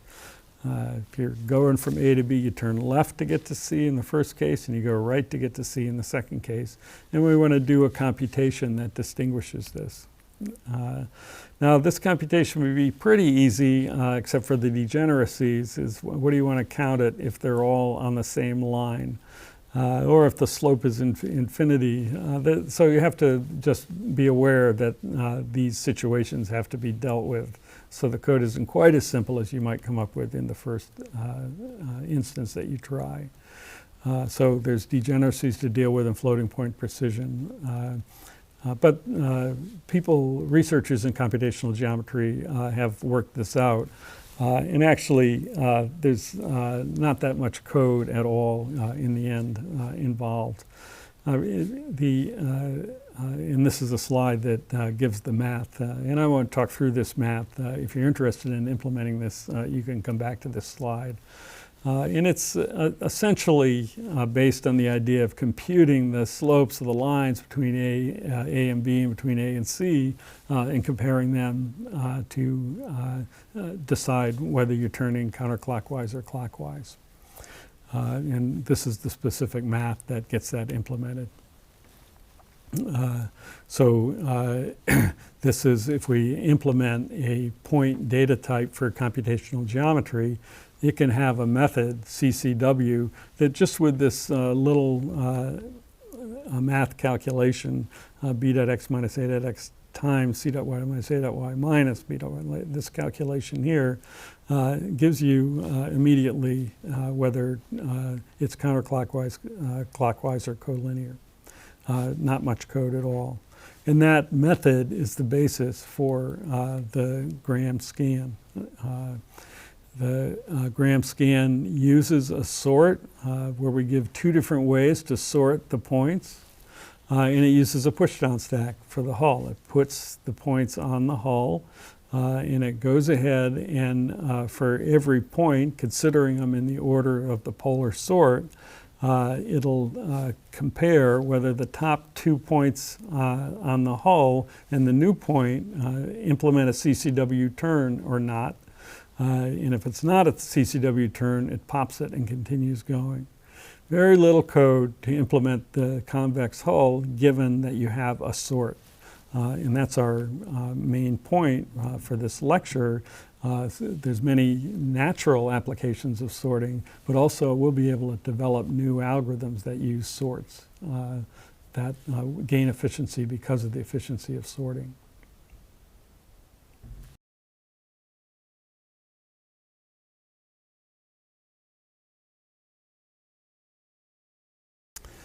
Welcome back. Today we're going to look at merge sort, which is one of 2 classic sorting algorithms that are critical components in the world's computational infrastructure. We have a full scientific understanding of the properties of these algorithms, and they've been developed as practical system sorts and application sorts that have been heavily used over the past 50 years.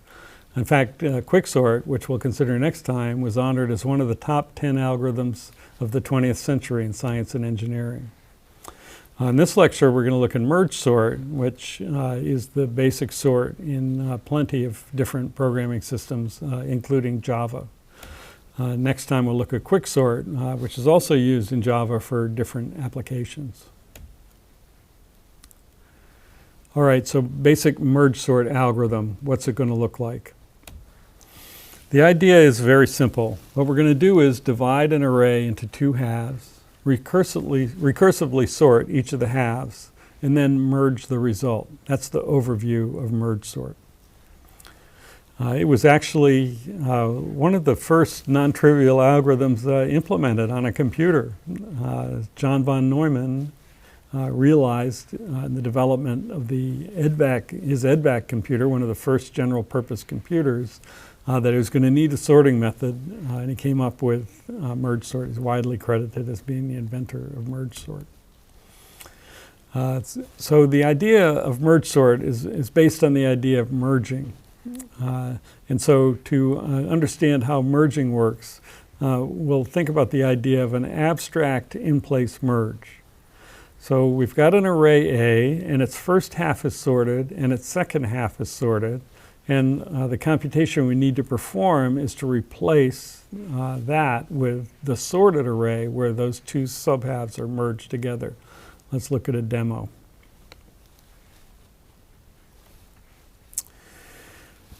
The method that we're going to use is based on taking an auxiliary array to hold the data. This is one of the easiest ways to implement the merge. So the first thing we do is copy everything over to the auxiliary array. Now once that's done, what we'll want to do is copy back to the original array, but get it in sorted order. In order to do that, we're going to maintain three indices. I, the current entry on the left half, J, the current entry on the right half, and K, the current entry in the sorted result. So the first thing we do is take the smaller of the two entries pointed to by I and J and compare those and take the smallest one and move that one to be the next item output. In whichever one is taken, we increment its pointer. Now we compare the minimum again. Again, the one pointed to by J is smaller, so we move that one to K, increment that pointer J, and also increment K. Now there's two E's equal. We always take the first, so the one in the left array goes to K's position, and now we increment I and K. And again, it's an E, and they're equal, but we'll take the first one, so we move that one up, increment I and K. Now JZ is smaller than G. It's the next thing that has to go in the output, so we move that one up and increment J and K.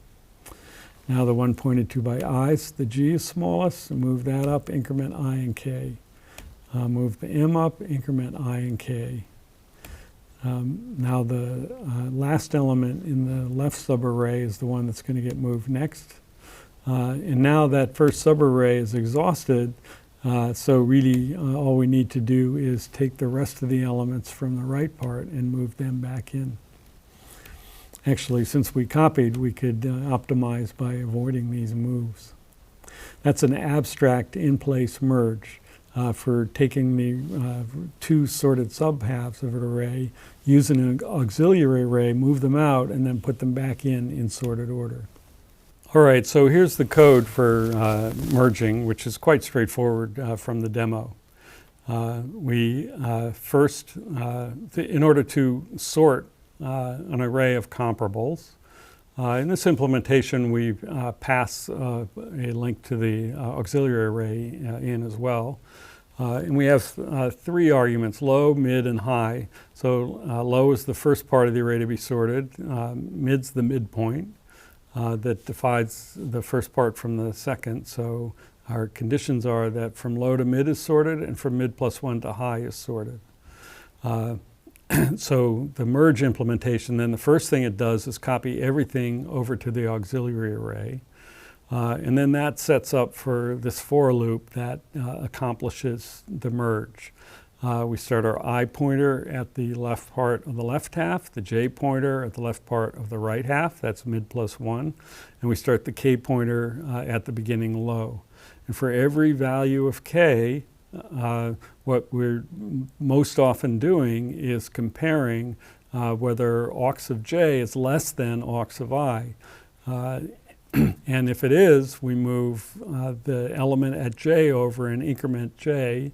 If it's greater, we move the element I over in increment I, and then in both cases we increment A, and that increment K, and that implements the merge. If the I pointer is exhausted, then we just move over the j, next jth element. If the j pointer is exhausted, we move over the next ith element.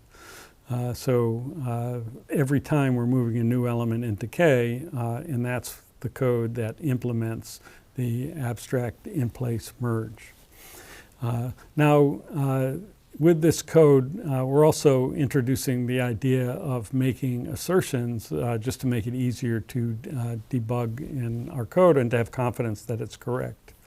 In this case, this insertion just says we want to be sure that A of low to mid is sorted and that mid plus 1 to high is sorted before our code, and then we want to check that the whole thing is sorted after our code.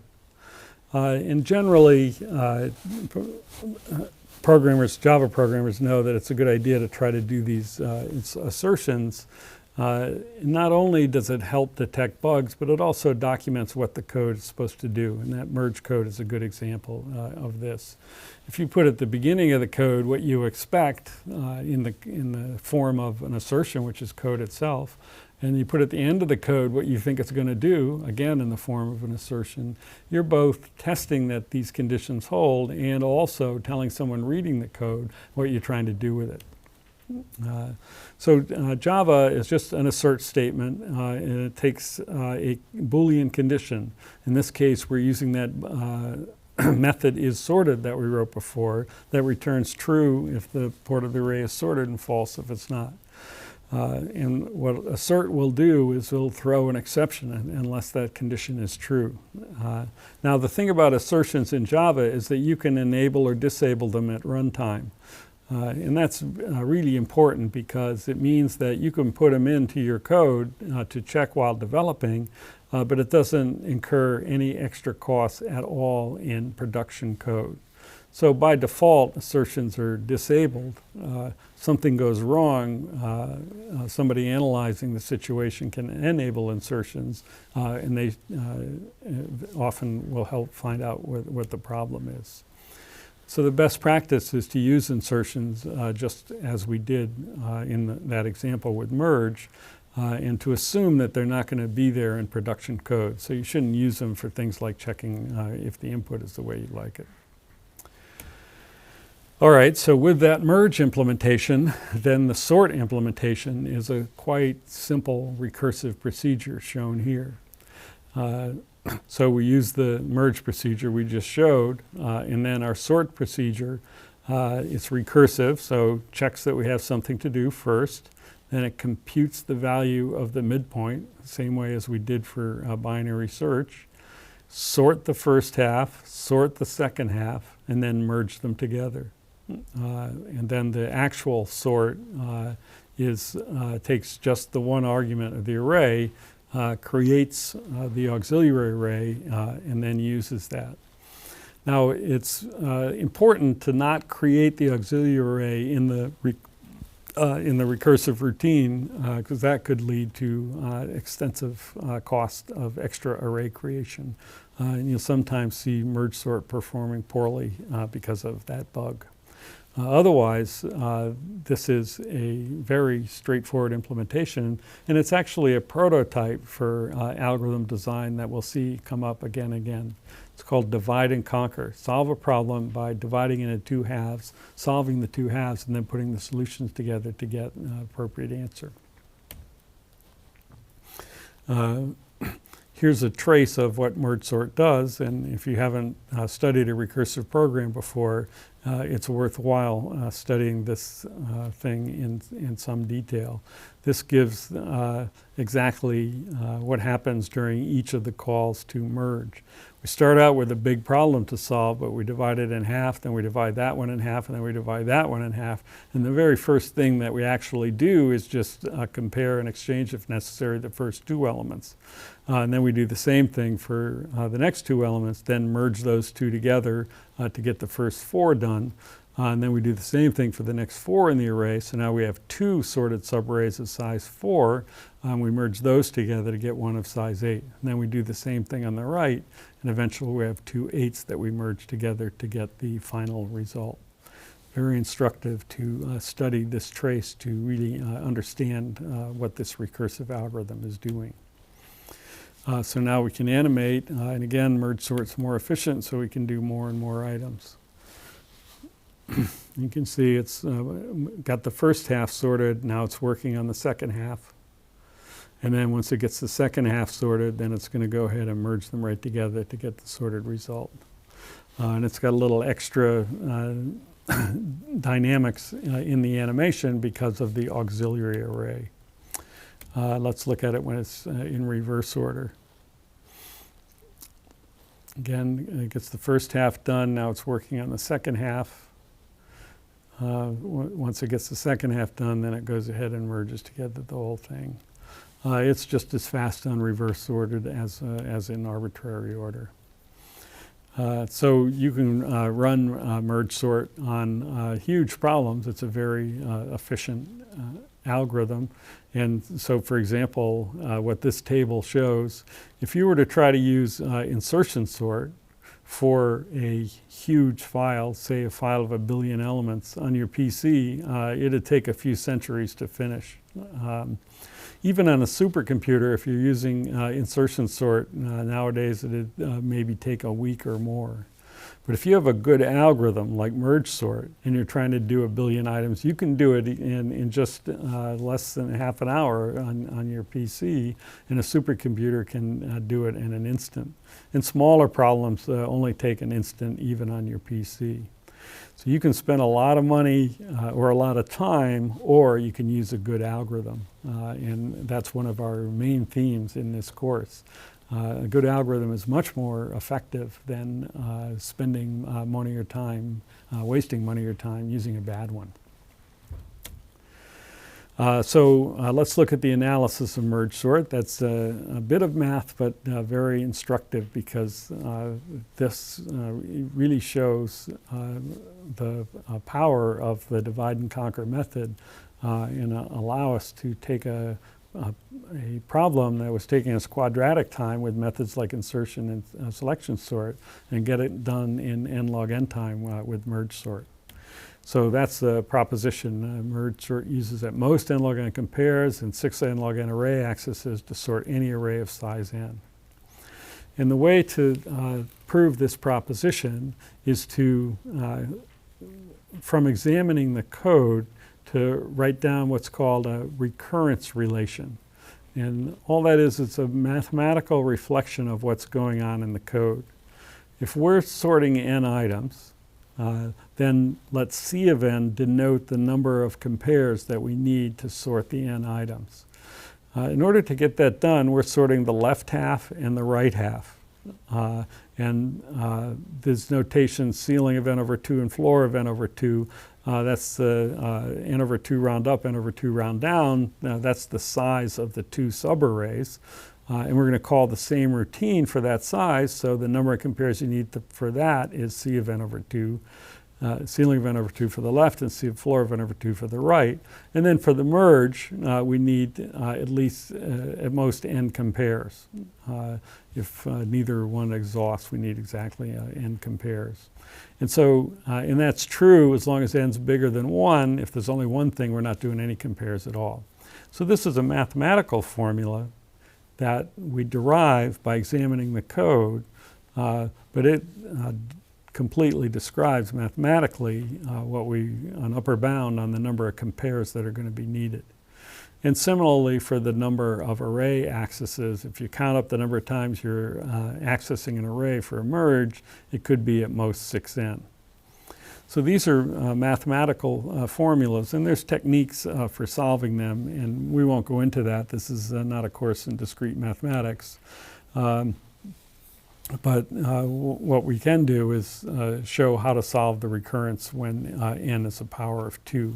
And then it turns out that it holds for all n, which we can prove by induction from the recurrence. So if you have this recurrence, which is similar to the ones that we're talking about. It's exactly the same when n is a power of 2. Let's look at this one. If d of n is 2 d of n over 2 plus n, with d of 1 equals 0, then d of n equals n log n. And we'll look at 3 proofs of that, just assuming that n is a power of 2. If n is a power of 2, then n over 2 is also a power of 2, so the recurrence makes sense.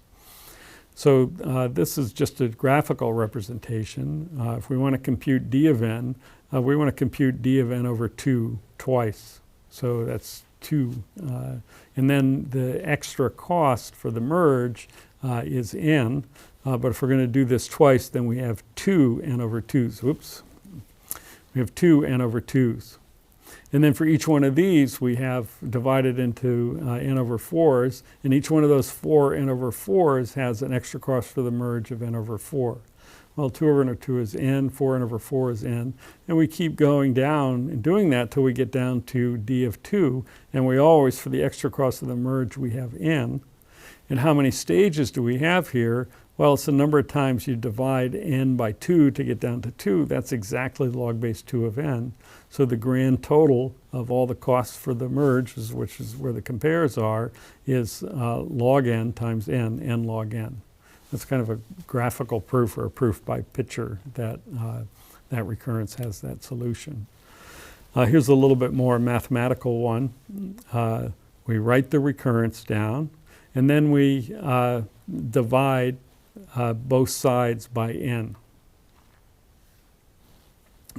So then it says d of n over n equals d of n over 2 over n over 2 plus 1. So it's dividing by n. So now this is a recurrence that telescopes. The first term on the right-hand side is exactly the same as the left-hand side, so we can apply the same formula. And all it does is divides by 2 again and then throws out another 1. And we keep doing that until we get down to d of 1, which is 0. And when we've done that, we've thrown out log n 1s. So we get d of n over n equals log n, or d of n equals n log n. That's another proof by expansion. Or using either one of those techniques, you could just get the idea that d of n is close to n log n, or you can write a program to expand the recurrence and find that. And then once we have the idea that d of n equals n log n, we can plug back into the original formula. With the inductive hypothesis that d of n equals n log n, we want to show that d of 2n equals 2n log 2n. Using the recurrence, d of 2n equals 2d of n plus throw out the 2n. Plugging in n log n, we get the desired result. You use this same idea on our initial recurrences for compares and array axes to show that the number of compares and array axes is proportional to n log n for merge sort. So that's the running time. Merge sort is fast. The other thing that we usually want to know is memory. And one of merge sort's characteristics is that in practical applications, it uses extra space proportional to n. That is, we need that extra auxiliary array for the last merge. We took 2 sorted subarrays and we talked about an abstract in-place merge, but we didn't have an actual in-place merge. We were using an extra subarray. So an in-place is important. A lot of times we're sorting everything we have. We want to fill up the memory with stuff to sort and then sort it. And insertion, selection, and shell sort were in place. They don't use much extra memory. But merge sort, you can only sort really half of what you can fit in memory because you need that auxiliary array for the other half. If you want, again, if you think that the things we're studying are easy, think about the idea of actually doing an in-place merge. People have come up with methods for getting this done, so it's theoretically possible, but the methods are generally too complex to be useful in practice, and they're not used. But there could be out there some easy way to do an in-place merge. That's another great algorithm waiting to be discovered. Now, there's a number of practical improvements that we can use to make merge sort even more efficient than the simple one that we've looked at. We'll take a look at those because they're examples of techniques that we can use for other algorithms. First thing is that merge sort is too complicated to use for tiny arrays. So say the subarrays are only of size 2 or 3 or 4.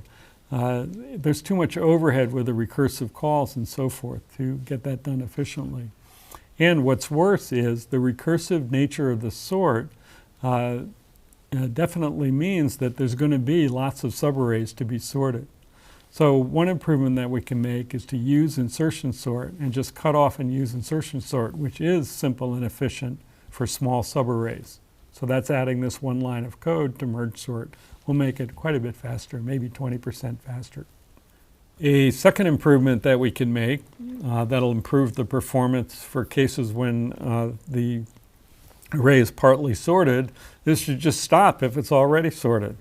And that's going to happen in the case where the biggest element in the first half is less than or equal to the smallest item in the second half. That means it's done. So that's easy. We just put a test in the recursive merge sort for that to this one line of code to check whether we're done. That way, for example, if you were to call merge sort for an array that's already in order, it would just do this test every time, and it would be done in linear time. That's pretty helpful, although not totally helpful, but there's a lot of situations where that's helpful. The other thing that's possible to do, and it's a little mind-bending, so recommended only for experts, is to save a little bit of time. You don't really have to copy over into the auxiliary array. You can kind of switch the role of the input in the auxiliary array every time you make a recursive call. You still need that array, but you can set up the code in this way, which to sort an array, put the result in the other one. To merge an array, put the result back in the first one. So it's a recursive argument switchery to get the job done. And it's effective. It means you don't have to actually move items. And that saves a little bit of time. So here's a visualization of what the practical merge sort might look like. And this is with a big cutoff to small subfiles. So you get a visual feeling of how this sort gets the job done.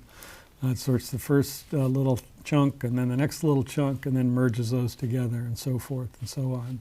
A good visual representation of how merge sort gets its job done.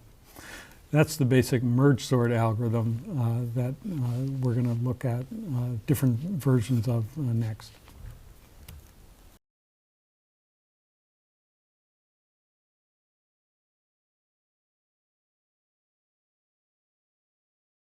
Next, we're going to look at a bottom-up version of merge sort. While merge sort is easy to understand as a recursive program, this bottom-up version that has no recursion is also quite simple to understand and to code up. The basic idea is to think of the array as being a little, at the beginning, a set of little sorted subarrays of size 1.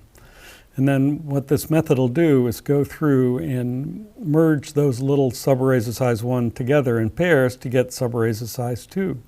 Then the whole array consists of sorted subarrays of size 2. Then we make another pass through to get size 4 and then size 8 and so forth.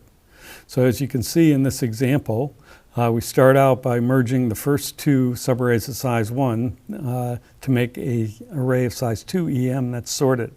And then do the same thing for the next 2 elements and the next 2 and so forth until eventually, instead of 16 individual elements, we have 8 sorted subarrays of size 2.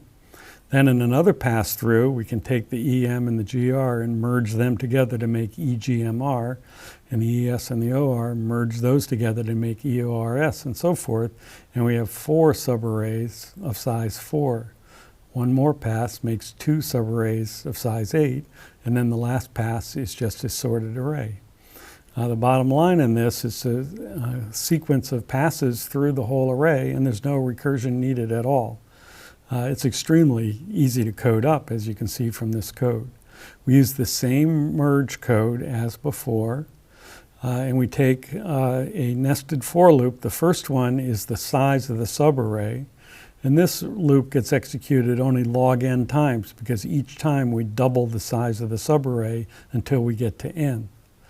And then we pass through, picking out from low to low plus size minus 1, and then the next part is low plus size minus 1. Until we run to the end of the array, we might not have a full subarray of size SZ. That is a fully complete industrial strength code for sorting. The only downside, as with regular merge sort, is that it uses extra space proportional to the size of the array. But otherwise, that's a fine method for merging. That's bottom-up merge sort. If you look at this visual trace, you can see how it works. The thing is totally unsorted. Then it gets sorted into subarrays of size 4, then 8, 16, and 32. Now in this case, the second subarray to be sorted is smaller, but the merge routine doesn't really care about that so much. It can merge things that are not equal in size, and then we get a final sorted array. Whatever the size, bottom-up merge sort gets the job done in log n passes, each pass using about n compares for a total cost of about n log n.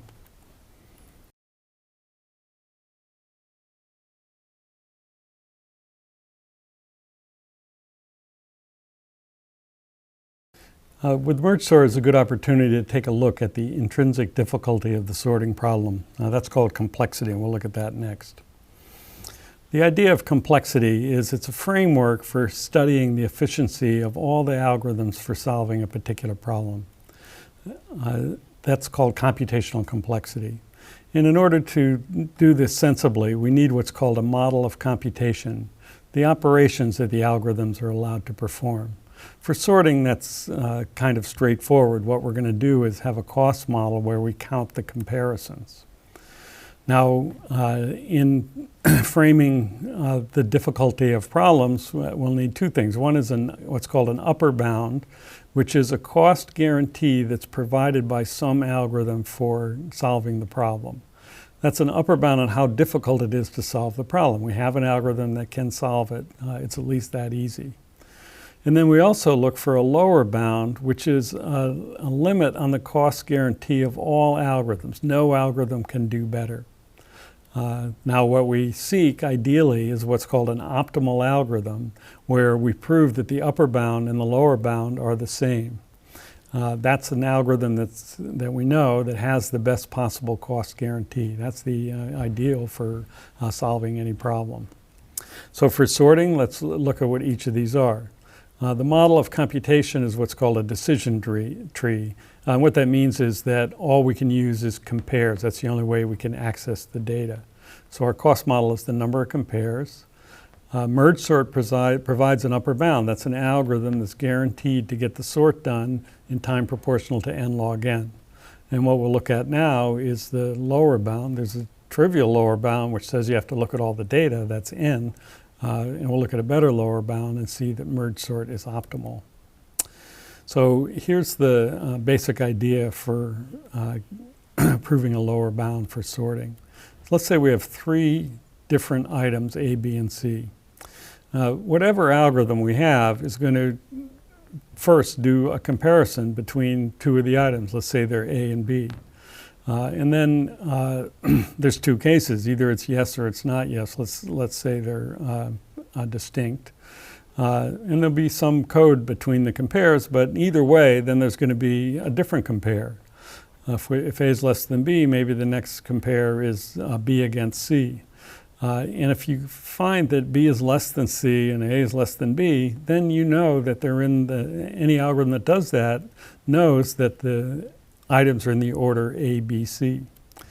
If B less than C goes the other way, then it takes another comparison to determine the order. In this case, if C is less than B and A is less than C, then those three compares show that the order has to be A, C, B. And if C is less than A, then it's got to be C, A, B. Those three compares that C is less than A, C is less than B, and A is less than B. The only possibility is C, A, B. And continuing on the right, perhaps the next compare is A less than C, and maybe if C is less than A, another compare B less than C.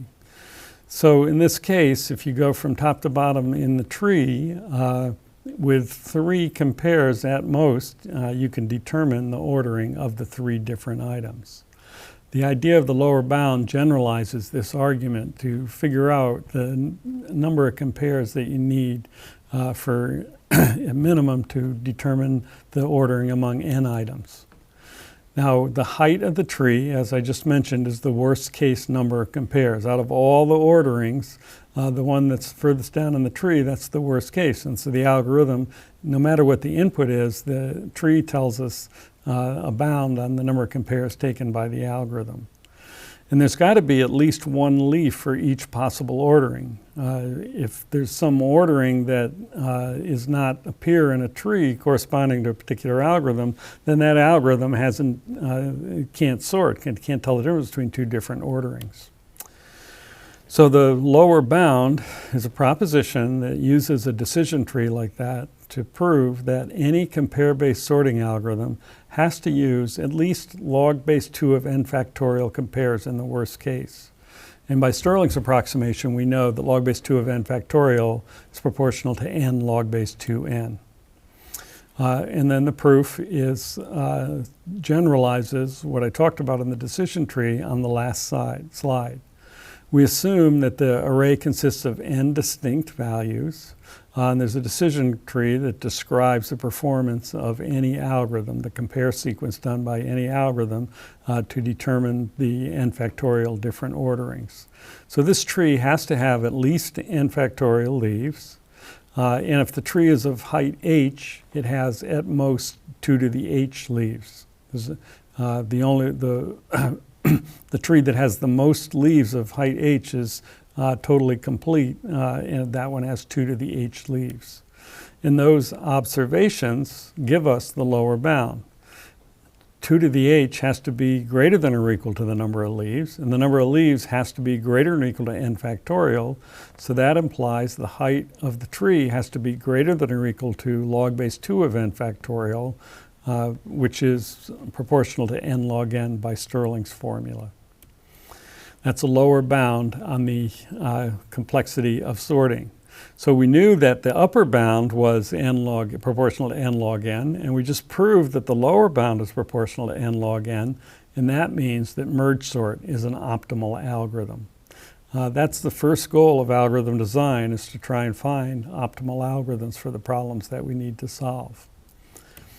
Now, you have to take these results in context. Really, what we proved is that merge sort is optimal with respect to number of compares, but we already know that it's not optimal with respect to space usage. Merge sort uses twice as extra space proportional to the size of the array it has to sort. And simple algorithms like insertion sort don't. They don't use any extra space at all. So what we want to take from these theoretical results is a guide when we're looking at implementations and trying to solve practical problems. In this example, what the theory tells us is, don't try to design a sorting algorithm that guarantees to use substantially fewer compares than merge sort. Say half n log n compares. Is there a method that uses half log n compares? The lower bound says no. And that's a very useful thing, because otherwise we might try to define such an algorithm. On the other hand, maybe there is an algorithm that uses n log n compares and also uses optimal space. It's optimal with respect to both space and time, and that's what we're going to look at soon. The other thing is that the lower bound is for the particular model of computation being studied, in this case compares. It might not hold if the algorithm has more information about the keys. For example, if it's known that the input is almost ordered. We saw that insertion sort can be linear time for files that are almost ordered. Or something about the distribution of key values. If there are a lot of equal keys, we can get it sorted faster than in n log n. And maybe the way the keys are represented, we'll look at different methods that take advantage of such properties. So partially ordered arrays, we may not need n log n compares. Duplicate keys, we may not need n log n compares. We're going to look at a method that gets that done in linear time in a lot of situations. And later on, we'll look at digital properties of keys where we can use digit or character compares instead of whole key compares and get a faster sort for certain practical applications. Computational complexity is a very useful way to help us understand properties of algorithm and help guide our design decisions.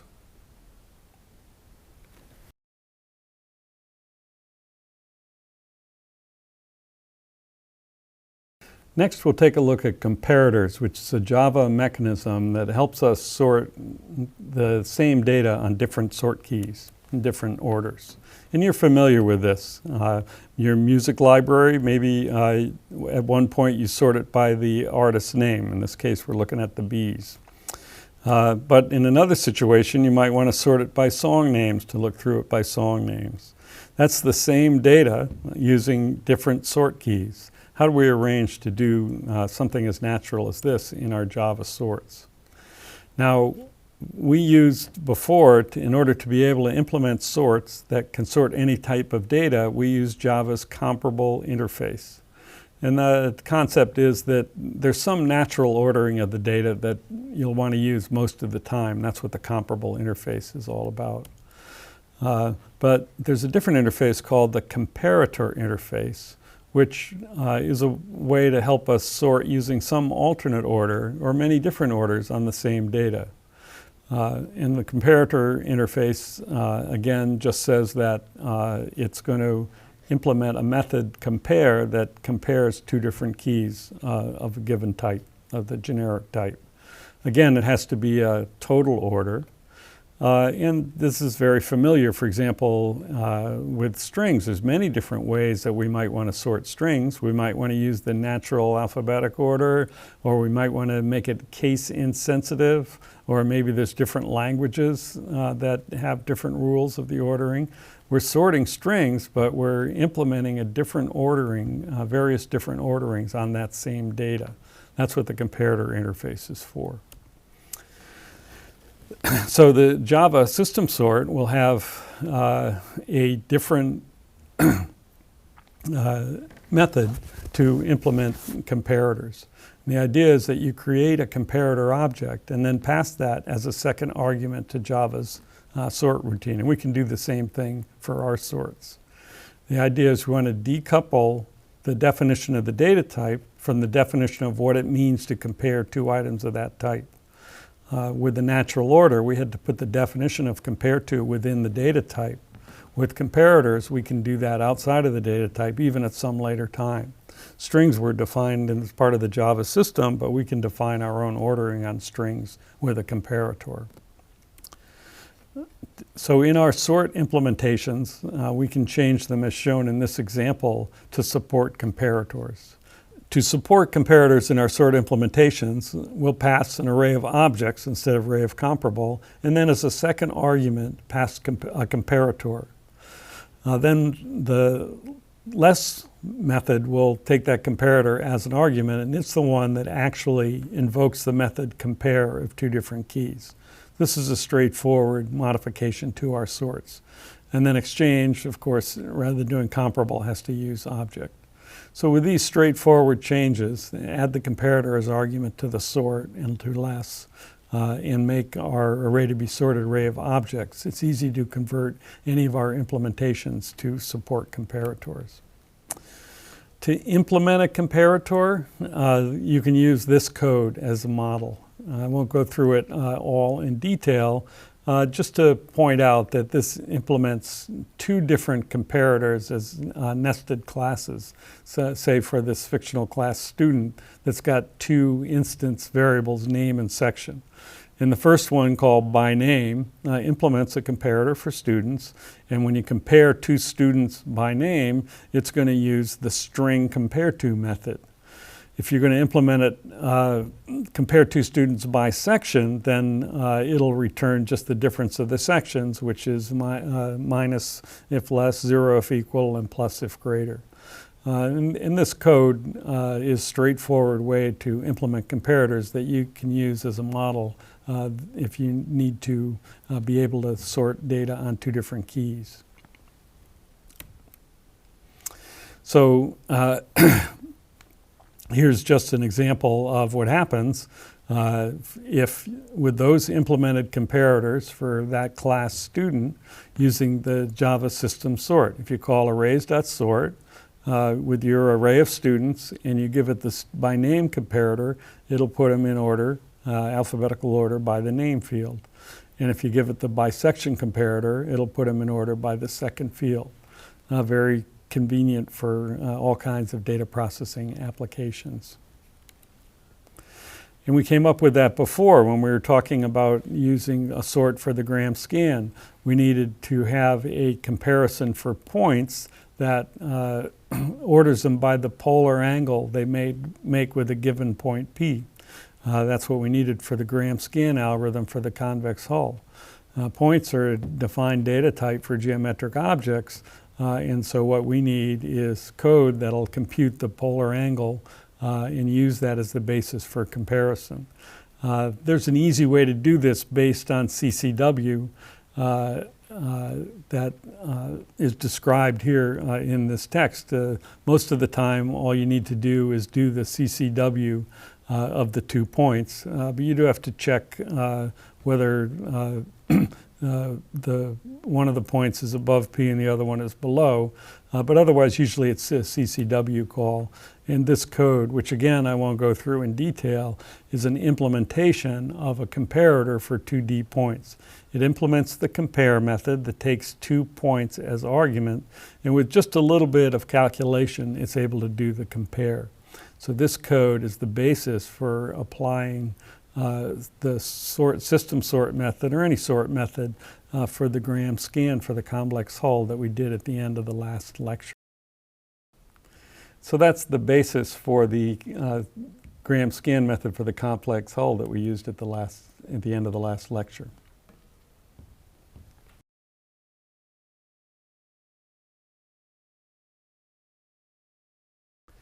Finally, we talk about stability. This is really one of the rules of the game, but it's much easier to talk about in the context of the real algorithms that we've seen so far. And really, it doesn't make sense if you don't know about comparators, which we just introduced. So the typical application that I just use as an example is, say, this set of student records. So we have them sorted by name. This is, say, something that we do just before assigning final grades. Maybe the third line there is the final grade. So it's all fine, it's sorted by name, but then in order to distribute it out to the people leading each of the sections, what we want to do is sort by the second field, sort by section.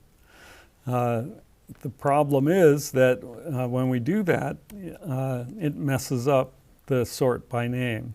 And that's annoying. You might assume that once you have it sorted by name, that when you sort it by the second field, then it should maintain the sort of by name for all that have equal keys in that second field. Actually, not all sorts preserve that property. That's called stability. And clearly, it's worthwhile to think about for your application whether you want or need a stable sort. It's an annoying surprise for many people in many applications. So a stable sort is a sort that preserves the relative order of items with equal keys. Which of our sorts are stable? That's an interesting question that we'll take a look at now. The quick bottom line is that insertion sort and merge sort are stable, but not selection sort or shell sort. And even within that bottom line, there's implementations that maybe are not stable. You have to carefully check the code to be sure. Always in this class we have an exercise or exam question. Is this version of this sort stable or not? So students learn to recognize whether code is stable. So this is just another typical example where we've got things sorted by time. And then what we want to do is, maybe these are important events, people buying tickets to a rock concert. And then we want to sort by location. What we'd hope is that it would keep the sort by time, but this is a non-stable sort that doesn't do that. So then out in the locations, they're going to have to resort it if they use one of these. But if they use a stable sort, then it stays sorted by time. Lots of applications you want stability. All right, so let's just look at each of the algorithms that we've considered so far. Insertion sort.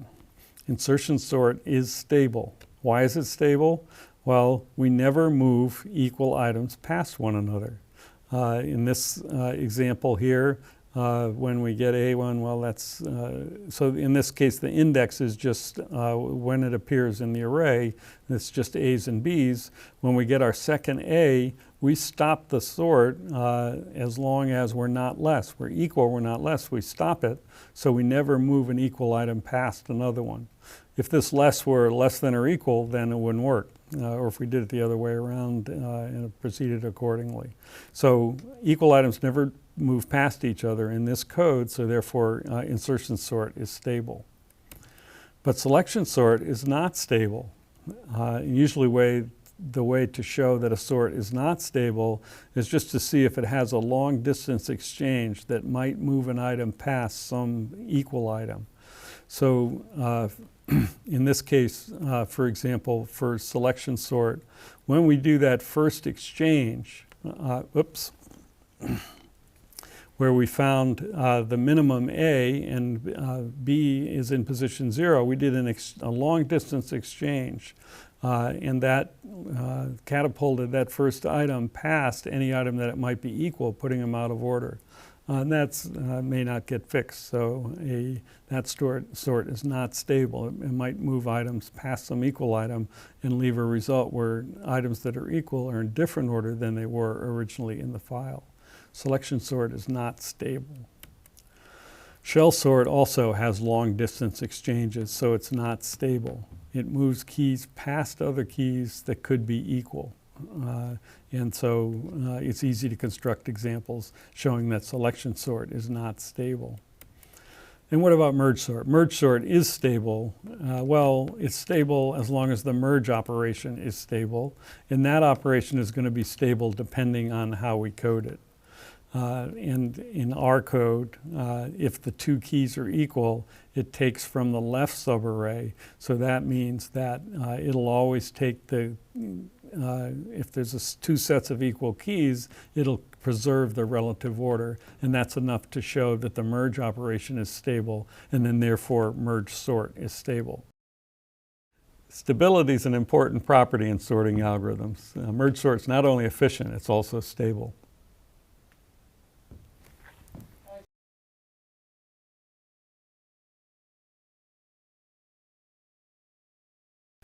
Welcome back. Today we're going to look at quicksort. That was named as one of the most important algorithms of the 20th century and is widely used for system sorts and many other applications. Last lecture we looked at merge sort, another classic sorting algorithm that's used in many systems, and today we're going to look at quicksort, which is used in many others. You can even get a quicksort t-shirt nowadays. So what is the quicksort method?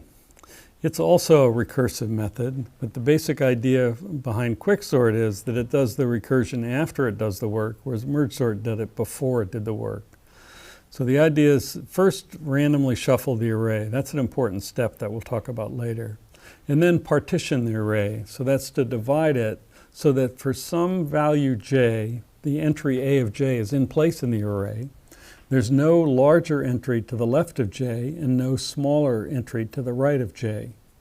Once we have the array partitioned in that way, shown here in the middle, right here we have k in its position, and we have everybody to the left, there's nobody greater than k, and everybody to the right, there's nobody less. Once we have it arranged in that way, then we recursively sort the two parts, sort the left part, sort the right part, and then after those two things are done, the whole thing is sorted. This method was invented in 1961 by Tony Hoare, who won the Turing Award in 1980 for this and other work. So let's look at a demo of how quicksort partitioning works. The idea is to arbitrarily choose the first element to be the partitioning element. Since we shuffled the array, that's a random element from the array. And then we're going to maintain an I pointer that moves from left to right and a J pointer that moves from right to left. Let's look how it works in the demo. So we start again by picking K as the partitioning element. And then our method is to move the I pointer from left to right as long as what we have is less than the partitioning element, and move the J pointer from right to left as long as it points to an item that's greater than the partitioning element. So in this example, the I pointer stops right away because it's pointing to an R, which is bigger than the partitioning element. The J pointer decrements until it gets to the C, which stops there because that's less than the partitioning element. And so now what's going to happen is those two elements are out of place. The partitioning elements in between them, and they're in the wrong order. So all we want to do is exchange those and then move on. Now we increment I as long as it's pointing to an element that's less than the partitioning element. Stop here at T because that's bigger. And now we decrement J as long as it's pointing to something that's bigger than the partitioning element. Stop here at I because that's less. Again, T and I are in the wrong places. If we exchange them, we'll maintain the invariant that everything to the left of I is less than the partitioning element, or nothing to the left of I is greater than the partitioning element, and nothing to the right of J is less than the partitioning element. So exchange them, increment I as long as it's less, stop at L. Decrement J as long as it's greater, stop at E. Those two elements are out of position, so exchange them. Now increment I, stop at the L, which is greater than K. Decrement J, stop at the E, which is less than K. And now at this point, the partitioning process is complete because the pointers have crossed and we've looked at everything in the array. In fact, J points to the rightmost element in the left subfile. That's everything that's not greater than K, so we can just exchange J with our partitioning element, and now we've achieved the goal of partitioning the array so that A of J is in its position, nobody to the left is greater, nobody to the right is less. Now the code for partitioning is straightforward to implement. Down below shows the state of the array before partitioning, during, and after partitioning. So in the end, the J pointer is pointing to the partitioning element V, which was in position V in the first place.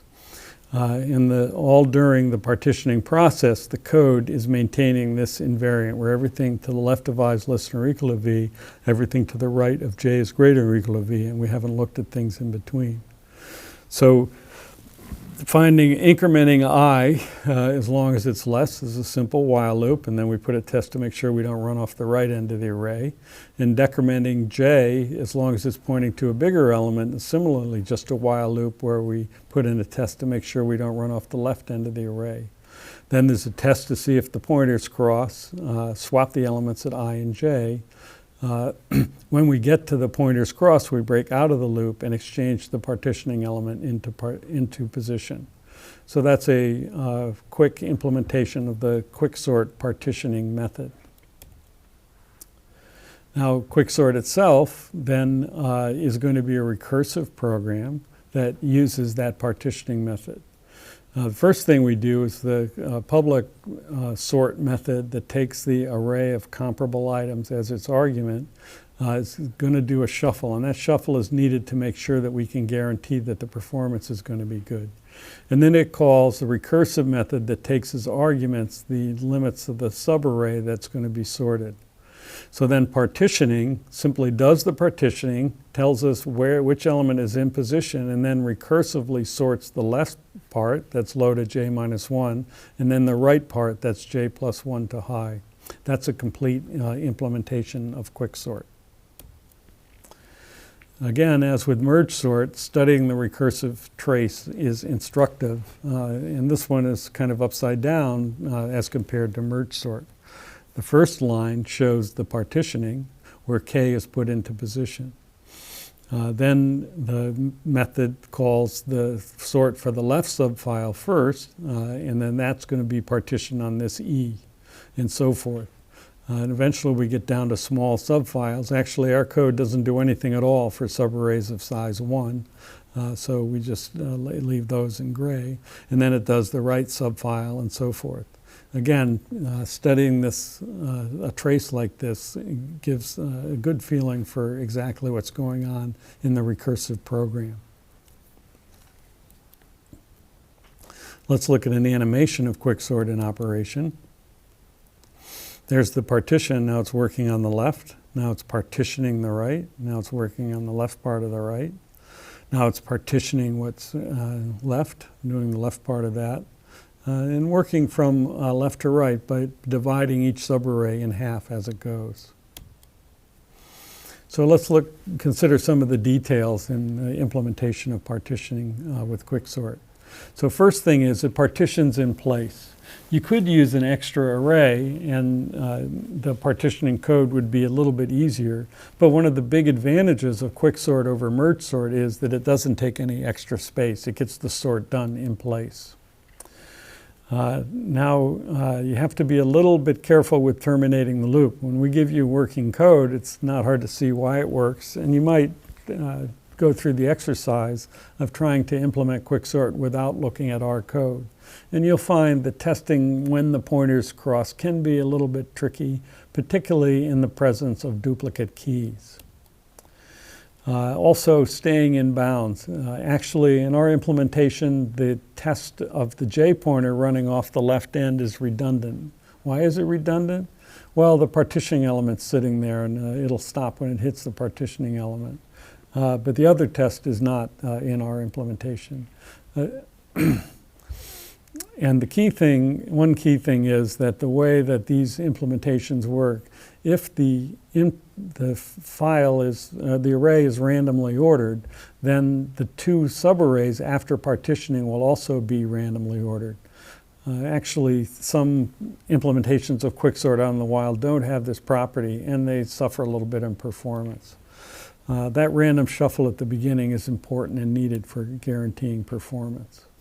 And the other thing I've referred to but not talked about in detail is the presence of equal keys. You might think it would be better to handle equal keys in some special way, and we'll talk about that in a second. But this general purpose implementation stops the pointers on keys equal to the partitioning item's key, and we'll take a look at why that's important in a minute. So now let's look at the running time estimates about why we care about quicksort versus merge sort. This is extending the table we looked at last time. And you can see over in the right column here, quicksort is quite a bit faster than merge sort. And again, a good algorithm is much better than having a supercomputer. Even on your PC, you can sort a huge array of 1 million items in less than a second and 1 billion items in only a few minutes. So again, this sort of timing is why quicksort is so widely used, because it's simply just faster than merge sort. Well, in the best case, quicksort will divide everything exactly in half, and that makes it kind of like merge sort. It's about n log n. And in the worst case, if the random shuffle winds up putting the items exactly in order, then partitioning doesn't really do anything except find the smallest, peel off the smallest item, kind of discover that everything to the right is greater. That's a bad case, but if we shuffled randomly, it's extremely unlikely to happen. The most interesting thing about the study of quicksort is the average case analysis. This is a somewhat detailed mathematical derivation, but it's worthwhile going through the steps to really get a feeling for why it is that quicksort is quick. So what we do is, as we did for merge sort, is write down a mathematical recurrence relation that corresponds to what the program does. In the case of quicksort, the number of comparisons taken to sort n items is n plus 1 for the partitioning, plus what happens next depends on what the partitioning element was. If the partitioning element is k, any particular value happens with probability 1 over n. And if it's k, then the left subfile has k minus 1 items in it, and the right subfile has n minus k items in it. So for every value of k, if you add those up, the probability that the partitioning element is k plus the cost for the two subfiles, we get this equation. This looks like a fairly daunting equation, but actually it's not too difficult to solve. First thing we do is just multiply by n and collect terms. So NCN, n times n plus 1, and then these terms, every size appears twice, so it's twice the sum of from C0 to Cn minus 1. That's a simpler equation already. Now what we can do is get rid of that sum by subtracting the same equation for n minus 1. So NCN minus n minus 1 Cn minus 1, and then n times n plus 1 minus n minus 1 times n is just 2n, and then the sum collapses, just leaving the last term. This sum minus the same sum for n minus 1 just leaves the 2Cn minus 1. Now that's looking like a much simpler equation. Rearrange the terms. So we get n plus 1 Cn minus 1, and then divide by n times n plus 1. That's a kind of a magic step, but we'll see that makes it possible to solve the equation easily. Because that equation with Cn over n plus 1 equals Cn minus 1 over n is an equation that telescopes. The first term at the right is the same as the term on the left, so we can apply the same equation. So it's 2 over n plus 1. We apply for n minus 1. We get 1 less here, and we throw out a 2 over n. And continue that way, throwing out 2 over decreasing numbers all the way down until we get down to 2 elements, or C1, which is 0. Substitute the previous equation, telescope, and then that gives us an easy sum that we can approximate by an integral. It's 1 over x from 3 to n plus 1, and that's a pretty close approximation in this case. And that approximation gives us, it's about 2 n plus 1 natural log n comparisons for quicksort, about 1.39 n log n. That's the average number of comparisons taken by quicksort.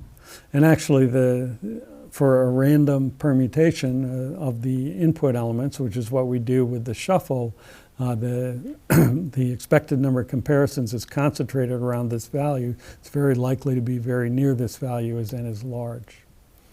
So the worst case, quicksort is quadratic. So complexity is going to tell us that it's a quadratic algorithm, if that's what its worst case is. But with the random shuffle, it's more likely that this lecture will end because of a lightning strike, or your computer will be struck by a lightning bolt. So we can discount that. The average case, which is extremely likely for any practical application, is going to be about 1.39 n log n.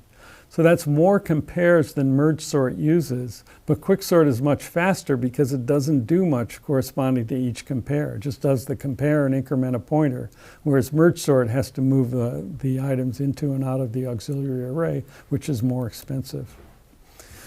So the random shuffle is a key for good performance in quicksort. It gives us the guarantee that the worst case is not going to happen, and also it allows us to develop a math model that we can go ahead and validate with experimentation. You run quicksort and you count compares. If you did the random shuffle, it'll be about 1.39 n log n compares, and its running time will be proportional to n log n, and it'll be a fast sort, and that's what people do, and that's why people use it. Now there are some things that you have to watch out for with quicksort because the implementation is a bit fragile and it's easy to make mistakes. And you'll find textbook implementations or implementations out on the web that wind up running in quadratic time in certain situations. You have to be a little bit careful of that. Even if everything is randomized, if there's lots of duplicates and the implementation is not done quite right, the quicksort might take quadratic time.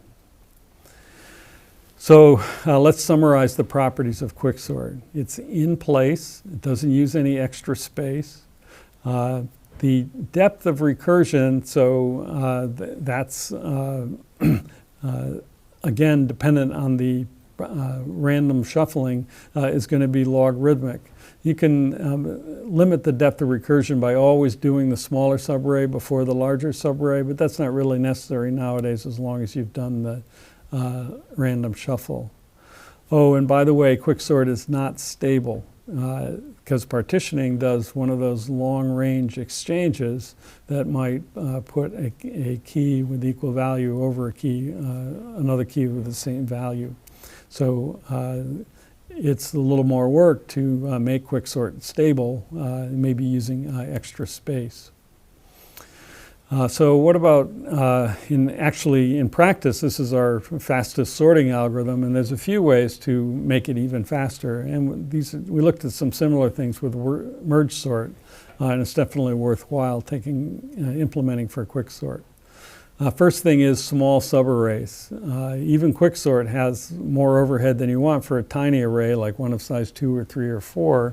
So you can implement it to cut off to insertion sort for small arrays. And the exact number that you use is not too critical. Anywhere between 10 and 20 will improve the running time by maybe 20%.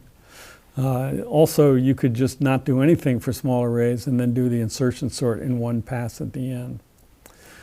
So that's a first improvement. Second improvement is to try to estimate the partitioning element to be near the middle rather than just arbitrarily using the first element, which on average will be at the middle. So one thing that we can do is sample the items and then take a median of the sample. That's actually not worth the cost for large samples usually, but for 3 it's worthwhile. Slightly reduces the number of compares, increases the number of exchanges paradoxically because more exchanges are required when the partitioning is right in the middle. So that'll also improve the running time by maybe 10%. So this is a summary of the optimized quicksort with cutoff to small subfiles and median of 3 partitioning. So partition usually happens pretty close to the middle when you do that sample and median of 3. And then small subfiles can just be left unsorted to be picked up with insertion sort right at the end. So this gives a feeling for the number of items that have to be touched during quicksort and kind of an explanation for how it gets the sort done so quickly. That's a summary of quicksort, our best sorting algorithm that we've seen to date.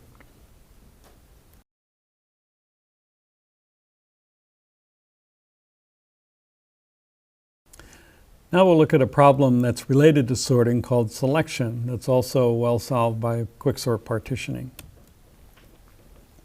This is a simpler problem. We're given an array of n items that are ordered, and our task is to find the kth largest. There's lots of important applications for this. So like if we wanted to find the minimum item, that's k equals 0, or the maximum item, that's k equals n minus 1, or the median, that's k equals n over 2. And there's many kinds of applications when people processing data want to find the top k or the median or other order statistics. So that's what selection is all about. Now, here's an example where we want to use theory as a guide.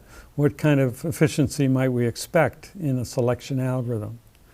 Well, first of all, it's easy to see that we can solve selection in n log n time. How would we do that? Well, we just sort the array, and then if we want to find the smallest, you look in the first position, or the largest, you look in the last position, or the median, you look in the middle. In fact, if k is small, the running time is going to be proportional to n. Because if you're looking for the smallest, you can just go through the array and find the smallest in one pass through. Or for 2, you find it in 2 passes through. So you can imagine trying to look for a selection algorithm that takes time proportional to n. And also the lower bound is n because you have to look at everything. If you don't look at everything, you might miss the one item that you're looking for. So from these observations, it's clear that what we'd like is a selection algorithm that takes linear time. But at this point, the question is there a linear time algorithm that works for every k? Or possibly selection is as hard as sorting? This kind of question plagued a lot of people in the late 60s, early 70s as these types of problems emerged for computing applications. So it's an interesting question to think about for sure. Well, in his original paper in 1961, Hoare gave a solution to the selection problem based on partitioning. And the idea is just a version of quicksort in a way.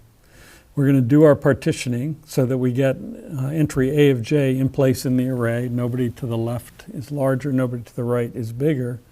But then when we're doing selection, what we'll do is just go in one subarray or the other, depending on where j is. If j is equal to k, we're done. We found the kth largest. If k is to the left of j, then we just do the left subfile. We just set high to j minus 1. And if k is to the right of j, we just do the right subfile, set low to j plus 1. And that's all this code does. You could do it with a recursive call, but this just does it by resetting the values of the parameters. Do one partition, then check whether your kth element is going to be in the left part or the right part. Reset low or high accordingly. If it's equal, then you found it and you return it and you keep going until you get to a point where you have only one element. That's a quicksort like implementation solving the selection problem. Notice again that it depends on the random shuffle at the beginning. That's going to be important for performance. All right, so there needs to be a mathematical analysis to characterize the running time of this program. And the fact is that quick select, this method takes linear time on the average. We won't give the full proof. It's actually quite a bit more complicated than the one just done for quicksort. But intuitively, we can see kind of what happens. Each partitioning step maybe splits the array approximately in half. So that means you'd have, if it did exactly in half, you'd have n plus n over 2 plus n over 4 and so forth, which adds up to about 2n compares, so linear cost. If you do it actually doesn't cut it in half exactly each time, only on average. So you need a fuller analysis like the one we did for quicksort. And the bottom line of that analysis gives the number of comparisons required as a function of n and of k in terms of this formula here. And if you plug in k equals n over 2, you get the result that the number of compares required to find the median, and that's the highest value this formula can take, is 2 plus 2 natural log of 2. So linear time to find the kth largest for any value of k. Now again, it's going to use, this is a method that's linear time on the average. It's actually going to be quadratic in the worst case. But again, the chance that that'll happen with a random shuffle is less than the chance that we'll be struck by lightning. It's a probabilistic guaranteed fast algorithm. Now, from a theoretical standpoint, that's a little unsatisfied. And in 1973, there's a famous paper that found a compare-based selection algorithm that guarantees to solve the problem in linear time. This was a real landmark in the theory of algorithms because for a long time it was not known. We knew we could have the average case be linear time, but could we find a worst case? And this paper found such a construction. Now, in practice, this construction is rather high, so the method's not really used in practice. And so there is still the goal of a a fast, guaranteed linear time selection algorithm that maybe somebody in this class will invent someday. This is another example where we use theory as a guide. It's still worthwhile to look for a practical linear time worst case algorithm. Maybe somebody in this class will invent that. But until something like that is discovered, use the quick select based on quicksort partitioning, and you can get linear time selection when you don't need a full sort. That's selection, a simple problem like sorting that is well solved with quicksort partitioning.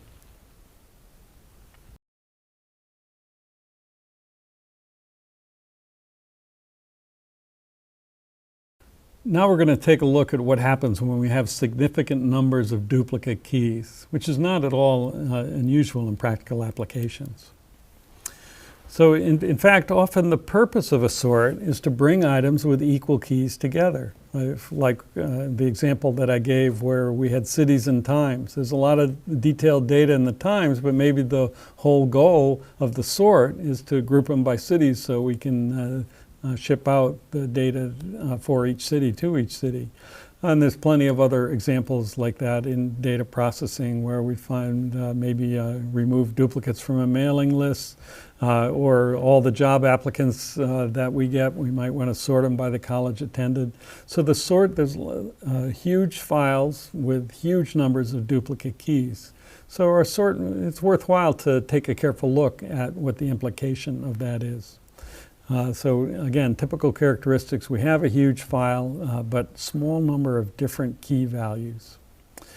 So let's look at our algorithms in that situation. So merge sort, it doesn't matter that much what the key values are like.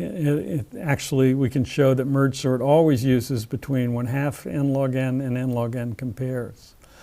Quicksort, actually there were, up until the 1990s, the most widely used implementation took quadratic time for files with large numbers of equal keys. And it was actually found by an applications user. And that's the standard quicksort that was in all the textbooks, almost all the textbooks. If you did not stop the partitioning on equal keys, it would run in quadratic time. So we want to do better than this. So the mistake happens if we put all the items equal to the partitioning item on one side, which is a natural way to implement it. And the consequence is, if you have all the keys equal, then partitioning doesn't really do anything. It just peels off one key to do a file of size n, then you get a subfile of size n-1, and then n-2, and so forth. And the result is a quadratic time algorithm. Our implementation, we stop the partitioning scans on items equal to the partitioning item. And then in that case, when all the keys are equal, it's going to divide it exactly in the middle. And then in that case, you get n log n compares. But actually, when you think about it, why don't we just put all the items equal to the partitioning item in place? That's really a desirable way to look at it. And let's take a look at that option. So the goal is so-called three-way partitioning. So what we want to do is get the array into three parts so that now we have two pointers into the middle. One that is the boundary between the keys that are less than the partitioning element and those that are equal to the partitioning element. Another one that's the boundary between the keys that are equal to the partitioning elements and the one that's greater. And then in the middle are all the equal keys. Now that's what we'd like to arrange. Now, until the 1990s, conventional wisdom among people implementing systems was that it wasn't worth doing this. But actually, it's a problem that Edsger Dijkstra had proposed in the 70s as an example of a programming problem. He was really interested in analyzing correctness of programs and showing that how you could convince yourself that this program was operating as expected. But in the 1990s, we figured out that really this was going to be an effective way to sort. And this was taking a look at the Q-sort that a user found was broken. And now this method is incorporated into plenty of system sorts. So let's take a look at how it works with the demo. It's more complicated than standard quicksort partitioning, a bit more complicated because there's more to do. So now we have our I pointer, which is right to the left of stuff we haven't seen yet. And then we have two other pointers that maintain these boundaries. Everything to the right of GT is known to be greater than the partitioning element. Everything to the left of LT is known to be less, and between LT and I is known to be equal.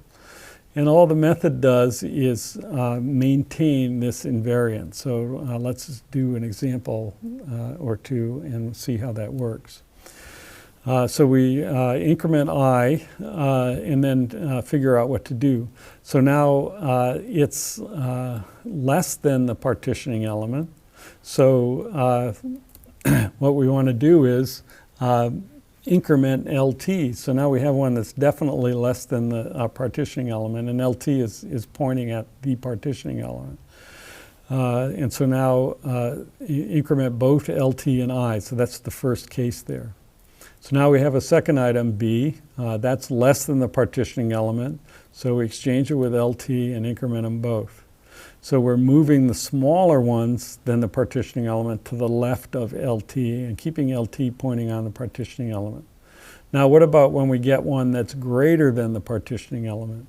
So in that case, we exchange the one over at the right with I and decrement GT.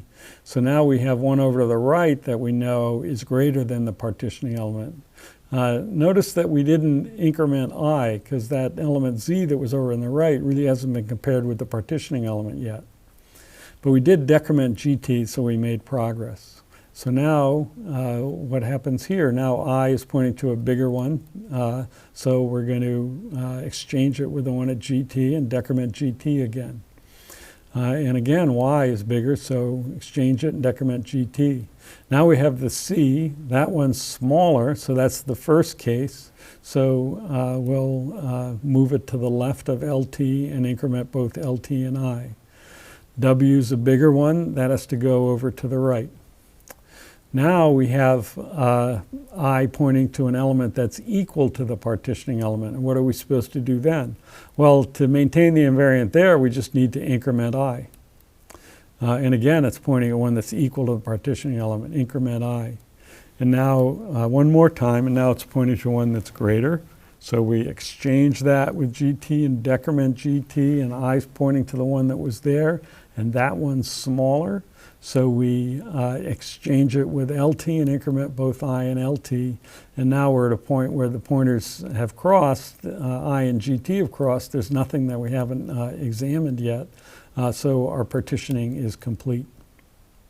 Here's a trace of Dijkstra three-way partitioning for his problem, which is when there's just three different values in the file.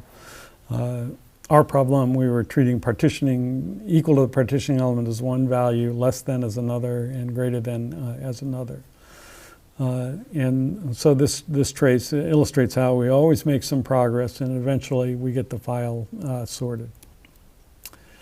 The implementation is amazingly simple. The whole partitioning process for three-way partitioning in the modern programming language like Java simply maintains the invariance as described in the demo.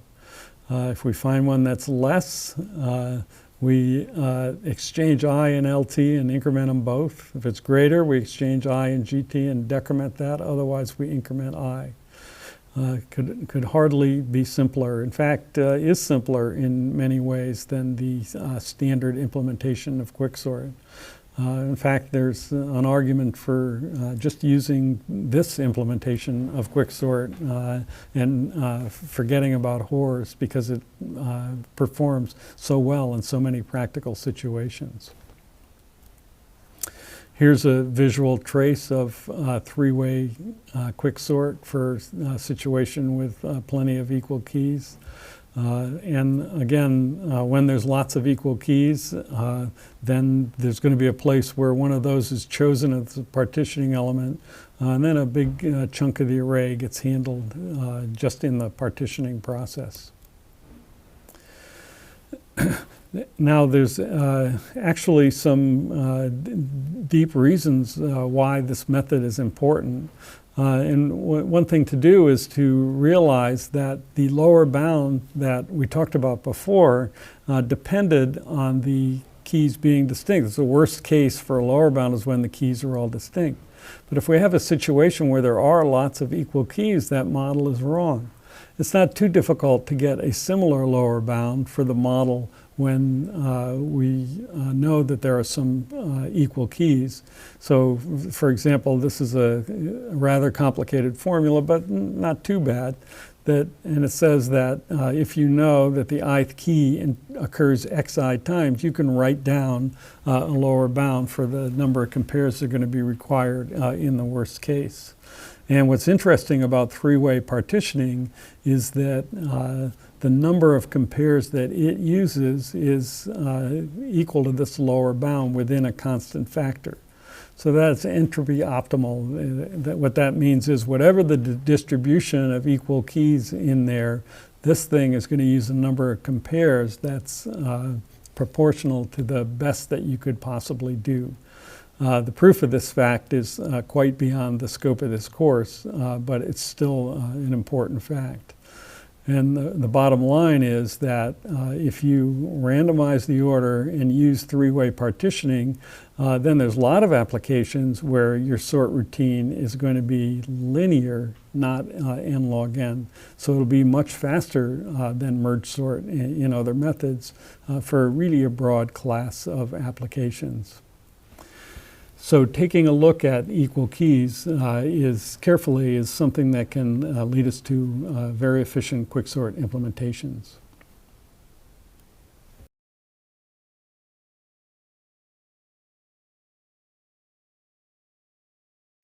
Welcome back.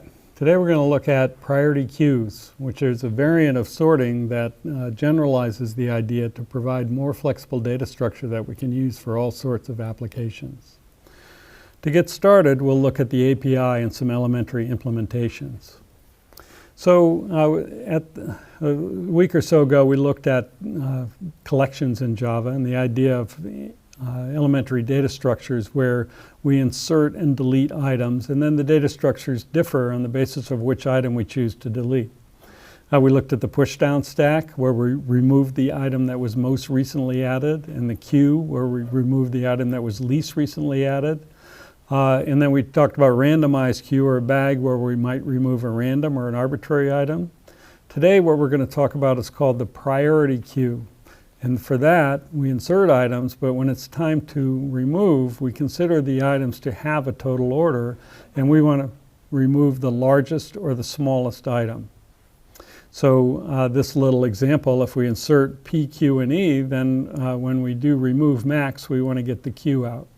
If later we insert X, A, and M, then we remove max. The largest one in there is X.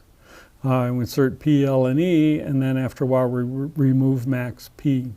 So that's our basic setup. That's what a definition of what a priority queue is.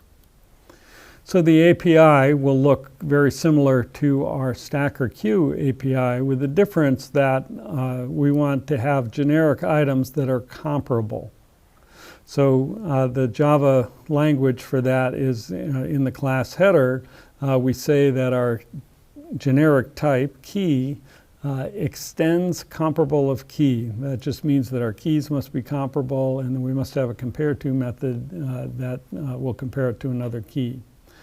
Otherwise, we have a constructor, and actually for some applications it's convenient to have a constructor that takes an array of keys as argument. Then in an insert, that's put something in like push in a stack or enqueue in a queue. Then delete the maximum.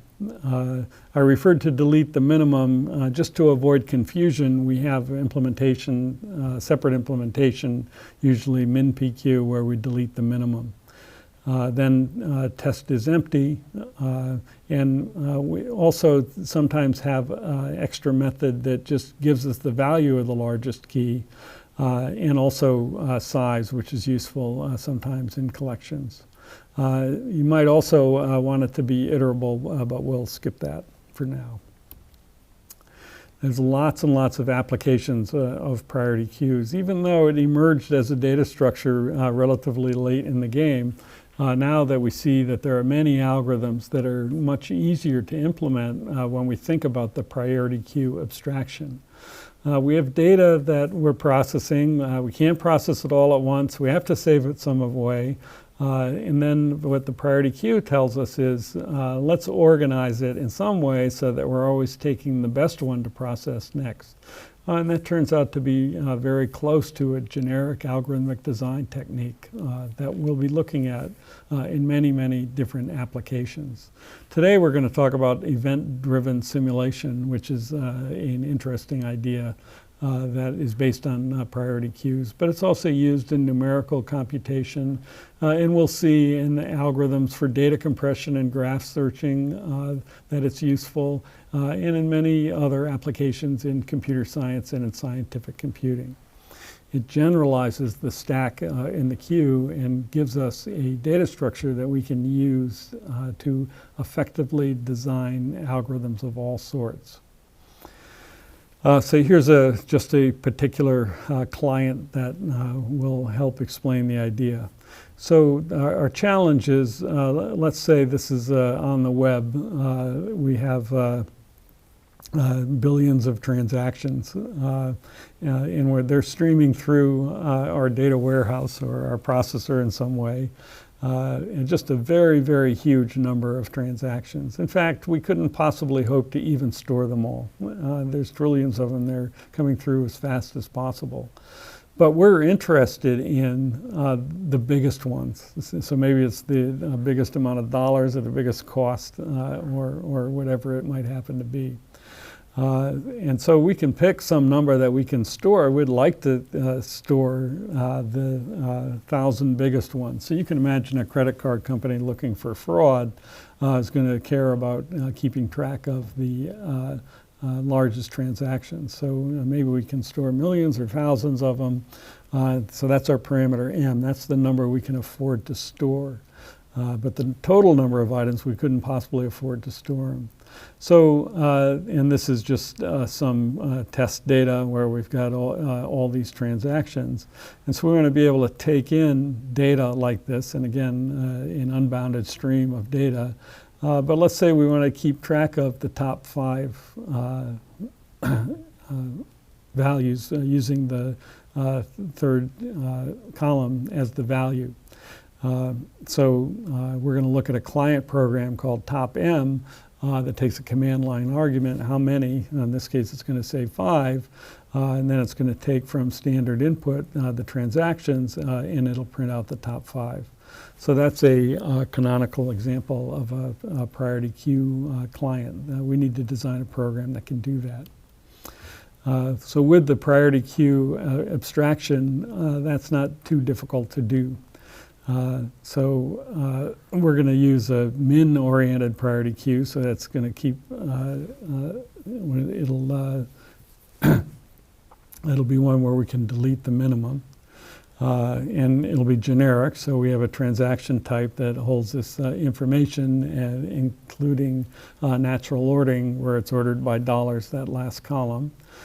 So we'll build a new priority queue, min priority queue, where we have the capability to delete the minimum. Then we read from standard input. We read a line, build a transaction from the information on that line, and that'll fill in the fields. And then we put that transaction on the priority queue. Now, if the priority queue has more than M items because we inserted that one, then we want to delete the smallest one there. And that way, we're keeping track of the largest M. Whenever we get a new one, then we throw away the smallest one that's there. So even with this huge stream of items coming through, we're only keeping track of the M largest item, and that's a fine canonical client for a priority queue. Now, how are we going to implement or solve this problem? Well, you can think of lots of ways to go ahead and solve this problem of finding the largest m items in a stream of n items. So, for example, you could sort them and then just look at the m at the end. But by setting up the problem, I already kind of ruled that one out because we don't have the space to sort them all, to store them all. So sort is out of the question. We'll look at a couple of elementary priority queue implementations that are straightforward. Keep the items like we would in a stack, and then when we need to find the smallest or the largest, look at them all. But that's going to be too slow. M is large and n is huge, and m times n is going to be too slow. What we'll look at is a very simple and practical implementation using a data structure called the binary heap that gets the job done in time proportional to n log m in only m space. And that's pretty close to the best that we could do in theory and is a very important and useful practical implementation and data structure. All right, so here's just a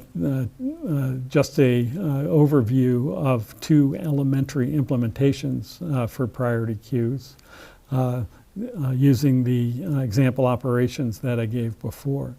So you can imagine keeping the items, say, in a linked list or in a doubling array, and just keeping just unordered, just as we would in a stack, just keeping them the way that they come in. We put a new item at the end of the array and remove it from the end of the array, or you could do it in a linked list. And then when it's time to remove the maximum, you have to scan through everything to find the maximum. So that's one way. You could implement this with a linked list or with a resizing array. Or you might decide, well, let's try to keep things in order. And then that might involve some work. It's like insertion sort. You have to find the place to put the new item and then put it in the right place.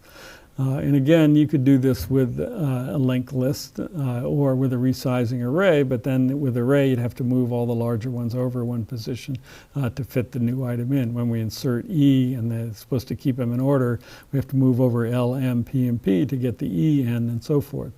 But the advantage of that might be that removing the maximum is easy. We just take away the one at the end. To remove the Q, we know it's at the end. To remove the max at this point, that's X, it's right at the end, and P is right at the end. So you can imagine the implementations of priority queues using these two basic strategies. Not much code involved. This is a unordered array implementation of priority queues. And it's quite straightforward. We didn't put in this is the cheat version where we require the client to provide a capacity, but we could easily change this to a resizing array.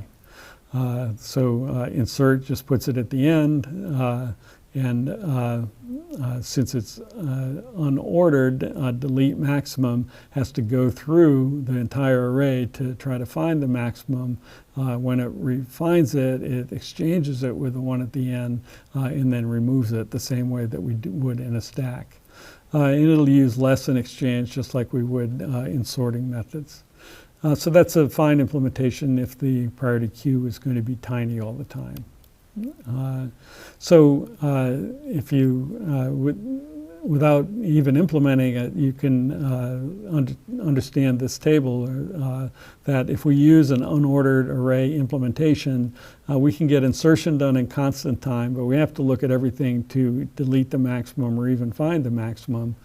If we keep it in order, we can find the maximum or delete it in constant time, but it takes us linear time to insert.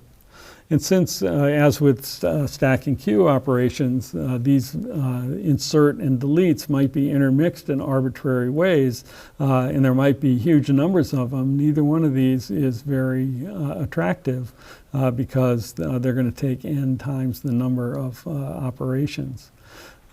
Whereas what we can hope for and what we actually will achieve is to get log n time for all operations, time proportional to log n for all operations. With a clever data structure and interesting implementation, we can actually achieve that goal. That's the basic API and some elementary implementations for priority queues.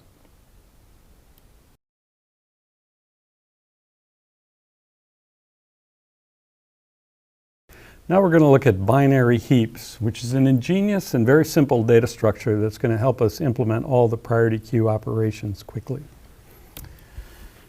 So the idea of a binary heap is based on the idea of a complete binary tree. So a complete binary tree, well, first of all, a binary tree is either empty or it's a node with links to left and right binary trees. So that's an example of a binary tree. A complete binary tree is one that's perfectly balanced except possibly for the bottom level. So there might be a few nodes on the bottom level and one level lower than the bottom level, but otherwise all the levels are full. And we'll see how that looks in just a second. The property of a complete tree is that the height of a complete tree with n nodes is the biggest integer less than log base 2 of n. And that's really easy to convince yourself that that's true because the height, if we add nodes one at a time, going from left to right on the bottom level, say, the height only increases when n is a power of 2. Complete binary trees actually happen in nature. Here's an example of one that goes 1, 2, 3, 4 levels at least. So 16 bushes at the end there. All right, now the way we're going to use complete binary trees to implement priority queues is to, first of all, associate information with each node. We'll put our keys in the nodes. And also, we're going to represent it with an array. So when we start putting the keys in the nodes, we're going to impose one more condition that's called heap ordering. And the idea is that the parent's key is going to be no smaller than its children's key, and that's true for every node in the tree. The array representation, all we do is we start with indices at 1. It's a little less calculation that way. We leave a of 0 empty. And then we just take the nodes in level order. So first we put the root, then we put the 2 nodes on the first level going left from right, and then all the nodes on the third level going from left to right, and so forth. This is interesting because we can draw the tree to get more intuition about what's happening, but in the actual data structure representation, we don't need any links at all. It's just an array. The way that we move around the tree is by doing arithmetic on the indices. So let's look at a few properties of binary heaps. So that's complete binary trees represented in an array with keys in the nodes satisfying the heap order property. Well, first thing is that A of 1 is the largest key. It's larger than the keys. There's 2 children and they're larger than theirs and so forth. So it's the largest key in the data structure. The other thing is, as I just mentioned, you can use the array indices to move through the tree. For example, if the node is at position k, index k in the array, then its parent is at k over 2, and that's integer divide. So the parents of, say, h and g are both n. H is at 10, g is at 11, n's at 5. So both of those are 10 over 2, 11 over 2, integer divide is 5. And going the other way, it's easy to see that the children of the node at k are 2k and 2k plus 1. So we don't need explicit links at all to represent these data structures. We can just use array indices. So that's the basic setup or the invariant that we want to maintain in this data structure. And now what we're going to do is take a look at just a couple of different scenarios that where we violate that invariant temporarily and then fix it. And that's going to give us the flexibility that we need to implement priority queue operations. So one scenario shown here is if for whatever reason a child's key becomes larger than its parent's key. So in this case, we have an example where T, the node T here, its value changes and it becomes larger than its parent key P. So the heap order condition is satisfied everywhere except at this node. Well, it's easy to fix this one. All we do is exchange the key in the child with the key in the parent. After that exchange, then that would have T up here and P down here, then the heap order condition is satisfied at that node because the parent was smaller, so that one's smaller. And this other one is still smaller, so T is, after it's exchanged up here, will be bigger than both its children. But the heap condition will be violated because T is still smaller than S. So we have to do it again, exchange it with S. So we move up the tree, exchanging the larger key with its smaller parent until we get to a point where it's larger than both its children. That's restoring the heap order along a path from the place where it's violated to the root. You can think of that as kind of like the well-known Peter principle, where a node gets promoted to a level where it finally can't be better than its boss. It's a level of its maximum incompetence. And implementing that in code is really easy. We call that the swim operation. It swims up to the top. And if we have a node at index k and we know the heap condition is violated there, as long as we're not at the root and k's parent, k over 2, is less than a of k, then we just exchange it with its parent and move up. That's the swim operation to eliminate a violation when a key value increases. So, for example, this gives us a way to insert a new element into a heap. What we do is we add a new node at the end of the heap. So that's one position over. The thing is, remember, represented in array, 1, 2, 3, and so forth. So the next empty position in the array, there's a place to put a new node. And then we just declare that that's part of the heap. And that node, well, if it's less than its parent, we're fine. But in general, we have to check whether the heap condition is violated and exchange it with its parent as long as it's smaller. And that's just perform the swim operation.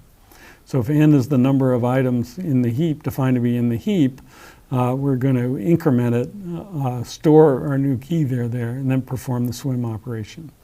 So that's a quick implementation of the insert operation. And notice, since it's just going from bottom to top in the heap, it takes at most 1 plus log base 2 of n compares. Now there's another scenario where a key becomes smaller. So for whatever reason, a parent key decreases, it might become smaller than one or both of its children's.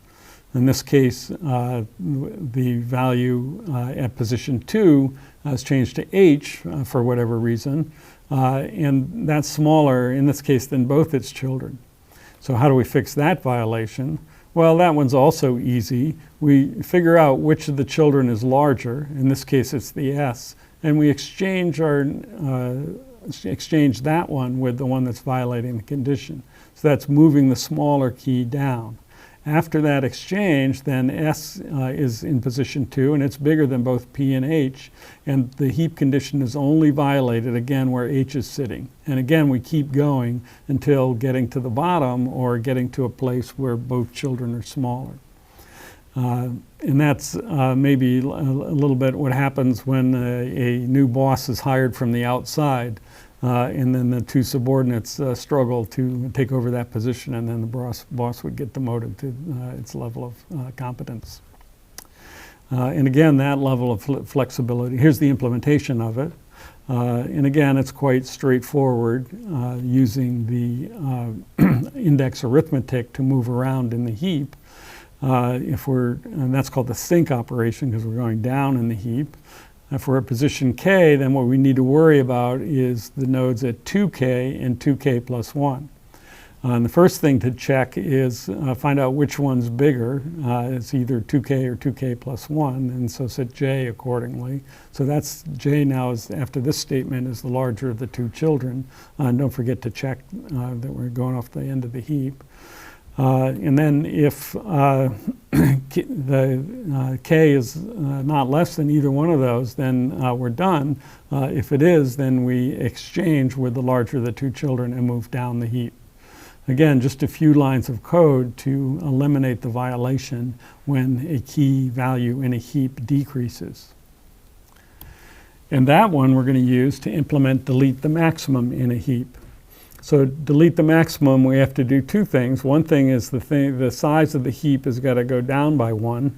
The other thing is return the maximum. Well, we know the one that we want to return is the one at the root, so we'll save that value away to return to the client.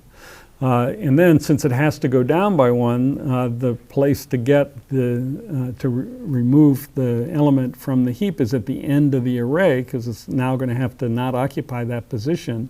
So we take that element and replace the root with it. So move the h up, and actually put the root value there, just exchange them, but it's no longer in the heap. Now, that element, which went from the bottom to the top, is most likely going to violate the heap order. It's going to be smaller than both of its children, so we do a sync. Now, in this case, to implement delete max, we save away that value at the root in max, and we eliminate loitering by nulling out that vacated position, then return the max value. So that's an implementation of the delete max operation for a heap using sync, where a key value that decreases goes down in the heap. So let's just take a look at what happens with a real heap with the demo when we do these things. And you'll have a good feeling for how this data structure works. So we're starting at some point where we have these 10 keys in a heap, and it's heap ordered. So we've drawn the data structure with the links, so we have an intuition for what's going on. But all the program sees is the array in gray at the bottom, where T's in position 1, P and R position 2 and 3, and so forth. So now suppose that we're supposed to add S. So to add it to the heap, that's got to go in the position at the end. And then now we've added it to the heap by just incrementing n and putting it in there. But now we have to bring the heap order back into condition. And so that's going to, that key is larger than its parent, so we're going to swim it up, exchange it with its parent as long as it's smaller than its parent. So first thing, it goes up to exchange with the S. It's still bigger than P, so we exchange it with the P. And now we're done because S is not bigger than T, and the heap order condition is now satisfied everywhere in the heap. So with just 2 exchanges, we insert that new element into the heap in this case. Now suppose the next operation is remove the maximum. So we're going to take T and we're going to exchange it with the last element, and then declare that to be no longer part of the heap. So now we have to bring the heap order back because it might be violated at the root. So now we invoke the sync, where we exchange that node with the larger of its 2 children until we find a place where it's larger than both its children. So S is the larger of the 2 children, R and S, and now H is still smaller than both its children, so we promote the larger, which is P. Now H has no right child, just a left child, and it's larger than that one, so we're finished with that operation. We've removed the maximum, and we still have our data structure heap ordered, and our n keys stored in the first n positions in the array. Let's remove the maximum again.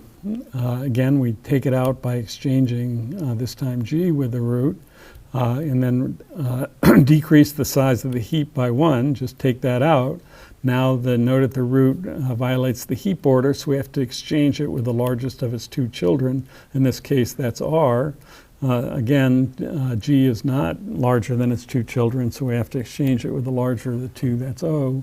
And now we're done, we've removed the largest again. Now suppose we insert S back into the heap.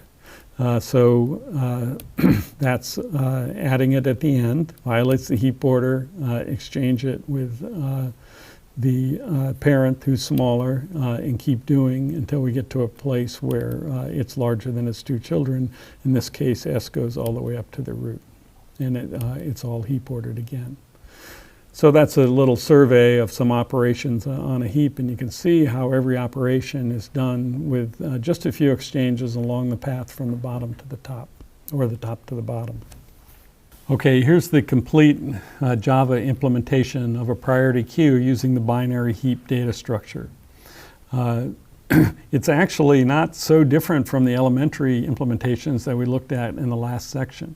Our representation is an array of keys and a size. That's the number of items in the heap. For simplicity, we'll show the code where the client gives the capacity of the heap. We can use a resizing array in an industrial strength implementation, the same that we did for stacks and other data structures where we use arrays. So we'll build a new array of keys, and we have to use an ugly cast because we can't have generic arrays in Java. So it's comparable, and we need one more than the capacity to handle this thing where we don't use position 0.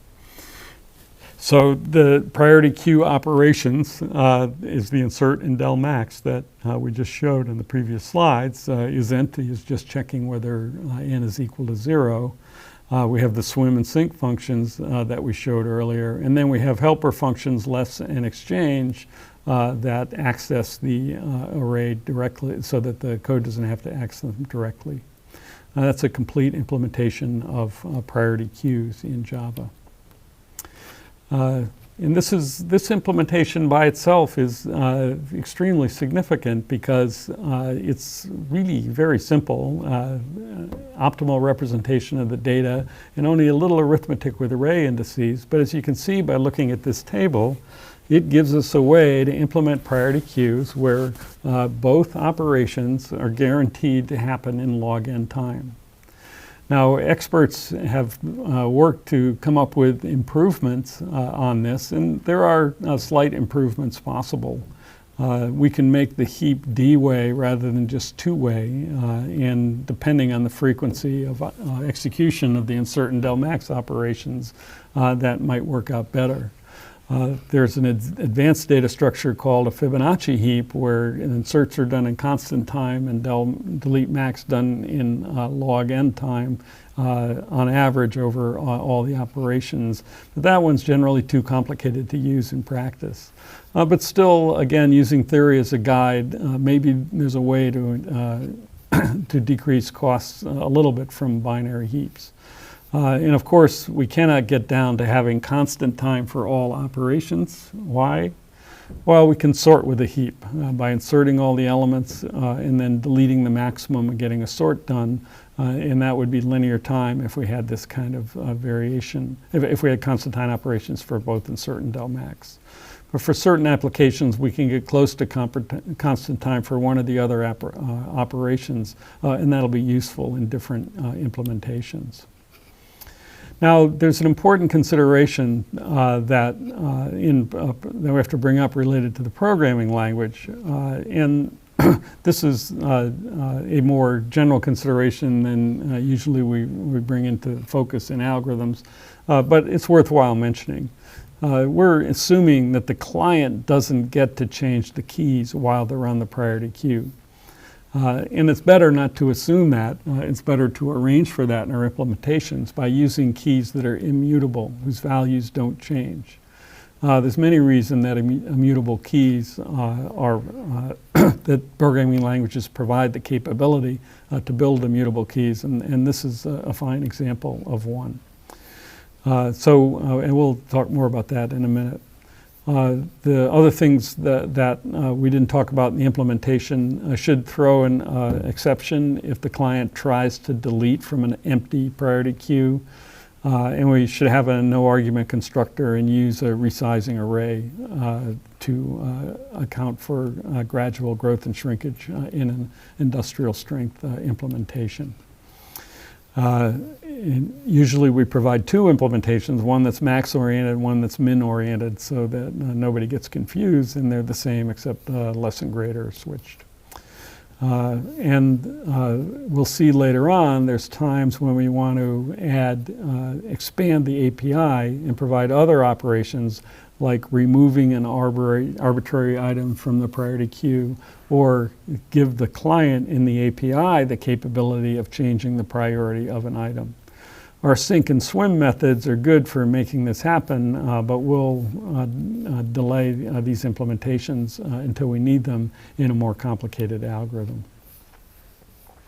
So what about immutability? Everything in Java is implemented as a data type, a set of values and operations on those values. And the idea of immutable data type is that you can't change the value once it's created. So that's kind of like when you when you create a literal value to be assigned to an integer, it has that value. Here's an example, say using a data type for vectors. It might be a way to implement vectors. So we put the word final to means that the instance methods can't be overridden. And not only that, instance variables are private. They can't be seen from the outside, and they don't change. And so a constructor for an immutable vector data type, it might take an array as its argument, and that array has got values stored in it, say of doubles, and those can change. But what an immutable implementation would do would be to copy those values into the local data array instance variable. And then those values are not going to change. And the instance methods won't change them, and the client can't change them. So that value stays the same. Lots of implementations, data type implementations in Java are immutable, like string is immutable. When you create a string, that value doesn't change. If you want a new string, you have to create a new string using concatenation or some other operation. And the same with the wrapper types like integer and double or color and lots of things. Whereas, on the other hand, sometimes the whole purpose of a data type is to maintain a changing value. Like a good example is a counter or a stack. So you wouldn't put those things on a priority queue because the value is changing, but the other ones you would. The advantages of immutability, and again, maybe this isn't the place to really sell those advantages, it's more for a programming language course, is that it really simplifies debugging. We can have more confidence that our priority queue operations are going to work correctly if we know that the type of data that's on the priority queue is immutable. If the client could change the values, how do we know that the heap order operation is preserved? If we want the client to be able to change the values, we're going to provide methods for that purpose, as I just mentioned.